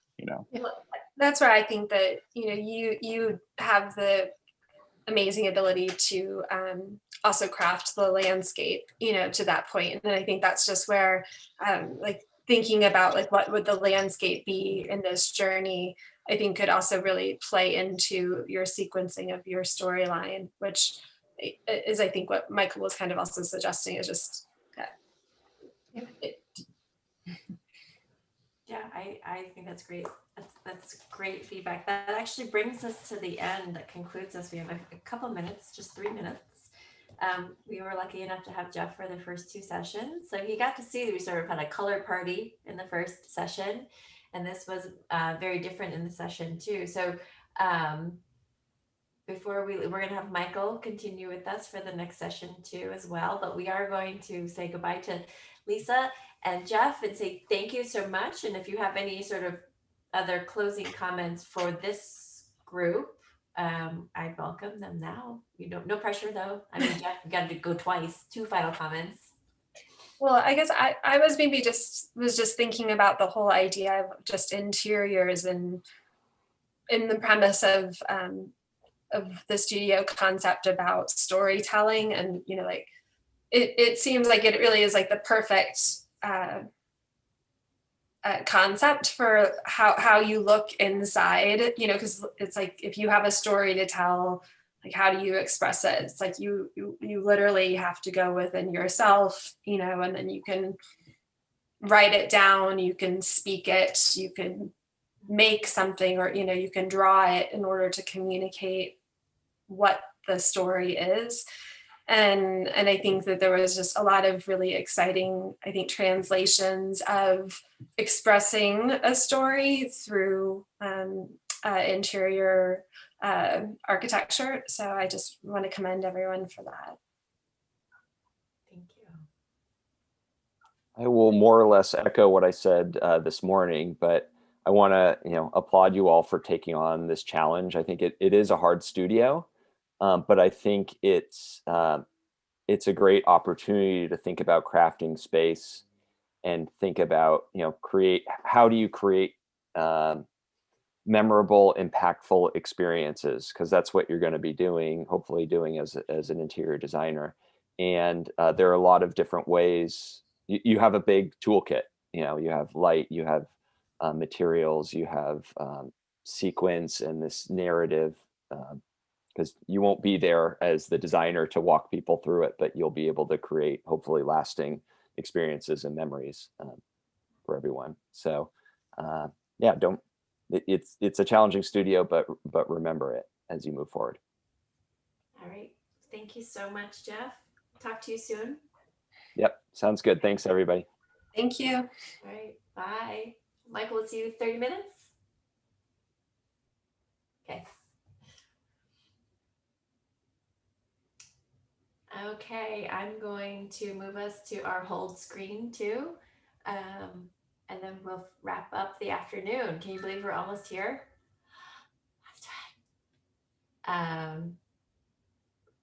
There were some good little tidbits in there about presentation of storytelling. So you might want to quickly revamp or rethink some of that feedback. That was really good. That was great. Congratulations, Anna. Done. I just feel like it was so raw. It's good. It was great. We'll have a little time to conclude and wrap up as a studio once our final reviews are done. But go take 30 minutes, take a break, go stand up, stretch, walk around, and we'll be back here at 3. Okay?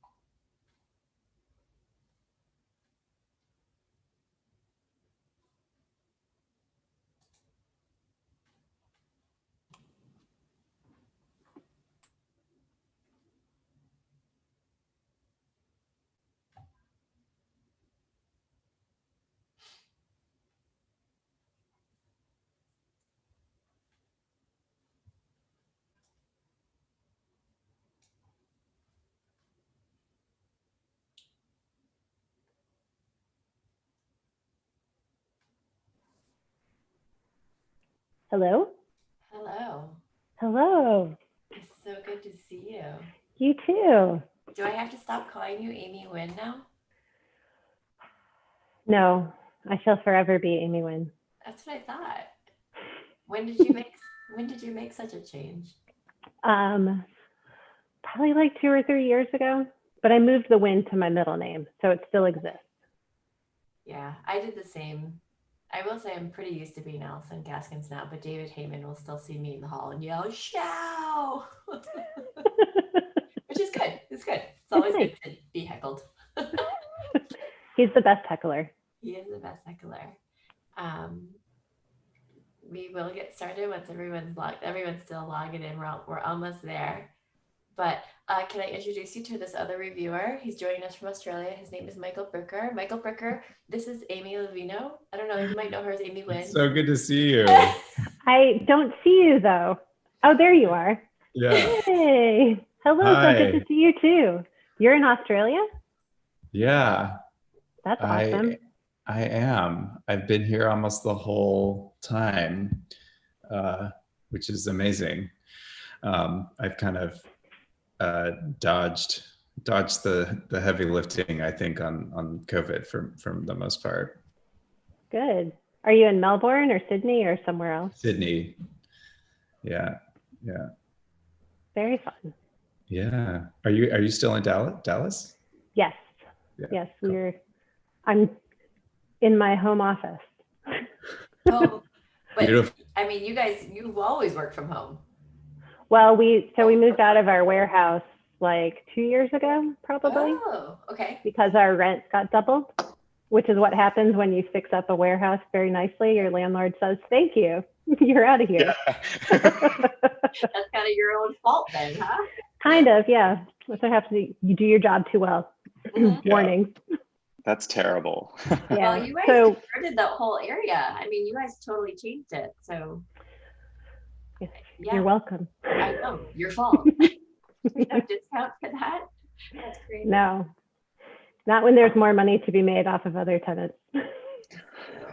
So no, it's cool. We've been in a house for, I guess, about 2 years, and then we've been looking for a studio, and then all of this stuff happened. We're like, I guess we'll just stay in our house for a little bit longer. So it works. It's just the two of us still. So It's good. Great. there we are. We Yeah, still like each other, which is always we do. That's We great. do. We're live casting on YouTube, so it's important to say that you still really like Mark. We I all do still really like Mark. Everybody likes He's right there, but Hi, Mark. Hi, Mark. he can't hear you. Oh, Yeah, He also has that's by his own. design. that's Yes. He has some noise canceling on. I told him he probably didn't want to hear just my side of a design review. Oh, you could jump in, get a little like over your shoulder. You could really tell us everything we're doing wrong. No. Such a good critic, though. Well, we can get started now. Sorry, students, but we had a quick little reunion. We are ending today. We had such excellent reviewers earlier today. We had Ellie, Mirhab, and then Jeff Lebowski who's joining us from California.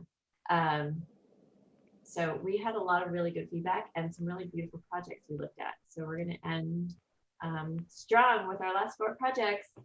And told Amy, with Amy and Bricker in the same room. I mean, dream team. I didn't say it, but I don't know. Both. It's a lot to live up to. A lot to live up to. I know. But so we've had this one common theme actually throughout the day with our reviewers, and that actually, as everyone's very successful practitioners in whatever field they went to, but they're actually all teachers too. And I actually didn't do that by design, but it's quite lovely because of the ability to jump from the technical to the sort of jump into the theoretical. And so it's been really nice to have that level of feedback consistently throughout the day. So that's really nice. So I'm excited to see what you guys think about the project, about this kind of crazy experiment that we did this semester. And we also, actually, well, I'll just get started. We also have Tara Dudley here. She's part of the UT and faculty in general, but then also in interior. She's been teaching the history courses this semester, so she can actually all basically tell us what's up when we're trying to think. We think we're reinventing the wheel, but Tara's here to tell us that no, it's been done many times over by other people. So we are excited to get feedback from Tara. And then also rejoining us here is Michael Bricker. So I mean, I guess introductions don't technically have to be made, but for any of us, any people who are just joining us on YouTube, I get to brag on Michael again, which I totally love to do. As long as I can pull up that menu effectively. So joining us from Australia, where it's no longer 5:30. Are we at least 8 a.m., Michael? Yeah. Look at me doing math. Pretty good, right? Yeah. So we have Michael Bricker joining us. He is a UT alumnus, and he is currently a production designer and filmmaker. Whose recent television credits include Dare Me for USA and Hit and Run for Netflix. Michael also designed the first season of Netflix's Russian Doll, for which he won both an Emmy and an Art Directors Guild Award for Outstanding Production Design. So, and those were two things that he really talked about a lot when he joined us for our lecture series this semester, which was wonderful. He was the grand finale for that. And so we got to see a lot about what Michael does and how he does it and why he does it, which is very exciting to see. He's also worked on a range of independent features, many of which were filmed in Austin and featured at South by Southwest, including Andrew Belaski's Results and Computer Check. And he's also the founder of People for Urban Progress, an Indianapolis nonprofit and industrial design studio that focuses on repurposing urban fabrics and resources. Pop's work has been featured in Dwell, the Huffington Post, and City Lab, and in 2019 as a selected exhibitor for Exhibit Columbus, an architecture and design biennial in Columbus, Indiana. So Michael, actually, are we still active in People for Urban Progress? Is your crew still keeping that going? Yeah, very loosely now, kind of as the spiritual lead. and yeah, there's kind of a new team in place that's taking on the organization. So kind of just cheerleader in chief right now. I'm super happy to hear it lives on. It's so cool. Yeah. So you were the first one of us from our class to make it into Dwell too. So. Really? Oh gosh. I think so. Okay, great. I mean, at least in the sketch drawing version of your. I know. It was such a cool article. It was great. Yeah, thanks. Yeah. Well, and joining us from Dallas, we have Miss Amy Wen-Levino, and she graduated from UT with an MArch in 2006. She's principal at Official. And they are an award-winning architecture, interiors, and furniture design studio based out of a new house. Here. So she and her design partner, Mark Levino, somewhere in the background with noise canceling headphones on, who graduated from UT with the MArch program in 2007. They've been designing professionally since 1998 and then together since 2005. So Amy also has a background in architecture and civil engineering from Lehigh. She's a licensed architect and a LEED accredited professional. And she's worked all over the country because before founding Official, Amy was working in both the residential and commercial sector and working for a number of esteemed firms, including Koning Eisenberg, Architecture, Corgan, and Page here in Boston. And she believes that architecture can create positive change, and she's committed to design with social, environmental, and aesthetic consciousness. And so their designs are enhanced by her technical interest in materials and details and her deep-seated knowledge of structure and construction. She worked at 2 years, for 2 years as a professor of architecture at Savannah College of Art and Design. And while teaching, she won a presidential fellowship for travel and research contemporary construction techniques in Japan. And I think you were there during, oh no, that was Brian Bedrosian. I think it was during the tsunami, earthquakes or something. Other story, never Not me. mind. Just a boring old amazing fellowship, that's all. So welcome, Amy. Good to have you here, and I'm so thankful that you were able to make time for us. I will ever so briefly, and for the third time now, introduce our project. And we'll see if I can summarize it. The second time I introduced it, I gave the same content and I just spoke quickly. So we'll see if I can do it fast and maybe have more of a summary. We'll see. I gave you both all a brief sort of over email to give you a sort of the basis of where the studio came from. But I wanted to give you just some visual references here about more so about like how we applied it, and some showing a few examples here and there of the kind of that really fantastic student work that we were able to generate during the process. So just bear with me while I find my mouse so I can get over to this PowerPoint.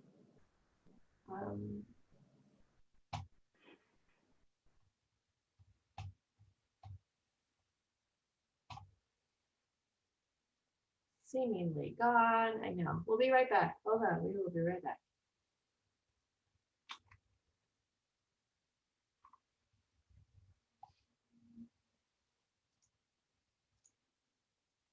Just to recap where we are, we were in session 3 for this afternoon, and there are 3 reviewers that we will be hearing from after the students, and we'll be hearing from 4 students.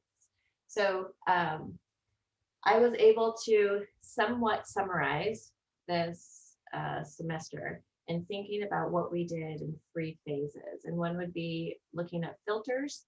The next would be sequencing. And then the third is about saturation. I totally stole it from Michael. I hope I did it justice in my summary.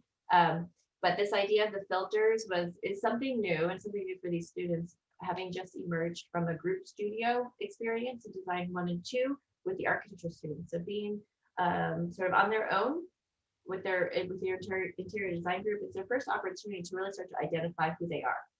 And through that, it's important, especially with all of these other things happening in the world of awareness of whose voices have we been listening to and whose voices are we missing.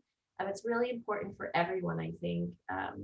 It always has been for designers, especially, to really be able to identify the fact that we have a personal filter. Everyone's the lens through which we see the world and the way that we react to it has entirely to do with our own experience in the world, and sort of everything that we've either personally encountered or been adjacent to really defines how we see the world. And so it was important to me to have the students really start to think about how we reinterpret everything around us rather than taking it for what it is. And so what you're seeing on the right are just some compositions that they made together, put together on their own, both through photography and then just sort of overlaying through Illustrator, just an idea of how we might just start to recompose what these filters are as a way of just acknowledging them, not to break them down, not to dissolve them, but just to acknowledge that they're there. And that is sort of the first step in being able to project yourself forward into sort of an imaginary world where we can start to invent new things. And so in that measure, we then follow that up with a study of different folklore from folk tales from different regions of the world. The students were allowed to select them at whatever they wanted, from wherever they wanted.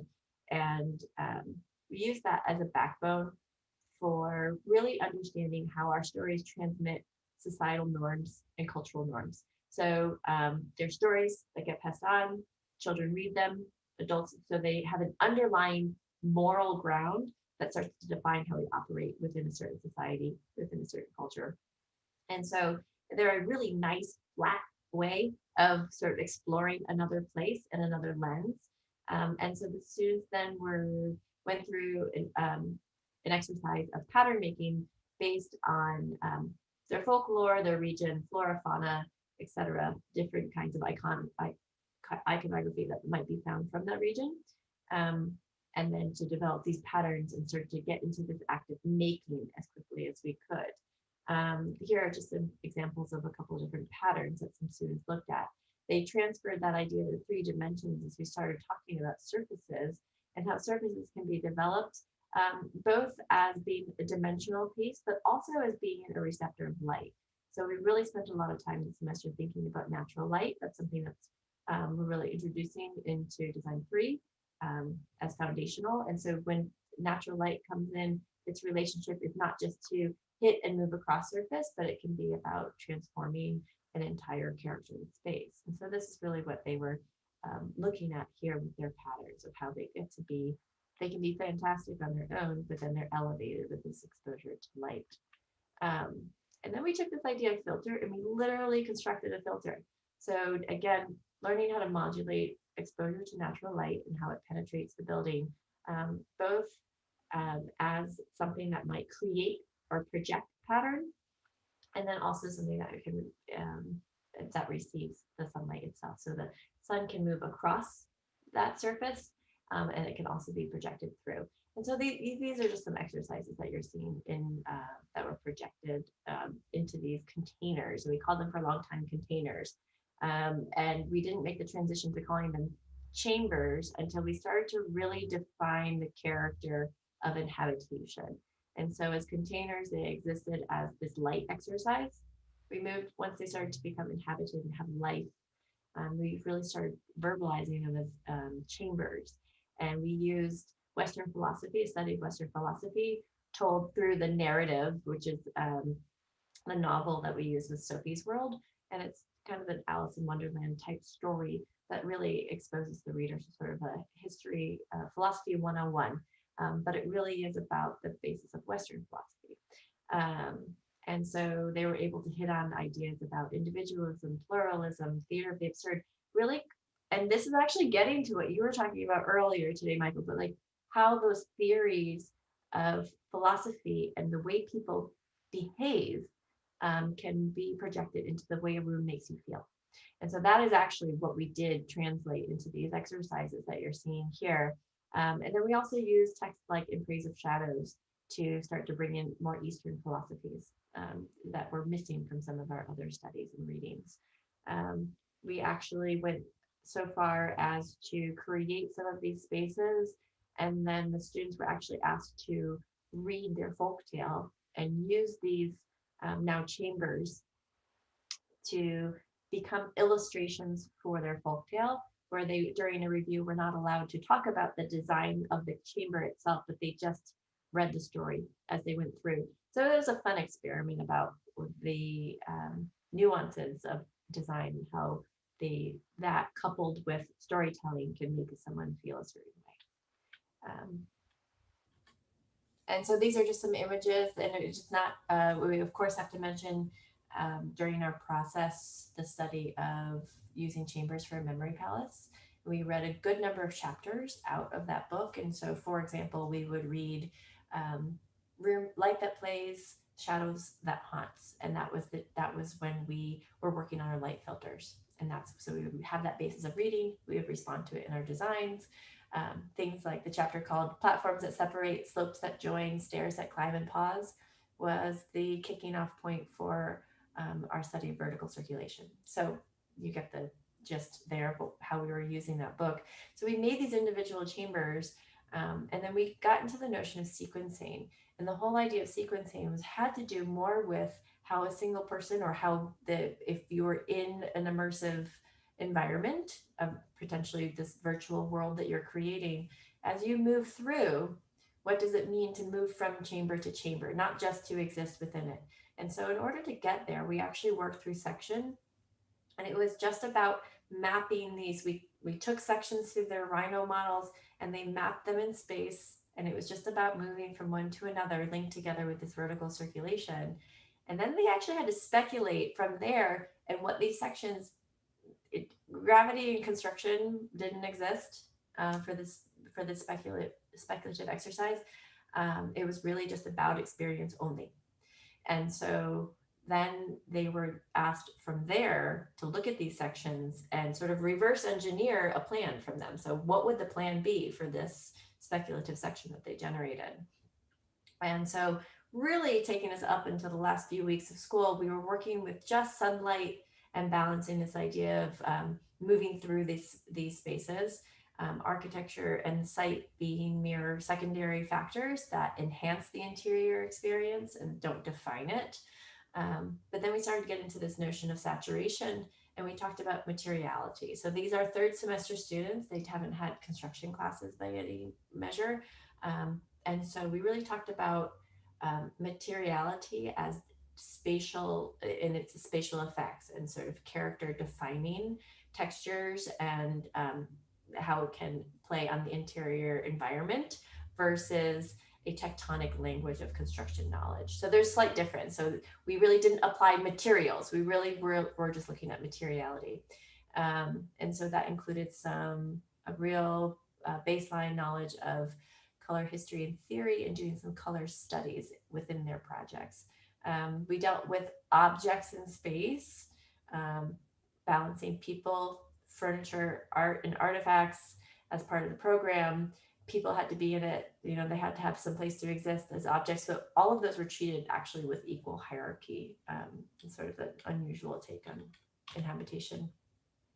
And this last slide is really just a cut and paste from their assignment. And this is the most important part for our reviewers to capture here would be these elements that I have in bold. Really looking at sort of what have we made, right? When we work from this basis of the interior first, where it's not being restrained by an exterior shell of architecture. And really that this building itself and this program of this memory palace, the only purpose it has to serve is to exist. And so it's up to the students to sort of pile on from there and further define that. So what is memory palace to them? What is the intersection of storytelling and space? And so they had some chambers that had to be included as at a minimum. So something for meditative space, presentation of public readings, presentation of film, and then display of art and artifacts. How each of those categories is defined is up to the student as well. So there's lots of room for interpretation based on the region. And so I was careful to not predefine what that meant, because this last question of how do we share our stories and how are they preserved is a bigger question to ask about sort of the cultural region that they're coming from. And so I wanted them to have the freedom to exercise that and explore that. So blah, blah, blah, we've heard enough from me. Okay. I want to hand it over. If we have any questions from our reviewers, I'd be happy to field them. I think our first presentation, Caroline, I think that she can answer all of our questions, even more. So Caroline, I'm gonna stop sharing my screen and I will let you take over.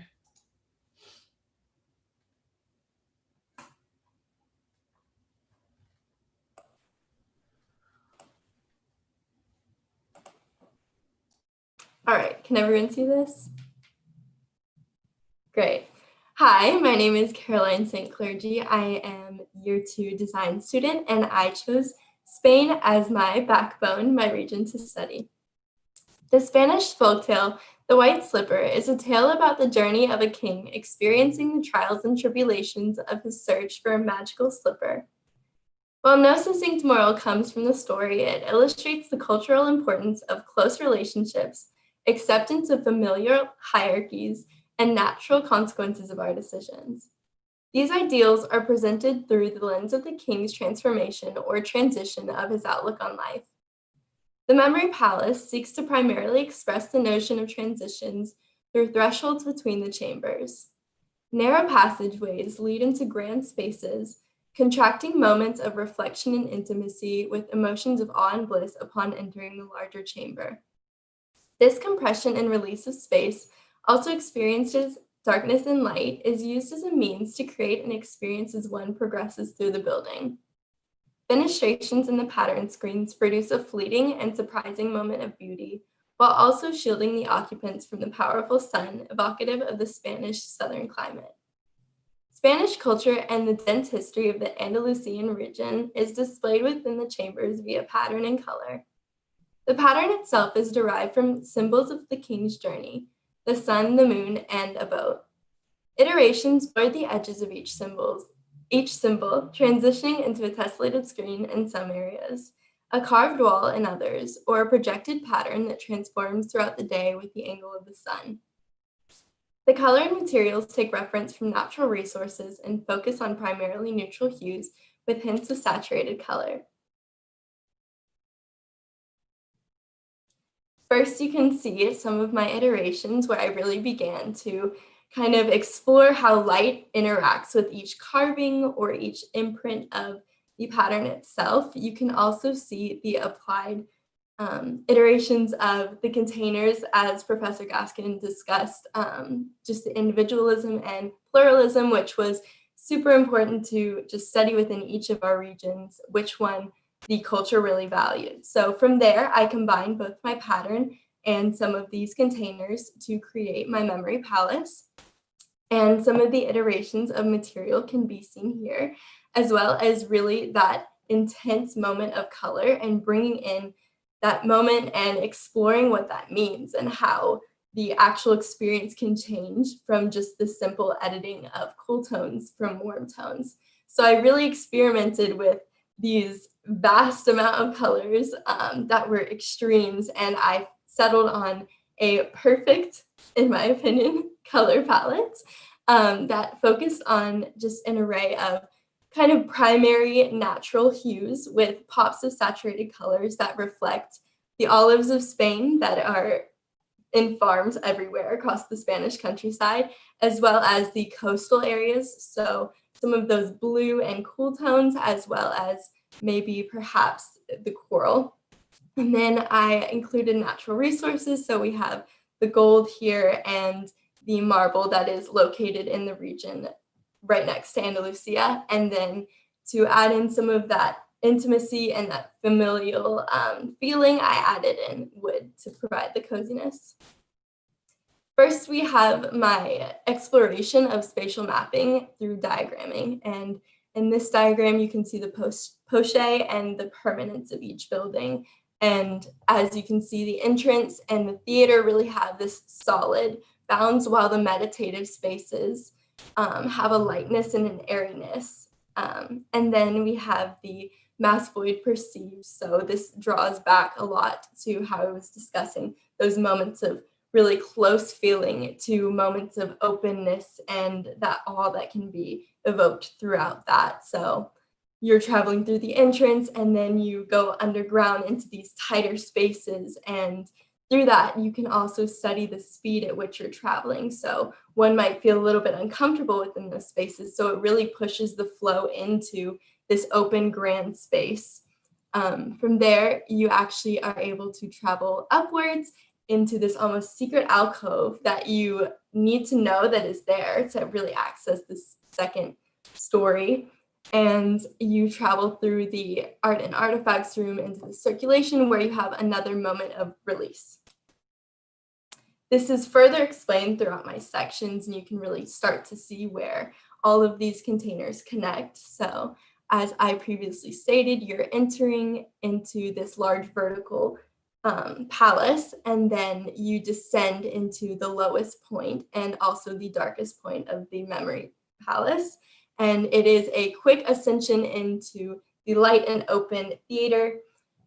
And you can exit through this on the ground level and travel upward into this almost secret staircase into the second area. And from here, you travel outside into either the meditative space that is separated from each container, or you go into the art and artifacts and you start to explore kind of this connection. And from here, you have a high emphasis on just a pause and a moment of almost just viewing, and then you're projected with light through this library area. And in this moment, the library really sits on top of that descension into the lowest part. So you're at this moment of lightness and you can look down into the moment where you were descending into the darkest part. So it's a very highly contrasting area. And you can also see just the connection, but also the closed offness of the ground level, the underground level that is also the theater seating, and then just that second story. Before I begin into my immersive renderings, I just want to quickly review the flow because I don't have any stopping points and it really does present itself as almost a story. So to central ourselves, you have the entrance and you're descending into the meditation space that also serves as this space of pause and reflection if you so desire. And then from the meditation space, you're descending into this capsule that is a quick ascension into the theater. And from there, you access this vertical circulation onto the second story where you have the separate meditation space and you can travel into the art and artifacts area. And then you have your circulation with a moment of pause if you so desire, and the final room as the readings. So here's the entrance space that really projects you into this light, airy space, and you can start to see kind of where you're headed. From there, you enter into the meditative space and you look up and it's light and airy. But as you start to descend downward, you feel this moment of kind of mystery and almost dread, because you know you're going from this lighter space into this dark, confined space. But this moment doesn't last long, although it is the darkest space of the memory palace. You're quickly ascended and reflected into the theater space. And from here, you can start to see how that connects. And the theater space also serves as an entrance as well. So you can enter and exit solely through the space and actually go the opposite way, but as intended, the entrance space serves that purpose. From there, you travel upwards upstairs into a meditative space reserved solely for meditation. There is no circulation within this space, so it really is reflective. These apertures are at a higher level so that you're really focused in on the present moment. There are no distractions. From there, you go through, you access this outdoors, and then you enter into the art and artifacts room. And this room is reflected, but the light conditions that really serve are very different. So while the room opposite to this has the exact same color condition and as well as the ceiling condition too, it really reflects a different feeling that you get, and you want to keep traveling forward. And as you can see, that lighting condition really does start to pull you forward and leave you wondering kind of what's behind this door. As you travel throughout the circulation, it does change throughout the day vastly. So you start to see these beautiful light reflections, and it's further tessellated through this seating area. And then you finally reach this moment of the highest moment. And as I said before, it's stacked right on top of that descension area. So you begin to see that reflection, and there's a mirror to kind of, not a mirror, a window, so you can look down into the space and really reflect. And behind these doors are basically the memory vault of all of those stories. And that is it.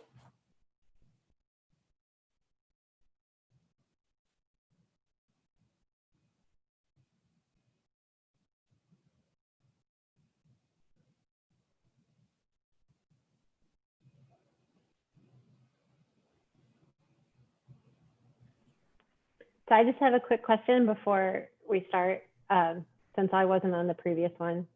Michael, you're probably maybe a little prepped on how to discuss this, but Allison, I was just wondering, we went through sort of the conceptual, all of this. Is there a focus on,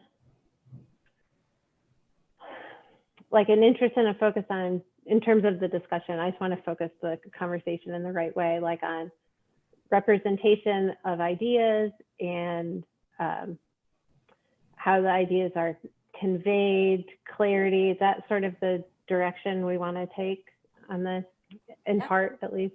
Absolutely. Absolutely. Okay. Sort of just that overall response to whether it's the larger question of like what has been created through this whole, you know, challenge of designing by experience or sequence of experience, to, you know, how well Caroline's project matches the premise that she set up, you know, so sort of that sense of like, you know, the intent, right? To even, you know, presentation style and graphic communication, visual communication. So it's all up. Yeah, it's a hard one, Amy, because it's like it's all just really abstract. And I think in the previous session, you know, we talked a lot about I think just how the folktale or the narrative that they're investigating or pulling as inspiration, like how that starts to translate into the sequence of spaces that don't necessarily have to exist in the real world. They could exist virtually, or they could exist even more metaphorically. So it's a challenging one. I could start on this one. Go for it. That'll warm me up. So I think, Caroline, you have a real clarity in speaking, which I really appreciate, and how you present. And these sections, I think, are the most kind of interesting ones we've maybe seen, or that I've seen today, because there really is. I can tell that you're thinking about surprise and mystery and discovery as someone is moving through the space, which I think hits to some of your themes, particularly this kind of big descent and then coming up into the theater space. And I also appreciate that there seems to be a real thought into the order in which these spaces are, you know, that the more public theater space comes first, and then that moves kind of gradually to more intimate spaces, and kind of finishing at a space that's more about the I guess the vault, the most kind of special space, you know, or more culturally special spaces, kind of at the end. So yeah, I appreciate all that. I see all that. I kind of, like many of the others, I'm still kind of craving a little bit more of a narrative of the visitor walking through the space, and kind of what their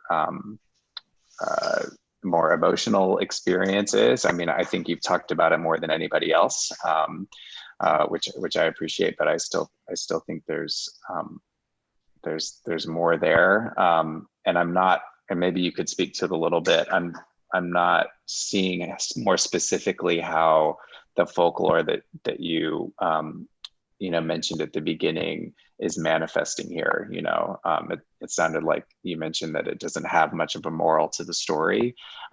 So if it doesn't have that, then what is the kind of primary the connection, you know, or reference for this project? Maybe you could speak to that just a little bit more. Yeah, sure. So I think almost the most literal demonstration that I could give you would be the descension and then the ascension. And that is because it starts off as this really light and airy story, just about a king and his daughter and how much he loves her. But then he has this hunting accident, and he injures his foot badly. And so he is on like this search to kind of find the slipper, and things keep happening. So the story is constantly almost like dipping and then coming to the peak that you think it is, and then it dips again. So it is really this almost like movement that's constantly happening, and you're never so sure that what's actually the result is going to be the final result. So I showed that a little bit through my descension and then quick ascension. It also is a big part that dancing was somehow mentioned in this. So I included a space for really dancing along with the theater space. And then from there, you kind of go, as I think in my diagrams, this was shown, but this tight constricted space again. So it's like the same thing over again, but in a different form that you didn't expect. And then from there, you go into a constricted area into another light and open area that could really serve as another area to dance with joy and just celebrate. So I think that would be kind of the small like synopsis of my story with my design. But yeah. I think you had some, oh, go ahead. No, go ahead. Oh, well, what I was going to say is like with that sort of description, I think you had some interesting spaces that seemed to, I like the idea that you have this pattern that if I'm looking at your section A on the top left, you have sort of that initial pattern. And I like the way, I'm assuming that you took like the boat sail, is that the sort of graphic? And then you kind of twisted, I like the way that was sort of abstracted and adapted into a pattern. And then I was interested when you first started showing these sections of these big vertical elements that you're showing, because I was like, are those elevators? Are they columns? Like I couldn't really understand what they were until you started showing your diagrams. And I liked the idea that you kind of pulled this pattern through in a couple different places, and it was like a little bit disorienting from one space to the next. And I kind of feel like with the story that you're telling, I would have pushed this disorienting even more. You know, like I feel like you have these, when those vertical elements expose themselves as sort of these clear, crystalline sort of column elements, I think it could have been fun to kind of flip them. And, you know, sometimes they're vertical and sometimes they're horizontal. And as you move through these compressive and expansion spaces, you start to, I don't know, there's a little bit of not knowing what's up and what's down that I think that I liked. Obviously, if you're going to create a space that's sort of abstract and fantastical, I would almost push it to make it even more like, is this the wall now? Is this the ceiling now? Did this become something different when I merged from one space to the next? And it kind of following that idea of someone searching for something and never quite finding it and having everything kind of shift on them each time. I think there's some things that could have shifted a little bit more, or taken what you've sort of next step. Sometimes I like to talk in reviews of, you know, you do all this work and then you get here and then like, what if you had one more presentation, you know, like what's the next thing you would do and how do you build upon these ideas? Because that's basically what your next semester is going to be, is building on these ideas. So thinking about it that way. But I agree, Michael, that this section on the top left has the most sort of excitement in it. The one below it is a little bit, you know, flat roofs. It's not as, you kind of want every section to be, to convey all of those ideas. And it gets a little, when you turn it and it starts to get a little flat, you kind of want to say, why is that happening? How do I tweak that? It's hard to not talk with your hands on Zoom. Because I don't realize how much I do this. That's okay.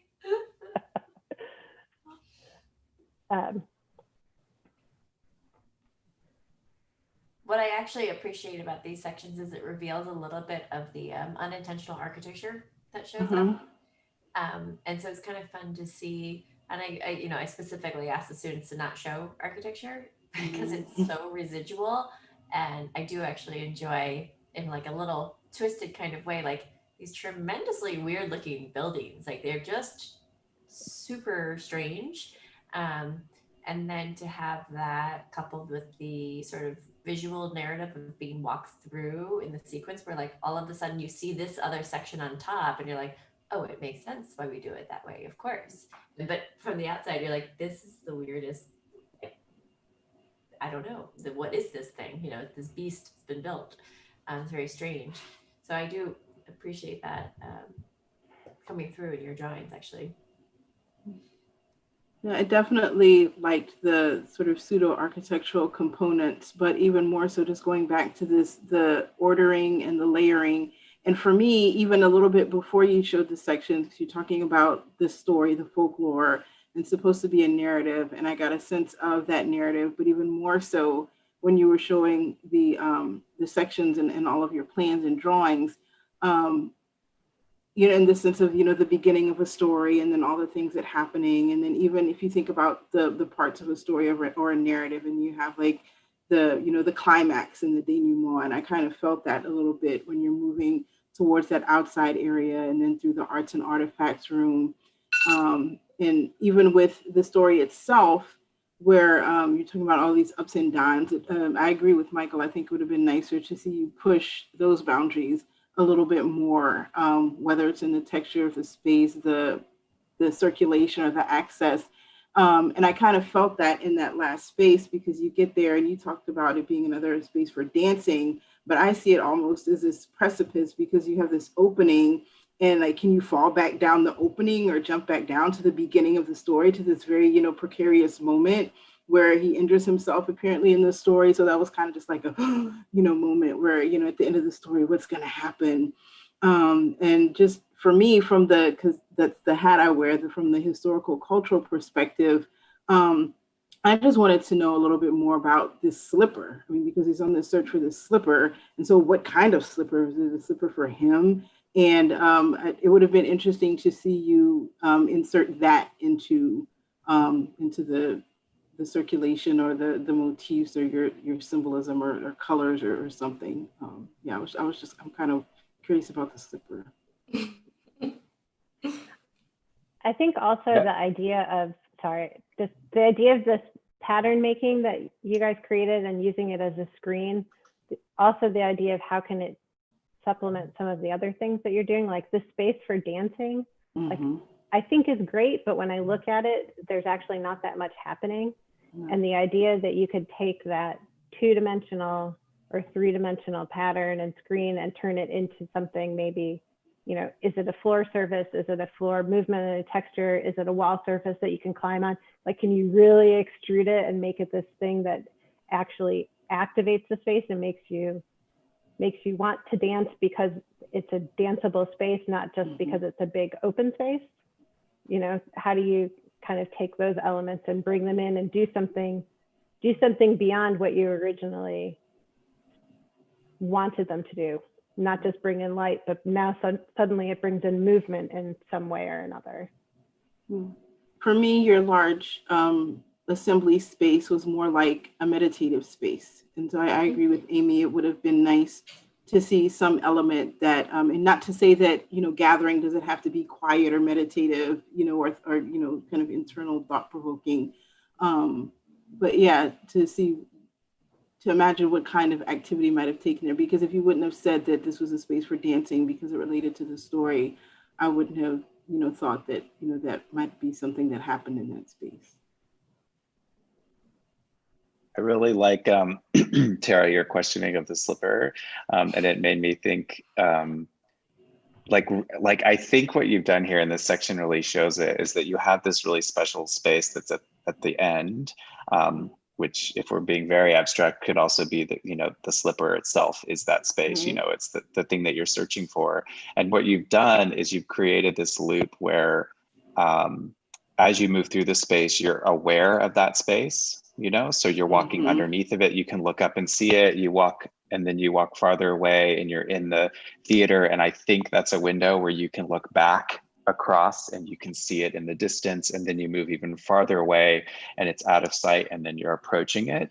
So I actually think if you thought of it that way, that could be a next step for refining this section, because it's pretty interesting to design that whole experience around this special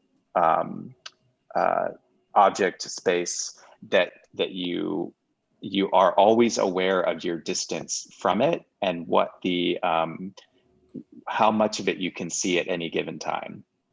Does that make sense? So that supercharges the journey of getting there, because you're using architecture and the design to reveal different sides of it and different pieces of it. And I think that I think the section would get to a next level of clarity and mystery. I think if it was designed with that in mind even more, if that makes any sense. Yeah, that's super helpful. I love that idea. Yeah. Great. Sorry, I'm sure everybody heard my very loud timer go off. But we'll have to move on. So Lila's gonna go next. And actually, I want to segue the presentations with what Michael was just saying. Like, I'm almost like, if I had more time in studio, I almost would want to bring Michael in and bring in a director, or bring in, actually, no, Michael, I want to bring you in, bring in a scout and just be like, what's the movie that happens here? Like, literally, what have we created in a series? So it came from wherever it came from, pattern generation, folklore study, light studies, whatever, we have a thing, right? I almost want to bring somebody in as a location scout and be like, what's the movie that we film here? And what's the story? Like, how has this become a container for a new story? That would be fun, right? Let's do that. Studio next semester is canceled. Michael's gonna come in. The reason why I'm saying this is segue is I think Lila's project is kind of perfect for something to happen there, right? If something's gonna happen, we don't know. Maybe that is our response as critics, that we respond to, like, this is the story that I want to be told in this space. I don't know. Remember, this is all experimental. So yeah, hard studio to review, but there's no wrong answers. So that's the beauty of it. Okay, sorry. Lila, go ahead. Okay. Just give me 1 second.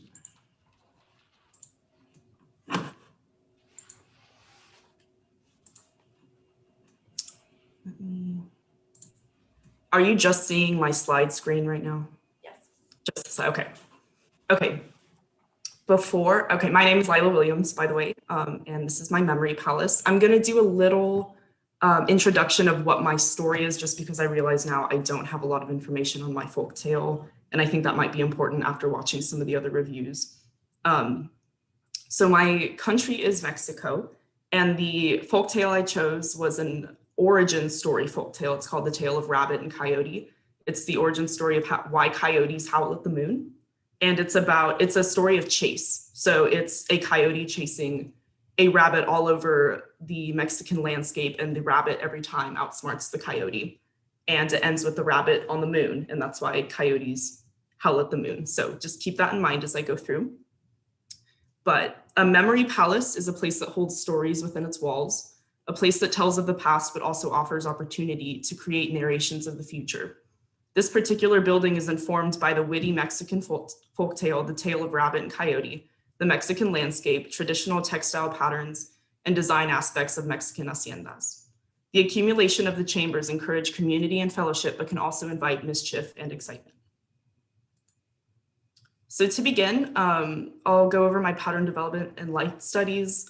This whole project stemmed from this very sad looking paper model over here, but then it progressed into the patterns that you'll see throughout my building. This is the 2D study, and then the 2 3D iterations that are throughout my spaces. And as for light studies, I found light to be very important in this project, just because Mexico is known for its sun and its warmth. And so I took on light to be a really big part. And this kind of just shows my studies and exploration with light. And I found it to be really fun and really enlightening. These are diagrams that we did probably, I would say, a month ago. These are part of just my progress. These don't exactly resemble my current building right now, but I wanted to show these because I learned so much from these diagrams. They studied mass and void, spatial relationships, and light. And I realized in order to do these, you had to completely immerse yourself in your own building, which was kind of scary because you had to think about, what does this space look like when I'm literally inside of it? And that really got me thinking on the movement of the space and the light, and just what it felt like to be in there. And because of these diagrams, I was able to develop the final project. And these are just the sections of those same diagrams. And this is my occupancy table. I'm not gonna go over it. If you would like me to go back to it, I can, but. Okay, and so for my materials and color palette, on the left here are my color studies. And so I didn't actually use these exact studies. I use these studies as more of a jumping off point. I tried to stick with traditional Mexican colors. I mean, Mexican colors are very bright, they're very bold. But as I started putting them into my design, I realized it wasn't what suited my personal building. But I realized I really loved the browns and the yellows and the grays, and I realized that really worked. So I took from these studies those aspects and implemented a lot of wood, and I realized concrete was a really beautiful way to display my pattern. And because I used concrete, I was able to also implement some more solid, cooler materials as well. And I think that really bounced off the wood in a nice way. So this is my first level. And this level contains a reading and meditation space, which is right here is the entrance. So this is the first building you'll enter. A common space here for socializing, an art gallery, a transition space, and a performance space.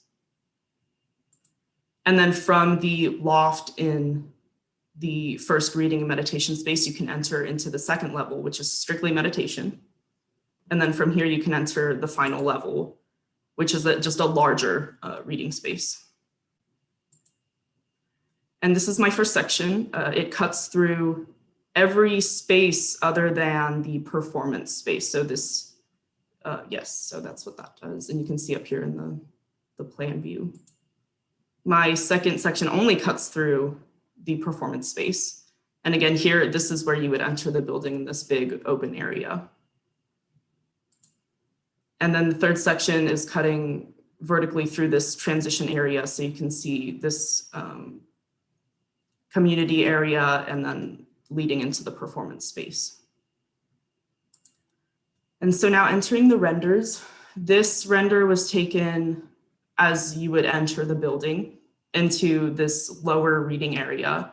And so my first, this building, or this section, sorry, of the building is split into two. There's this short reading area. You can enter here into the community space, and then these stairs then go up to a meditative space.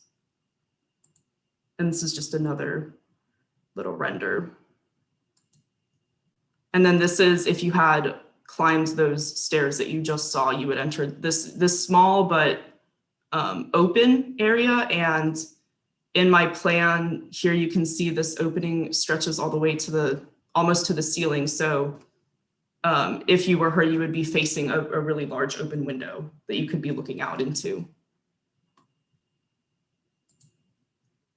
And this is the community area, or the social space as I called it. If you had entered that door that you had seen in the first render, this is where you would end up. And this is meant to be a very warm area. It's supposed to encourage community and socialization. So if you were to walk into this area, my goal would be you would feel comfortable, and hopefully you could walk up to somebody, talk to them, or if you were with somebody, you could have a conversation with them, or you could continue moving through this space. I think this was an area where I discovered that there could be different speeds within this one area. People could be walking right by you, or you could be standing and talking. In both ways, you could be comfortable. That would be my goal for this area. And that's just another view of it. If you were standing, if you had just come down that staircase that you could see in that opposite render. And then if you had walked up those stairs that I had just mentioned, you would enter the gallery space. And I wanted this to be kind of almost an oasis within my building. You walk into this area and it's just white, and it's meant to be an area for a single sculpture or an artifact, but something preferably large and important and very kind of breathtaking once you enter into it. And when you enter this space, this entire wall is all glass, and you can look out onto what I would hope would be the Mexican landscape. So the view in itself is also an artwork within this sculpture gallery. And so if we had come back into that community area and entered the stairs that were on the left, we would walk into this transition space. And here I have my pattern in concrete sticking out from the wall in different lengths. And this is, I wanted to convey something you walk into and you don't really know where you're going next. And it's a little bit alarming because you walk in and the walls are red. And you're intrigued by this space, but you're also like, okay, what if I keep going? You know, what's past here? And if you do keep going, you would enter the performance area. And this is an area for live music or poetry reading or public speaking. It could really fit all of those. But there's also enough room to walk around, socialize, dance. I really kept it open. But this was a space where I really had fun with the light. I was able to get a good view of what it would be like if there were just all these openings in the wall and what kind of lines it created within the space. And this is just another rendering if you had been sitting down by that circular window. And again, another iteration of light. Now, if we entered level 2, the way you go to level 2 is you go from that loft in the reading and meditation area and you continue to walk up the steps.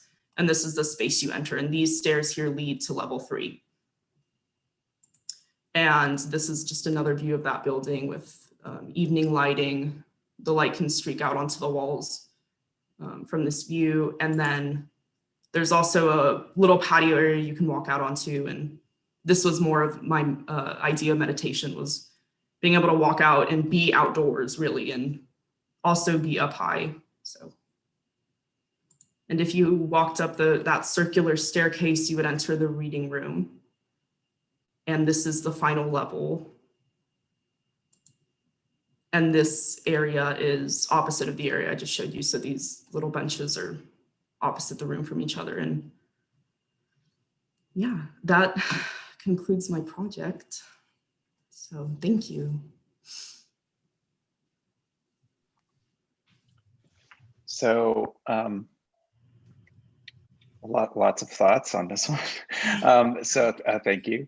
I think, so one of the things that I appreciate about this project is that you largely have ignored like the rules of gravity and architecture, you know? So, and I mean that, you know, like that you kind of said, well, you know, like, you know, this rendering right here is perfect for that. Like these are just, you know, heavy blocks of who cares, floating, you know, in space with glass running through it. So I think that you're heading in the right direction in terms of thinking of this project more spiritually, you know, in terms of or less attached to the reality of the physical world. Sure. But I think that you got stuck then in the program, because your presentation, you know, is probably a bit long, and also you told us what you did, but you didn't tell us why you did it. So it's difficult to understand how this detachment from the physical world is connecting to your narrative of this dance between the coyote and the rabbit and the moon, you know? So you opened with that, and then you didn't say anything about it for the rest of the presentation, when ultimately this needs to be potentially a project about two beings moving through space and finishing in the open air, looking up at the sky, you know, like that sentence could be the whole project. And instead I feel like you got a little attached to the program and having to make sure that you had all of these boxes that we moved through, you know. Okay. So I'm not sure, this is the last image that you have, but I'm not sure, why is this the end? You know, is this even the end? Mm-hmm. You know, what that final space, I feel like it needs to be about looking up, you know, if we're going to make a connection to the narrative that you presented. So. Okay, thank you. No, it's okay. I appreciate it. I do. Yeah. I think to kind of jump on that, some of the more interesting spaces I think that you showed were earlier in the project where you created these like crazy skinny tall staircases, right? And yes, thank you. Keep going back a little bit further.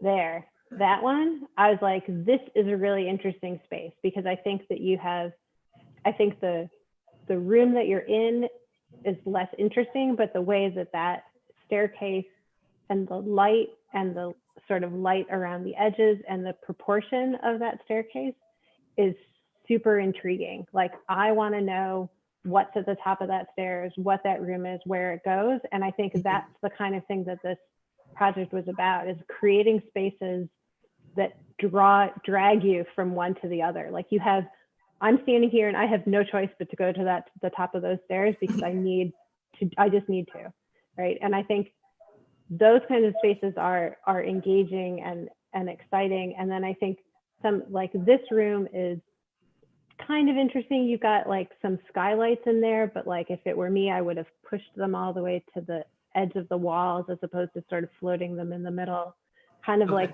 how you're doing with this end condition. I think, and I was going to say this on the last review as well, I think you all need to be careful with scale figures and renderings and entourage and that sort of thing, because, and this is something we deal with on a daily basis, and how do you use your scale figures and your entourage to support your design ideas as opposed to fill the space and to tell the story that you want to tell. So like, I would have put someone walking up that stair at some point, maybe 2/3 of the way up or down. But like these people in the foreground, they're more distracting than they are helpful.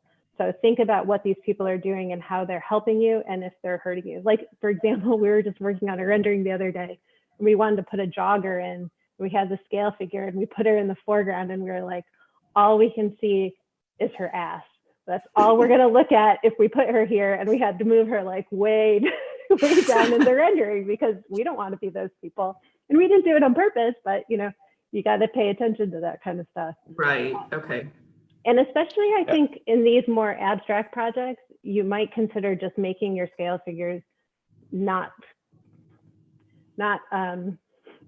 don't apply materials to them, maybe apply something more neutral. Like, we've made scale figures that are like shiny brass, or something that's like has no race, has no clothes, has no they all have their own gender at this point, but it makes them feel more like background objects, and then you can see your architecture in the foreground, and that's sort of the goal. Okay. Yeah, I totally agree. Like, none of these people are doing what you would want your visitor to do in this space. One of them's using the phone, the other two are ignoring everything else. Like, I think I totally agree with you. Like, if I would actually have put someone in the middle where and it's only one person, and it implies they have to choose which staircase to take. So that you're embedding with that one person, you're embedding narrative in the image. Do they take which everyone would take the tall stairs, but there's also this mystery of like the stairs that are off to the side as well, so I think make sure that they're characters, in your story, make sure they're communicating what you want them to communicate. I agree. And I will say this is one space that kind of struck me for a lot of the same reasons that it did for Amy, that staircase. You're just kind of drawn through it or to it, and because you want to go through it. But what I really liked about this space as well is the reflection. So it almost looks like you're walking on water on the floor and that shiny surface. So there's a little bit of, and I don't know the story that you're the tale that you followed, but just when you're talking about a rabbit, I think of like Brer Rabbit. And I figure with this story, there might be a little bit of trickery, and stuff that's going on. And so making these decisions and some of these choices and having these spaces where you're not exactly sure where you are, you're walking on water and you have to go up this very narrow staircase. You have no idea what's going to be there at the end. And as far as the figures, I agree as well. And I enjoyed the colors, especially these really warm tones. Like I feel like I'm in a Mexican hacienda or something like that. And then some of the contrast between the cool and the dark among different spaces, and then with some of the things that you have in them as well. But might have been interesting to see whatever you're going to use for scale reflect some of that materiality in those colors as well, and bring out more of the, those textures and that feeling. Okay, thank you. Yeah.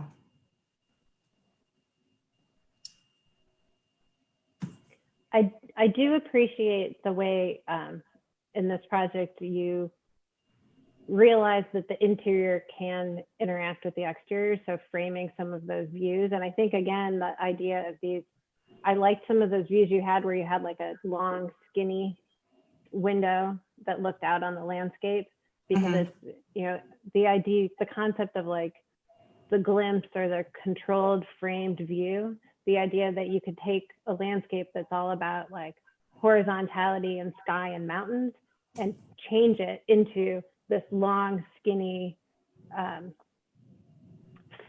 slice of environment. Like you've basically changed the environment by the way you've placed your window. I like that as a way to almost create the way you talked about it being art on the interior. And I think I would have pushed that more. But again, I think it's all about this role of scale and proportion. See, that window I'm not as interested in, because it's just a big picture window. But I think it was earlier you had one that was just like a little slice between a couple chairs. That one. See, I wouldn't have put that coffee table in front of it, or even that railing. I would have just let that be this little sliver. And it's pretty because you get these like, you get the train and it sort of starts to read like the strata of the earth, because it's almost abstracted because it's so thin, and it could even be thinner. But I think that kind of way of playing with your views and your control of how you see inside versus outside is a really nice way to approach a space, especially when when there is no architecture and there is no exterior facade you're trying to design. You're just trying to create a moment inside that's special. But again, like Michael said, like that woman should be turned around looking out that window, right? Yeah. And time. Oh, perfect. Yeah, I just want to say thank you guys so much for your feedback. That was really helpful. Yeah. Thank you, Lila, for your presentation. Let's see who is next. Sinclair. But I think we just lost Michael. I don't know what happened. Let's see what happened.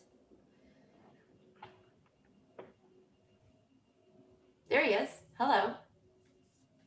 We lost you for a second. Sorry, it's a long connection. Okay, Sinclair. Thank you, Lila. Can I share my screen? Yep. Go ahead. Okay. All yours.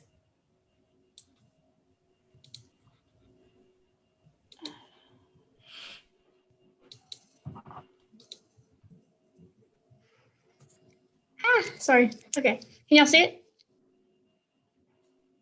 Okay. Hi, my name is Sinclair Black, and I chose India as my region to base my project off of. So Memory Palace to me is a place of shared experiences, the sequential experience of the individual chambers, the equivalent of the journey and engagement typically found in a narrative. This particular Memory Palace is centered around themes and values from the region of India, derived from the folktale Blind Men and the Elephant. In the story, 6 blind men argue over what they perceive the elephant to be like based on their own experiences. And it's not until they consider all of their perspectives that they can finally uncover the truth. So the intersection between space and storytelling is expressed through the journey of the palace, emphasizing themes and completing the entire journey in order to understand the whole. Each chamber offers a different perspective, only able to be completely understood once the journey to the palace has been completed. So yeah, I chose the blind men and the elephant. And it just really, in my project, it's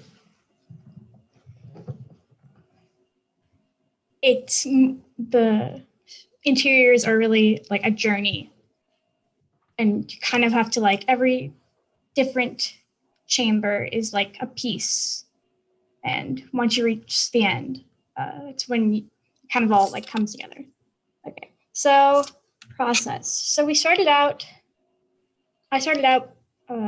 with this pattern. I started out with this elephant, and we did a lot of light studies over it, and did a lot of studies with individualism versus idealism. And I unfortunately, sorry, I lost my train of thought.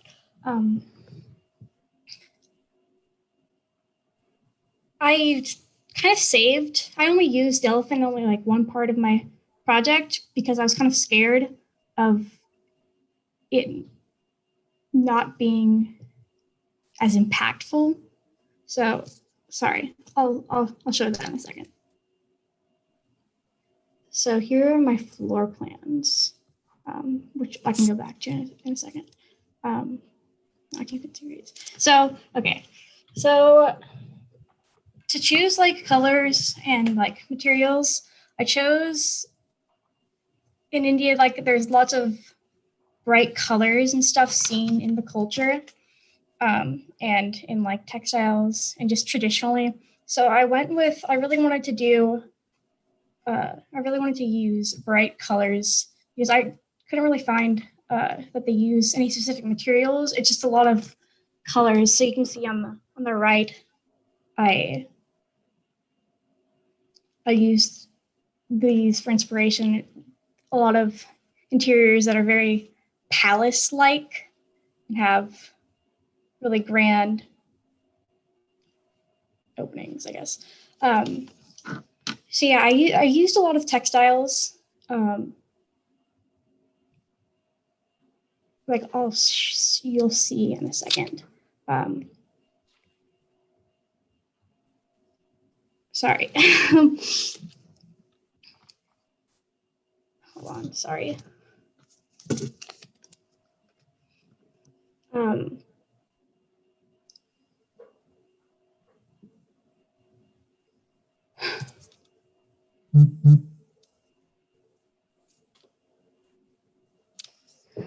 So these are two of the renderings. The one on the left is of the film room in my space, and on the right is a library, which, as you can kind of see from the previous slide, I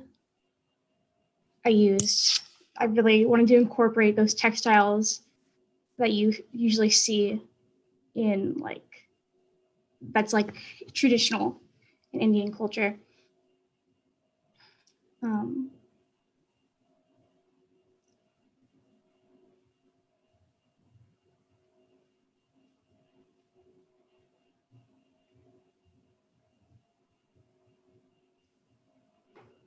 So the one on the left, I wanted to do a lot of like warm colors in this one, and just really kind of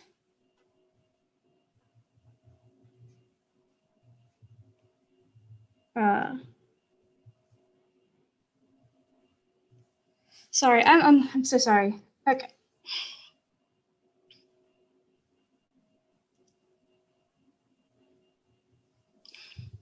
So which space is this again? Where are you starting us out in? Starting out in the film room. The one on the left is the film room, which you can see in the bottom left corner in that plan. The one on the right is library.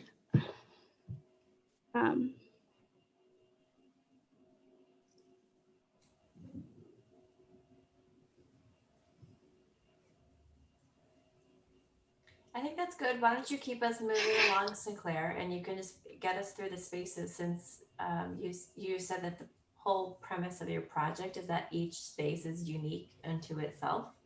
And so we won't have a picture of the whole story until we see all of it.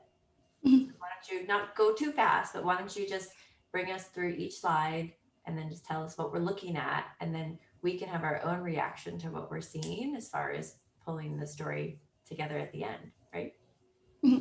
Okay. So these are 2 sections that I used, and you can see, can y'all see my cursor? No? Okay. On the, okay, sorry. Okay. So at the top is the end point of the journey. And there's a moment there. You can see it in the section B where there's a window there, and it's supposed to be like the end of the journey. And you'll see that in renderings that I have in a couple slides. So you do start out, you have to kind of go through this journey of getting through there, and you can't really see very much until you get up there. Yeah. Okay, good. Next slide. You're going to lose all your time with pauses in between. So Sorry. This is a rendering of the art room, which is kind of like the biggest room. And I'd say it's second to the really grand circular room that I just showed a second ago.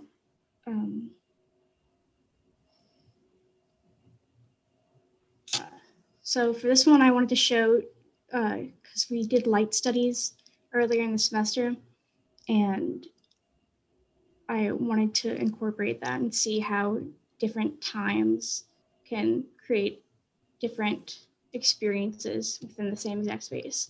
So this is just in a stairwell leading upward.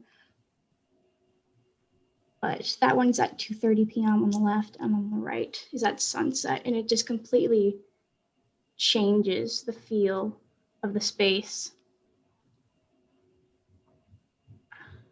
And a quote that I thought went well with this was, "Stairs, when set loose from the confines of emergency planning, move people through space in ways that touch the very fiber of our sense of self."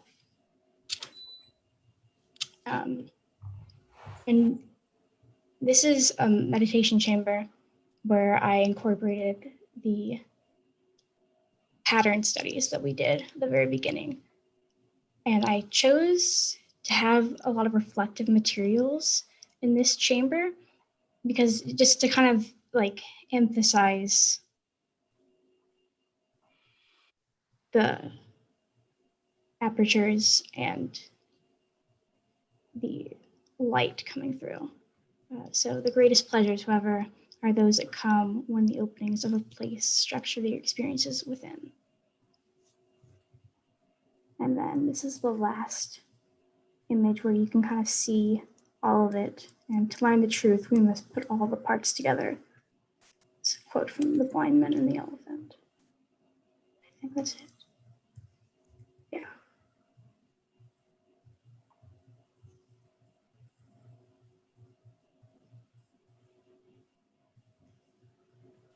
That's it. So, in your opinion, what is the truth that we learn when we put all of these parts together? You just kind of get an understanding of like building more so. I think. And are we seeing this from the meditation space? Is that what Yes. this view is? Yeah. So the meditation space is the spot in the building that allows you to then look back upon. Yeah, it's the final. whole. Sorry. That's Yeah, okay. it's the final. It's the final destination of Gotcha. the journey through the space. So we're looking out that window here. Yes. Back onto the building. Okay. Yeah. I think, I mean, it's an interesting idea to create a journey where you have no sense of the building until you get to the end and then look back onto the building itself. There's something in that, but I think if you're going to do that, you have to be, you can't present it in the middle of kind of beautiful mountains, because like those are always going to win, So I think you could think about, like, again, this is a building that doesn't have to exist in a real space. Mhm. So it could be in a void entirely, and that it is the entire universe is just the building and looking back at the building, I think could be a way that you could begin to think about it. And then I would say, I'm not completely convinced that all these pieces are telling us anything, like what is the whole here? What are all these parts? They still just look like parts. The only thing that you're revealing is that you can see them all at once, so I would kind of push back and challenge you a little bit to think about what is that reveal, or maybe you could speak to that just a little bit more. It kind of comes to, Are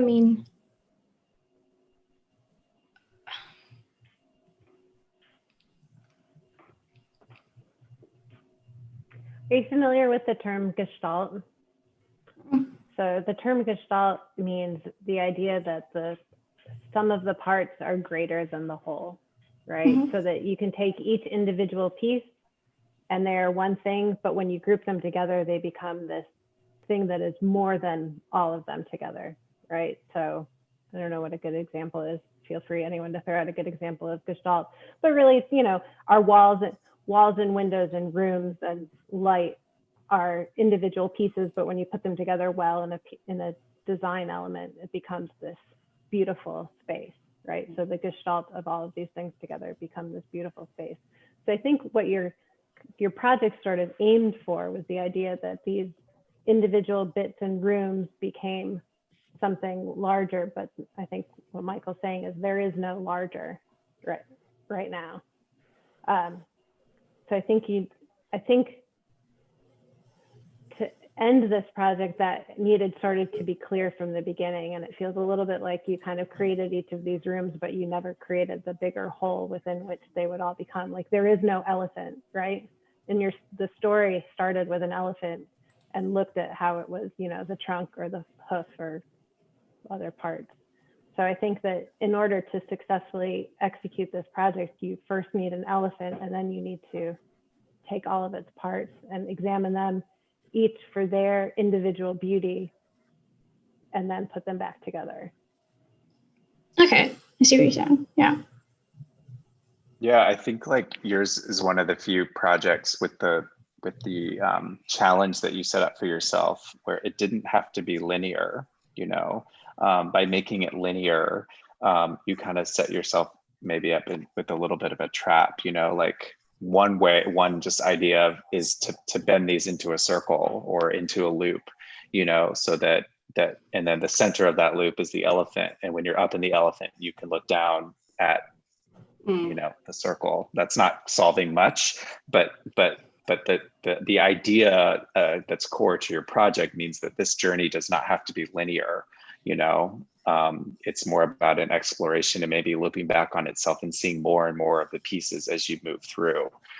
So I think that there's something about the circulation that maybe could kind of unlock the project, for you a little bit more. The circulation, and I think even with some of the finishes and actually what's happening inside the spaces, because we saw some spaces that were very similar, and I would have liked to see a little bit more differentiation between some of them, as well as just thinking more about the elephant itself. And you mentioned that you kind of struggled with it and chose to leave it out, except for the very last space. But, even in all of these parts and taking, the bits and pieces of the elephant. And, something just thought about when Amy was talking about it, maybe it's the trunk in one room, or, the tail in another room. But you also had this image on one of the first slides when you were showing the different iterations of the elephant itself. But there was one at the top right that it looked kind of like smoke, which I thought was very interesting. And it would have been maybe useful in a space, if you're thinking about, smoke and clouds or hiding something, and then this revelation that's supposed to happen at the end. I don't know. I liked that particular arrangement or composition as you were playing with the symbol of the elephant, and even other symbols. We're talking about circles, like a mandala or something like that might have been something interesting to see in this space, because we're thinking about spirituality and a journey in movement and circulation, something circular, perhaps like Michael mentioned.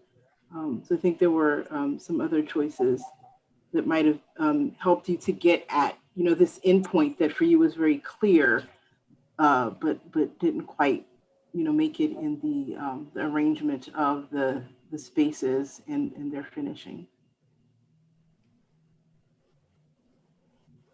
I would concur. I think that's really good and fair feedback, and I appreciate how constructive it is too.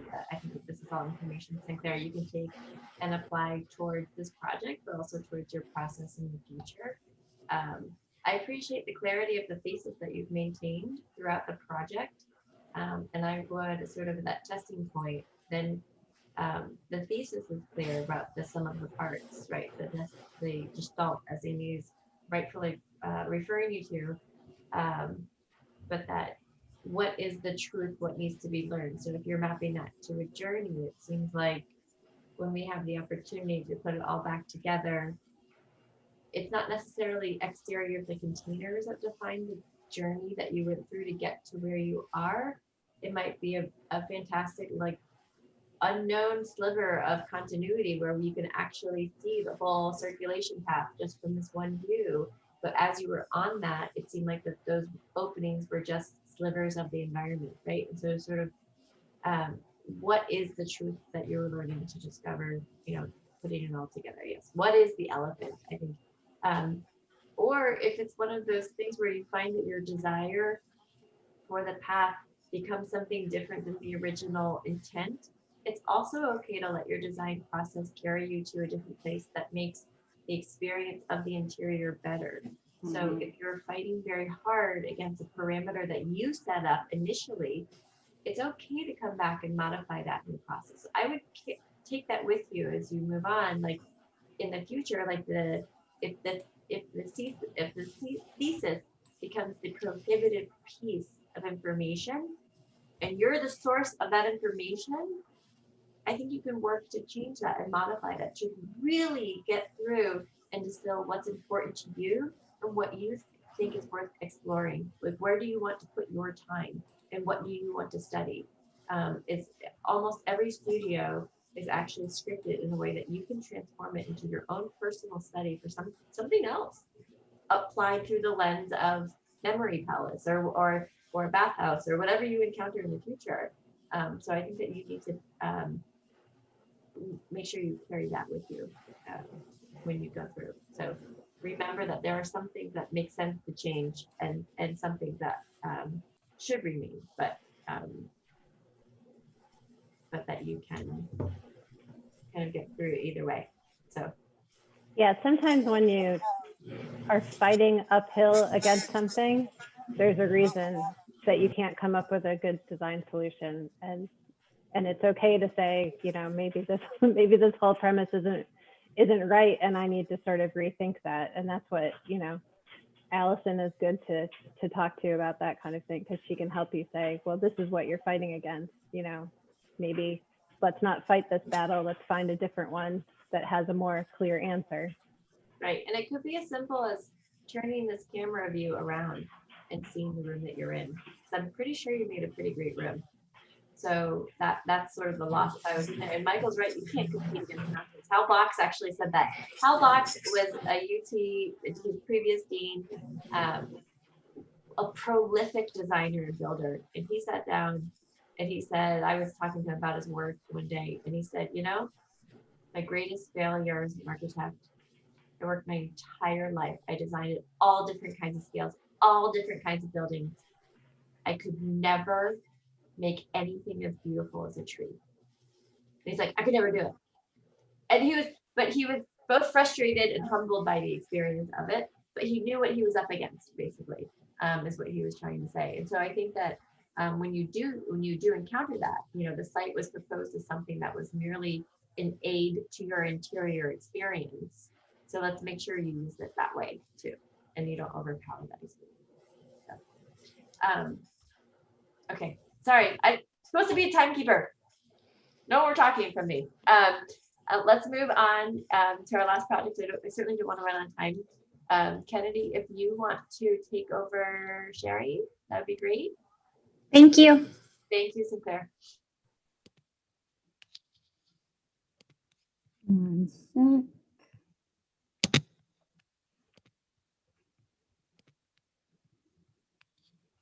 Okay, y'all can see that.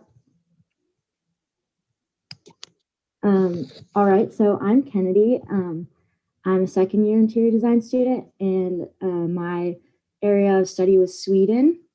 So my memory palace is the expression of the overarching hierarchy of the role of the individual to the collective present in the Nordic culture. So chambers of whole experiences are linked together by a circulation path of vertical movement that allows each chamber to retain its unique identity while being part of a larger composition of place. So we'll start with my pattern development, and I chose this symbol, which is a Nordic symbol for bravery and courage, because the main folk tales that I focused on, and also just a running theme throughout a lot of Swedish folk tales, is courage and bravery.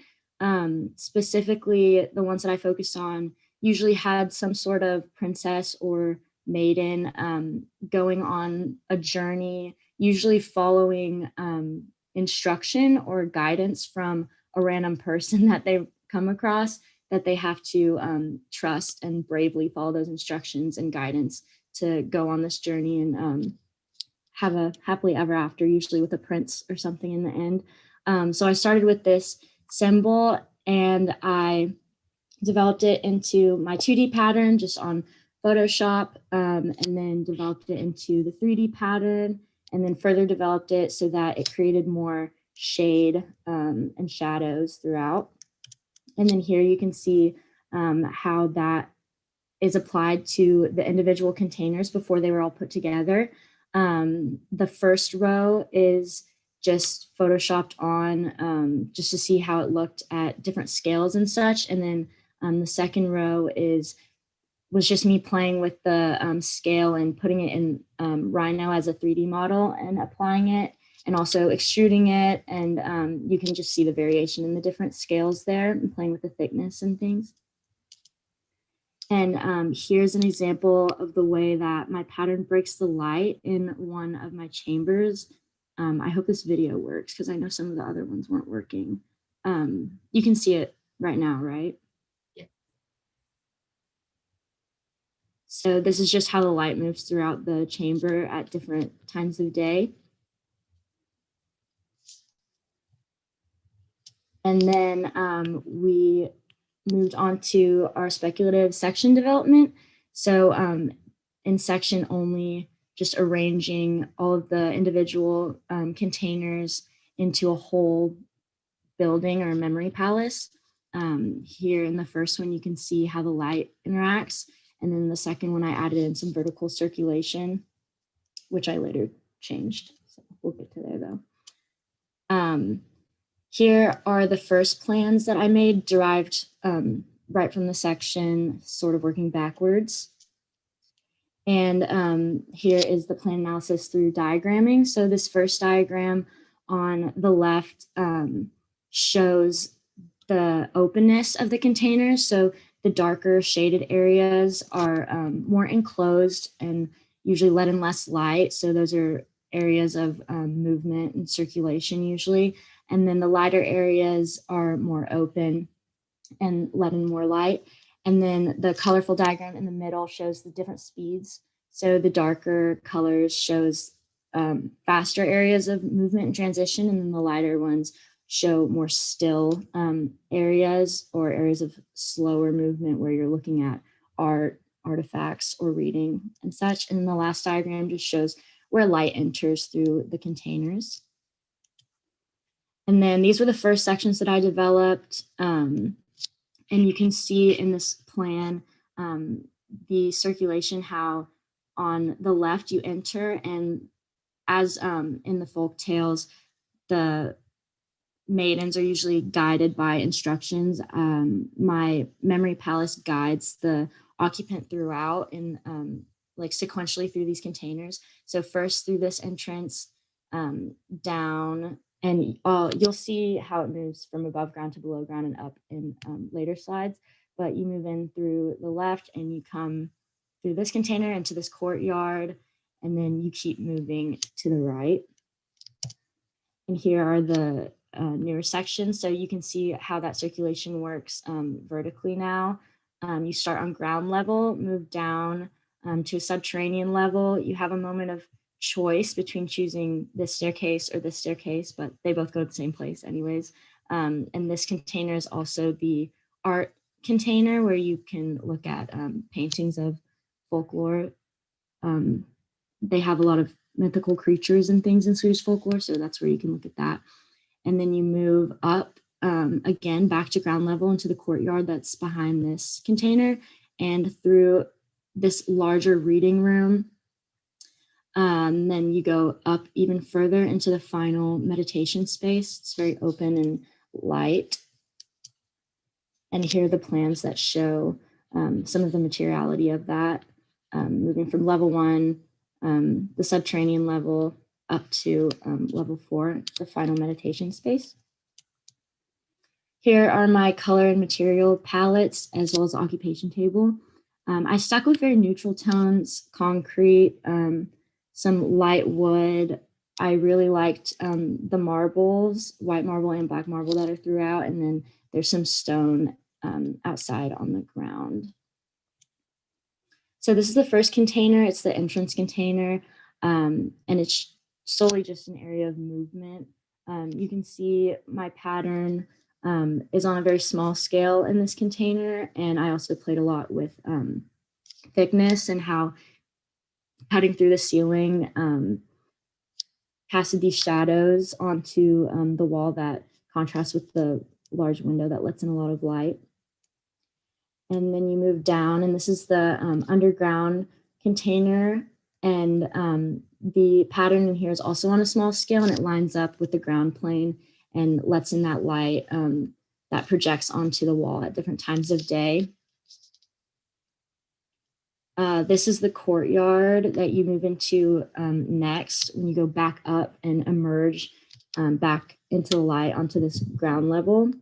And I played around with this, placing this tree in the middle just to provide some shade and just something to occupy it. I really liked the way it looked. And then at night, I wanted to use this courtyard as a film viewing area, a very casual one. Just bring blankets and sit down on the floor and viewing a film. And then you move into, well, before I go here, you can see on the right, this is the entrance to the reading room that I'm showing now. So here it is. And this is where my pattern is on its largest scale. And I extruded it a lot. And I really like the way that it made the shadows and the shade, how it projected that onto the wall and onto the pattern itself to create just all those different values and pockets of shadow. And this is, you can see it better in a different lighting here, and how I extruded it down from the ceiling to create a sort of feeling of being enclosed and just entirely encompassed by this pattern. And that also contrasts with the large windows on the sides that let in a lot of extra light. And then this is, you can see it in the plan, it's an interior room. And I extruded those walls all the way down to make it also feel very enclosed. And the view on the right is when you look up through that skylight. And then next, you move into this area of circulation. It closes, feels really close compared to the other open spaces. And I just have these really thick walls of stone that just make it feel very dark and narrow, but it's still this kind of grand staircase I wanted it to feel like. and you move directly from that up into this bright light final space for meditation. And it's open on all sides and also on the ceiling, and it just lets in a lot of light. And it's also kind of this grand moment. And here my pattern is on medium mid-size scale. And that is it.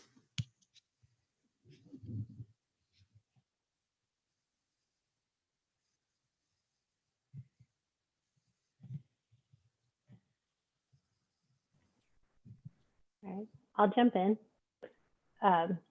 You did this is a really nice project. I think there's a number of things that you've done with first of all, your pattern is a simple pattern, but the way you layered it and used it three-dimensionally and played with the scale shows how you can take a simple basic geometry and make it into many different things. And I think I commend you on that in terms of selecting something and really exploring it and seeing where it could take you. I think you've done a really nice job.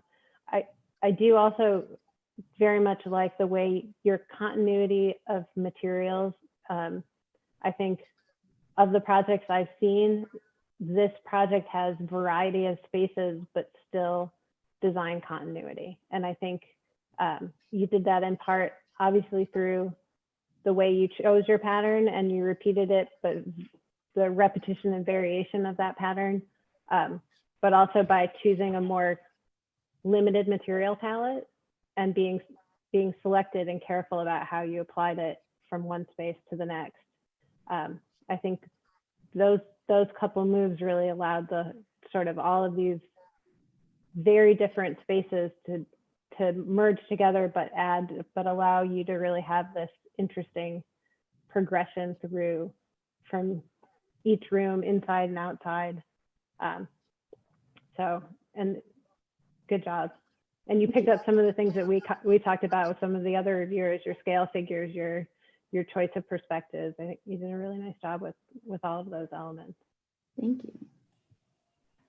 I also enjoyed the clarity of this project, Kennedy. But I did have a question. So once you go in the subterranean area and you come back, and you're really on ground level, but it's kind of like a mezzanine. And I would have liked to know what happens if you're looking back into the subterranean space or into the outside. And you also talked about at length the courtyard and the tree and what's supposed to happen in the courtyard. But again, how we see a little bit of the connection once you move back into or forward into the next space. But I was missing the connection between the courtyard and the subterranean Mediterranean space when you come back up. Subterranean middle space. I don't know where that came from when Scandinavia. I can go back to that slide if you would like. Yeah, maybe I just missed it. So here, you can see my mouse, right? Okay. Mm-hmm. This is that pattern that projects onto the wall. Got it. Yeah, so that's how it connects there. You can't really see directly into it because that pattern blocks it, but that's where that is. I don't know if you. So when you come back up, you're outside and not in an interior space. Yes, or you're in this space that's kind of a combination. Transitional kind of, yeah. Okay, got it. Thank you. I also like the sorry, Michael, before I forget, because I'll just continue and I'll be quiet. The scale, the different scales you played with the symbol, but for me also, I kept thinking what it might have been like if you had moved it outward so that it was kind of projecting outward like a faceted jewel or something. I don't know, I kept seeing it that way in my mind, and that might have been interesting as well. It would have allowed for some different texture, but I liked the simplicity of it, even as you explored how you could use it differently in the various spaces. Could you go to the slide that has the largest example of the pattern? It's one of the darker spaces. I think it's 2 or 3 after this one. Keep going. Oh, This one. So back one more, 2 more. Maybe there's a delay. Yeah, I think there is. Are you talking about this one? Or I think it's called. No, you passed it, yeah. This. Did it catch up? One more. This one. Come on. The one with yes. the Okay, that stop. That one. Okay. It seems like it's So really delayed. So I agree with what everyone has said, but I want to push back a little bit more because your narrative has to do with bravery, and I'm more interested in what this building's capacity is to make the visitor feel brave, you know. And I think that this image is the one that does that best because it feels a little scary, you know, to go from one end to the next, to climb those stairs. I mean, the kind of gash of these huge, of the pattern, the aggressiveness of the black marble, like there's a real kind of like resonance, I think, in this image that's really successful. But I think that you could have gone further with this notion of bravery walking through a space. I mean, again, this doesn't have to be a building, you know, like there could be, you could pull apart these sections where you have to walk across, you know, a skinny bridge, or, you know, a tunnel made of glass, or, you know, a really dark, you know, tunnel. Like I think that I think there could have just been a little bit more, thinking through again what that visitor experience would be and how you want them to potentially feel brave as they move through the space. Like when they get to the end, they should feel maybe a real sense of accomplishment. And I think you have it in elements, you know, and it's definitely present. But I can't tell how much it was on purpose versus by accident, you know. So I just would, I think I would just push a little bit more on that front. But overall, and this image in particular, it makes me think of Blade Runner 2049. Like there's really compelling. This is a really compelling image for sure. Thank you. That's an excellent example. The Blade. We have a bunch of. We were doing a project and Mark took a bunch of stills from that Blade Runner where they're walking through the space where they have, it's a good example for the idea of these spaces that have no exterior volume, where they're walking through these spaces where the light looks like it's coming through water, but it's constantly changing, like the sun is moving at a speed that doesn't make sense with actual day and time, and it's totally disconnected from anything else.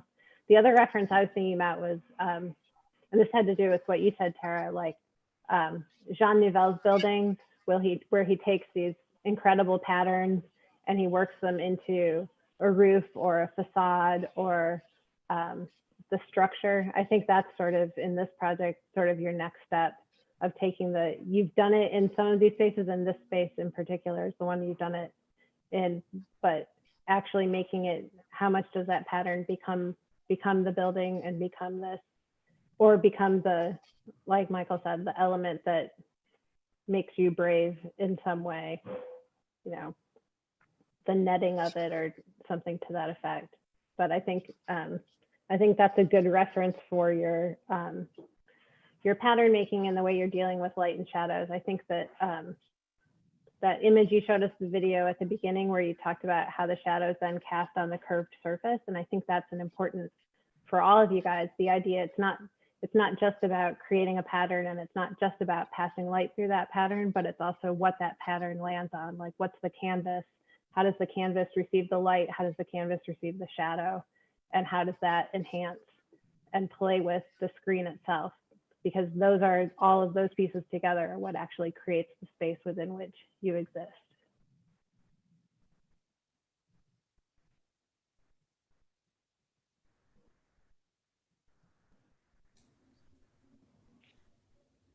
Wonderful. Are there final comments? I don't want to stop. I mean, we're pretty much done, but were there any more? we can move into final comments if you want. Now that we're done with everything, I'll let you guys know they've been working on materials for 10 days. Materiality. So it has been an accumulation of knowledge as we've moved through the semester, continuing to learn. And so I'm really appreciative that the constructive feedback today can be, I got distracted by Mark. Hi, Mark. I'm really happy that I'm on headphones, so if you can't hear you, I will convey your greetings. Yes, but that I want everyone to know, like, yes, this is sort of the terminal part of this project for this class, but like the learning doesn't stop. And I love that everybody that has been talking today has been like, this is something we're learning in our project. This is something we're experimenting with this on this film, or, you know, different. And so that the learning doesn't stop and that you keep trying different things as you go on. So I really appreciate that and how that was truly conveyed during the review today. So again, I'm not talking, you talk. But if you do have any final comments, I would surely welcome them and appreciate them. Yeah, I mean, I think I don't mean to sound like a broken record, but I really feel like there could be more rigor in the unpacking of these stories, and potentially with some people, maybe even the selection of the story itself. You know, I think that there seemed to be a nervousness or hesitation that we had to kind of quickly get into a building, you know, and what was so, I think, exciting about this studio is that pressure maybe was a little less, but I feel like this, you know, the students kind of still applied it anyway. And so I think that, you know, something I thought of like as a halfway point or something, like, what if you made everyone switch projects and they had to write the story of somebody else's building? Because if you can't do that, or if you're struggling to like even come up with the story at all, then you haven't done a good job, you know? So I think that there needs to be a little bit more delight and a little bit more understanding, or a little bit more sensitivity to putting the kind of real viewer goggles on and walking through what you've done and thinking about what you feel, or asking someone else what they feel as they walk through that space. It's not important, and I think, Allison, hopefully you would agree, like, it's not important that someone who's visiting gets the exact answer of the narrative that you're referencing, but they should walk through and have an emotional experience. And I think that there are definitely parts of everyone's project that was really successful in that regard. But I think that it should continue to be pushed, and is something that I think you all should challenge yourselves to do in every design project that you have from here on out, for sure. So I don't know if that was helpful, but it's my absolutely. I agree 110, 1000 infinite percent. That's why I was so excited that you asked me to be a reviewer and to sit in on this particular project on this set, Allison, because, and for me, it wasn't such an abstract idea, because the whole point of this was to, you know, step out of a comfort zone, essentially get at a narrative, a story, because, and I'm not a designer, I'm a historian and a preservationist, but what I feel, you know, in the profession and in this moment in time where we are in history, is that there's just a lack of understanding of people's stories, and being able to get at those stories and those voices and be able to convey that, whether it's an interior space, whether it's in architecture, whether we're preserving a building or nominating a historic district, whatever that is, and being able to piece together those various narratives, understand where the narratives come from, whether it's an origin story, or, you know, a finishing story, a death tale, or a story of trickery or survival, or whatever that story is. And I'm getting like worked up here, but I like, that's what's so important. And what I feel is missing in, you know, in design, and people's understanding relation to the built environment is, you know, we know our own stories, and sometimes we don't, you know, but being able to unpack what that is, and to understand what a client in your cases, what their story is and what emotion or function or purpose they're trying to convey, not only at that point in time, but then, down the road when, maybe that building or that interior space is used for something else.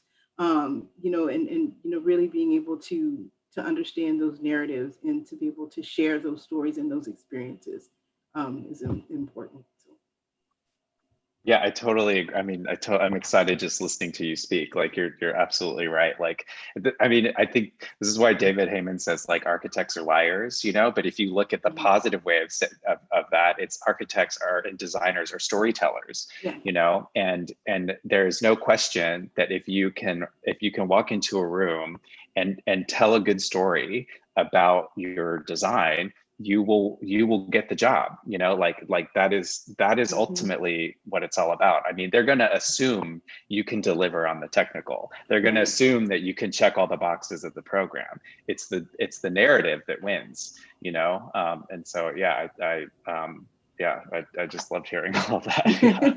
Great. Well, and the other part of it. So I was gonna say, it just makes me sad sometimes that like the story wins, because the proof is when you walk away from the building, right? Too, like you also want to be the person in the room that listens, and you want your client to feel heard, and you want that their voices to come through in whatever you design. And so like the good storyteller both sees their audience and hears their audience as they're telling the story too. So I think that it's sort of a double-edged sword there. Like it's an impossible task, but we can try. So I think that's, totally agree. Well, and then the follow-up is that you can walk into a room and you can tell the best story ever, but eventually you're not going to be there in your building and your spaces to have to tell the story for themselves, right? So you can create the story and you can create the mythology and the hero and the villain and the darkness and the light, but your building will forever do all of those things. So not only do you need to craft something exciting, but it also has to feel exciting to everyone. So like Michael said, actually thinking about how you feel when you're inside these spaces, like feelings, not just, oh, that window's there and that view's cool. Like I feel awesome because I look out that window and it says all of these things to me, or this light makes me feel this way in the morning and this way at dusk. But also, I think to build on the other thing Michael said, like these projects that are sort of abandoned reality in certain ways, these are your best projects to explore because you're not limited by like this sort of rigid, dull reality that happens later. So really try to push, if you don't have to deal with true materiality, really hardcore programming, really give yourself a chance while you're in these design studios to push sort of the fantasy part of it. Because the more you can do that on these abstract projects, the more then you can take those ideas and concepts and move them into real projects and make these fantastical things happen that actually truly can happen and that we all get to enjoy. And I think, also just looking at people who are good architectural storytellers. Like there were a couple things in the last project that made me think of like Liebskind's Holocaust Museum, and that building is a very good example of a building that tells a story, whether you like it or not. Some people hate that building, some people love that building, but that building definitely tells you a strong story and has really dramatic spaces. So kind of trying to find good precedents and see how other architects and interior designers use the drama to push their idea forward. And, like in the Holocaust Museum, in that case, tell a story that is an important story for everyone to understand forever.